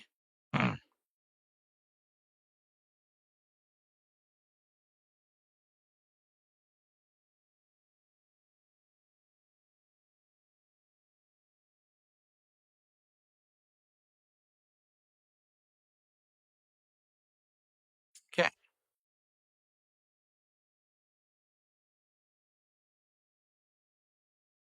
No, I didn't look at the Steam sale. I think we looked the other day. There's nothing really there, but I don't know what's in it. I don't know. Like I said, someone got me Disco Elysium, which is nice. We'll probably play that eventually. DH1 did a $2 super chat. Do you have a pet king snake? No. I've actually never had a reptile in my life. My wife and I do think that reptiles are very cute. We go to you go to the pet store and you see them there, and they are kind of nice, like a little bearded dragon or a little corn snake or something like that. Are pretty nice. But overall, You know, I've never had one. Don't even know what it would be like. I feel like having an actual reptile as a pet is pretty tough. Like, don't they all need special environments? You know what I mean? Like, they all need to be taken care of and everything. God Reverend Ryu says, I admit I was somewhat annoyed at the drama content, but now I'm glad it's temporary and it's over now. It's the games are all I care about. Nico says, I think the reason RTU doesn't roll with the idea is because he tries to attract your detractors, so how can he be friendly with you? So he can't get past his own stupidity, understanding that, again, when you roll with a crowd like that, it's fleeting. It's never going to stick. It's only going to be like, you know, what can you do for me lately? What can you do for me today? What's the latest meme or whatever? It's never going to be like, oh, you got success and popularity because you were a toxic jerk, you know? You will, like, for example, you'll get money and you'll get views, but it's going to be limited success. You know what I mean? But, you know, for him, when he's the butt of the joke 99% of the time, why would you want to get in bed with that? It doesn't even make sense to me. I received a $2 tip. Flatman B says, you're hilarious. Keep it up. Thank you very much, Flatman. $2. Apparently, Assassin's Creed is huge. It's installing right now. It's taking ages. Like, normally, any game I install, even on PC, it's like 2 minutes. This game has been installing the entire time, and it's only at 45%. So either the PS5 is really slow, or this thing is giant. I don't know.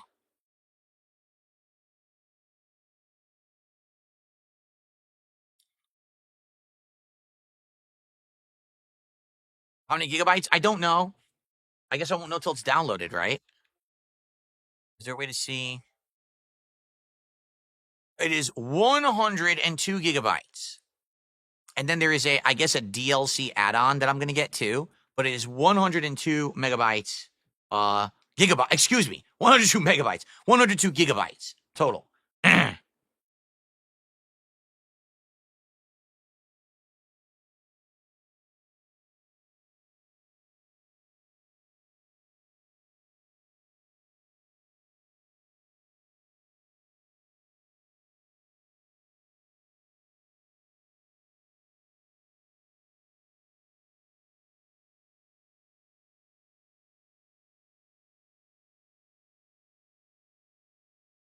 All right. Still got like 15, 20 minutes left, and we are at 132, guys. Can we just hit the goal and get it over with? I don't have to bring it up again. Seriously. We're this close. You know we're going to hit it. It's just a question of, can we just do it now? So that we can just chill for the next 15, 20 minutes?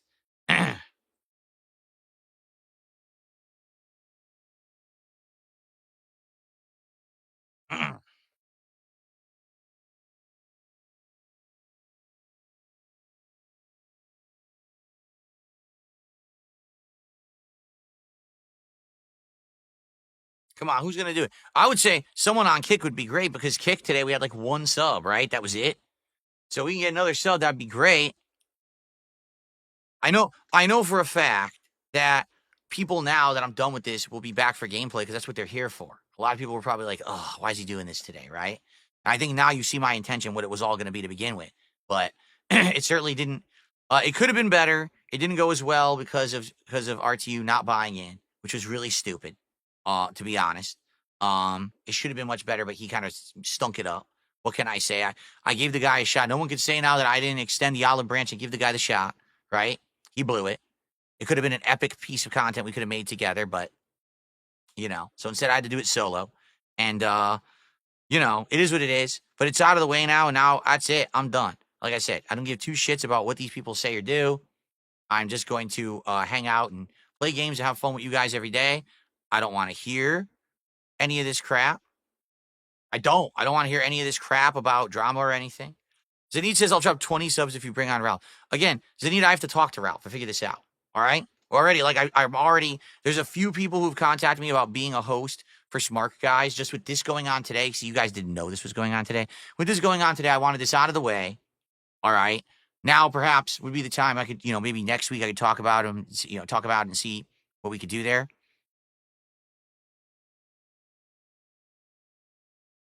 To be honest, Zanid, I would just like 4 subs so we can hit the goal.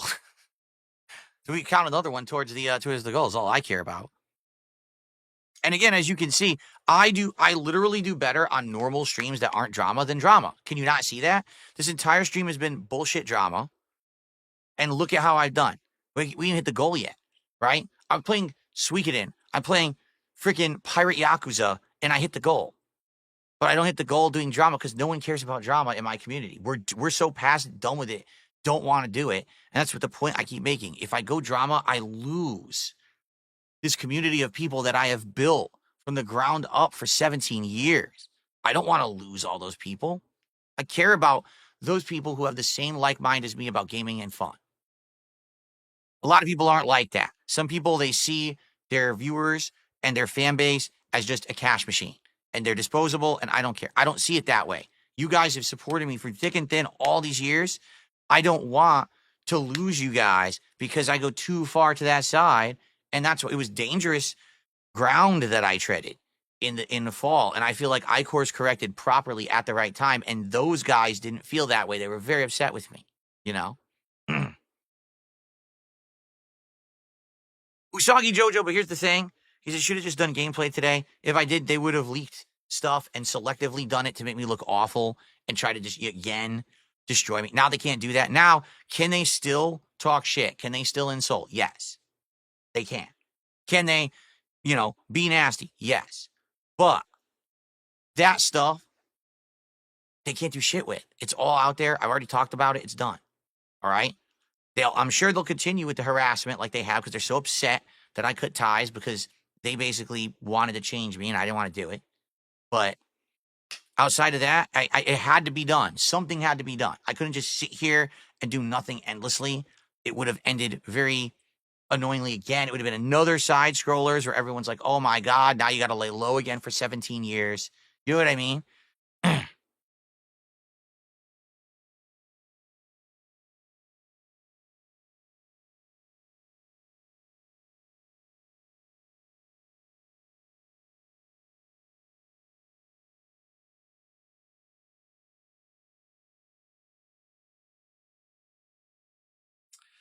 I got a $2 tip.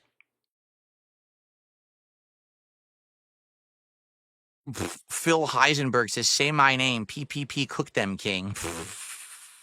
Okay, then. Of course, Cypress TV, we know the gimmick. Cypress TV says, so PPP will just spin it and say, you self-felted or whatever. But the thing is, I pulled the rug on all their plans. Their plans were that this Friday, they were going to reveal these logs, likely selectively, in order to make them look good. Then they were going to have guests on to slander me the entire show. It was going to be a big thing. Now they have to course correct. They have to change everything they were going to do. The rug's been pulled, and I'm done with it. Like, my end, I'm done with it, thankfully.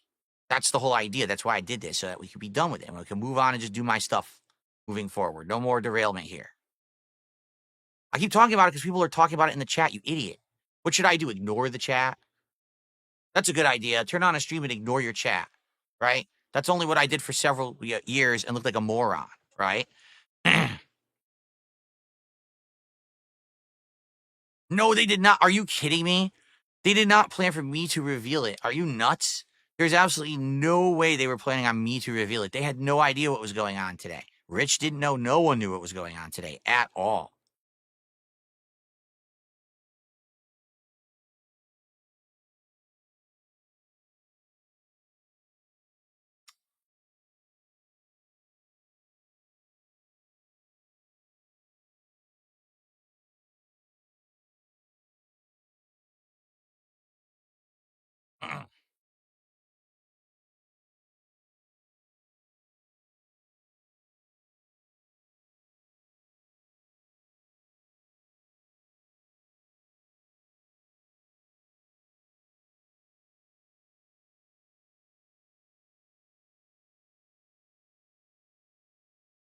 If you want Review Tech on your stream, you're welcome to invite him there, Micast, except you don't have a stream because you're nobody.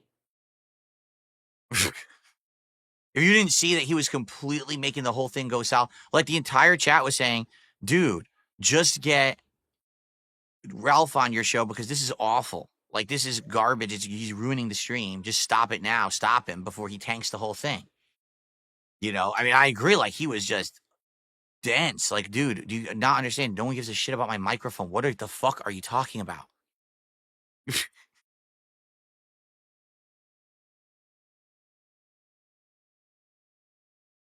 Mm.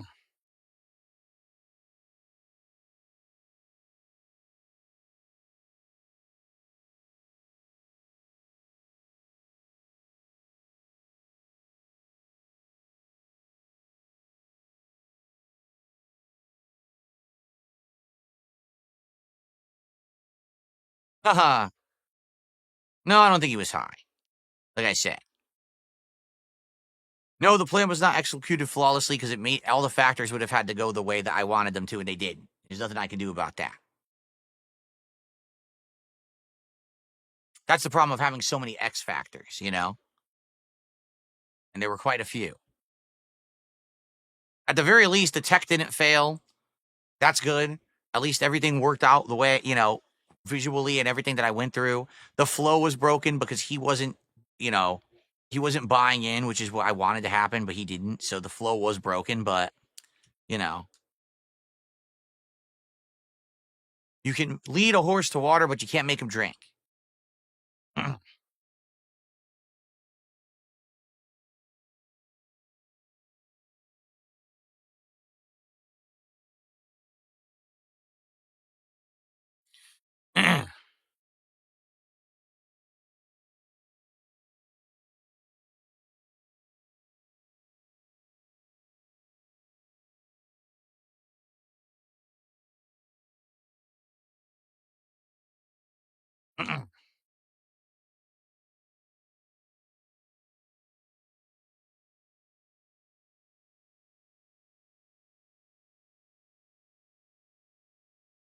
I'm pretty sure that there's going to be some people who are going to unsub and bail, and that's fine because they were expecting something different.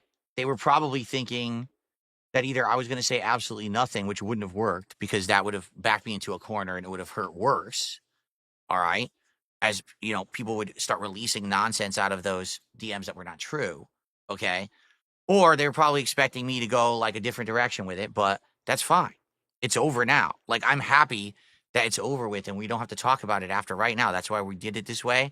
And when I come back tonight, it's right into gameplay and it's going to be good. You know, that's what I'm excited for. Gameplay, fun on streams, no more of this drama bullshit, no more nonsense. Thankfully.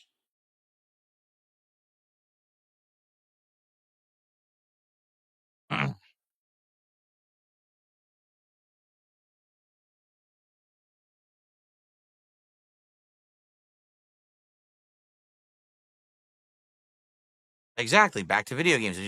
Video games, chill podcast, some wrestling commentary, hanging out, talking, you know, building some Legos, chill indie nights. That's the stuff that I was always here for.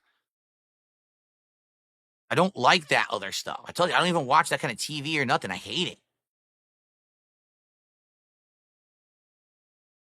All right. Wow. Assassin's Creed Shadows finished. So that's good for tomorrow. That's ready to go now. Is it am I at 4K right now? Let me just check, see if I'm already there or not. Is it 1080p or 4K? We are at 4K. Cool. And the VRR is automatic, so cool. And 120 hertz is automatic, so all right. So everything will be enabled for tomorrow for Assassin's Creed. We're good to go. I'll turn it off. Go back to my PC. Give me 1 second just to swap cables and go back to the PC. Guys, last hurrah, if you want to ask me a question or support, we're ridiculously close to the goal. Let's hit it. We're $16 away now. All right.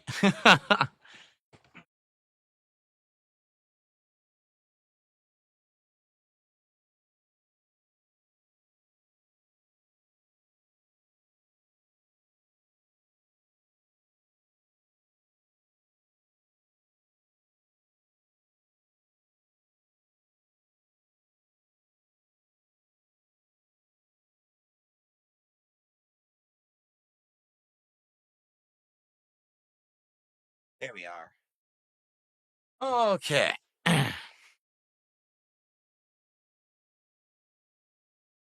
got it. Here we go. And tonight I'll need it to be 1080p for Call of Duty. Let's do that. There we go. Ready to go for tonight. Do I feel better getting everything off my chest? You know, if anything, everything's out there now and done, and I'm done with it. I want nothing to do with any of this crap ever again. And I'm happy. I'm happy that it's done, you know?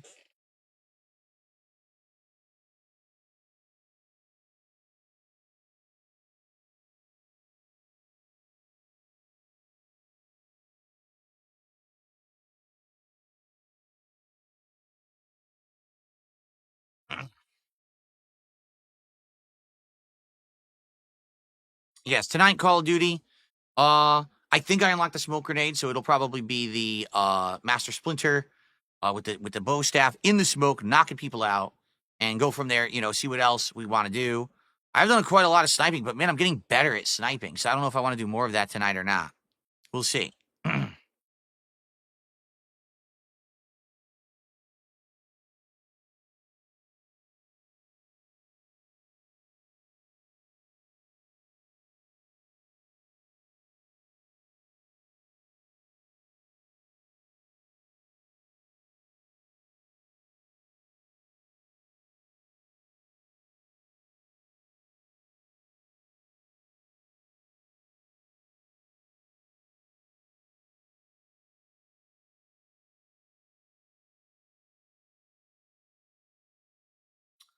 Yeah, there isn't, right? Well, there is, but it's temporary. James says, I wish it was a perk that lets you see through smoke with a melee build. I think there is, but it's temporary, right? Like, it only flags temporarily to see the enemies. It's not permanent.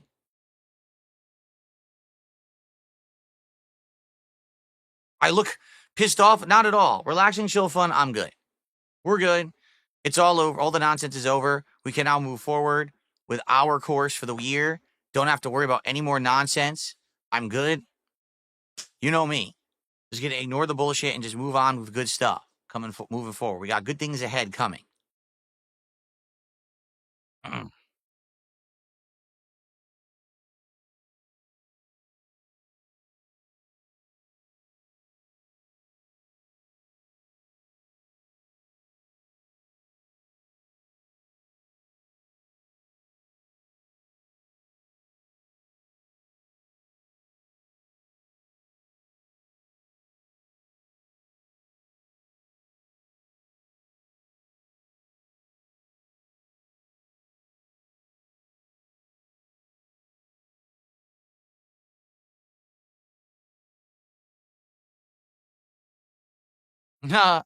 In truth, to end this right now, because this will be the end, because I gotta go. So I guess we're not gonna hit the goal, which I guess is fine. I guess we're not gonna hit it for tonight. Hopefully, we will hit it later tonight. Weird that we're that close and we're not gonna hit it, but I'll just end it like this. All right.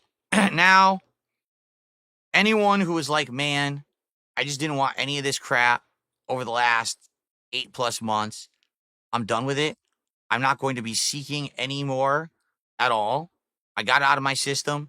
Things are better for me and my family. We're moving forward positively. Everything's good.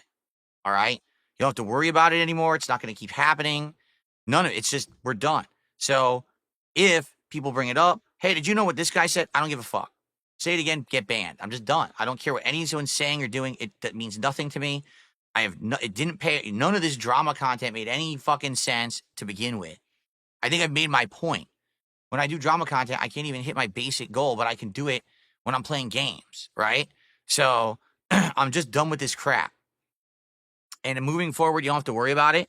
It ain't gonna bother us anymore, you know. So I hope you understand that. And if you're not okay with that, if you were here for it all along, and you were hoping that more would come, you're in the wrong place. You know, sorry to disappoint you. All right. And the truth is that it's funny because the truth is there's so many lies out there that are going to be thrown around in all of that. Right. That it doesn't even matter. Do you like games? Do you like chill vibes? Do you like to hang out with me and have content on my streams and other people don't interfere? You're in the right place. Stick around and you're going to like what we do. Okay?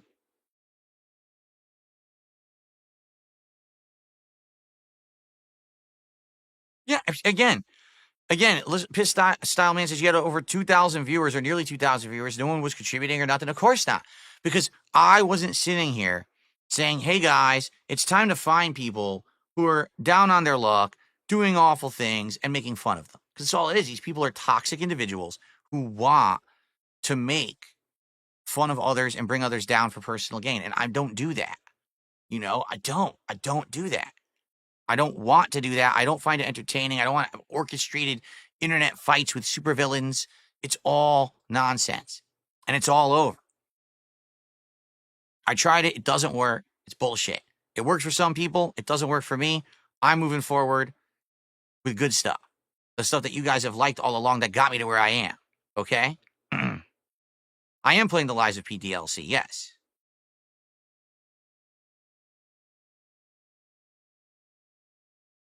All right, guys. Well, I'm going to get out of here. That's it. All right. Tonight, Call of Duty. And actually, hold on. I should stop recording first. For those watching, thanks. I hope you enjoyed. And peace out. Jeez. I forgot that I was recording, but also streaming. Maybe I'll just make this one stream. Maybe I'll just make it an archive stream. Then I don't even have to upload. I probably will do that. Just leave the archive stream up. Then I don't even have to upload. I guess that works. All right. So, guys, that's it. Let's end this stream. Sorry we got, we got derailed. We'll be back on track later tonight with actual gameplay and fun. All right. I hope that you'll come for that because it's always a good time, Call of Duty and everything. And tomorrow, remember, another full day of good stuff. We're going to have, excuse me, the premiere of Assassin's Creed Shadows on the first stream, see if it's any good. And then we're going to do Smart Guys tomorrow night. I'll be covering all the wrestling commentary of both SmackDown and Raw. No, there's no tips coming in. I keep telling people they don't understand. Drama doesn't sell for me. Ever. When I did the stupid show with Steve, right? I hit my one goal the next day and I barely did.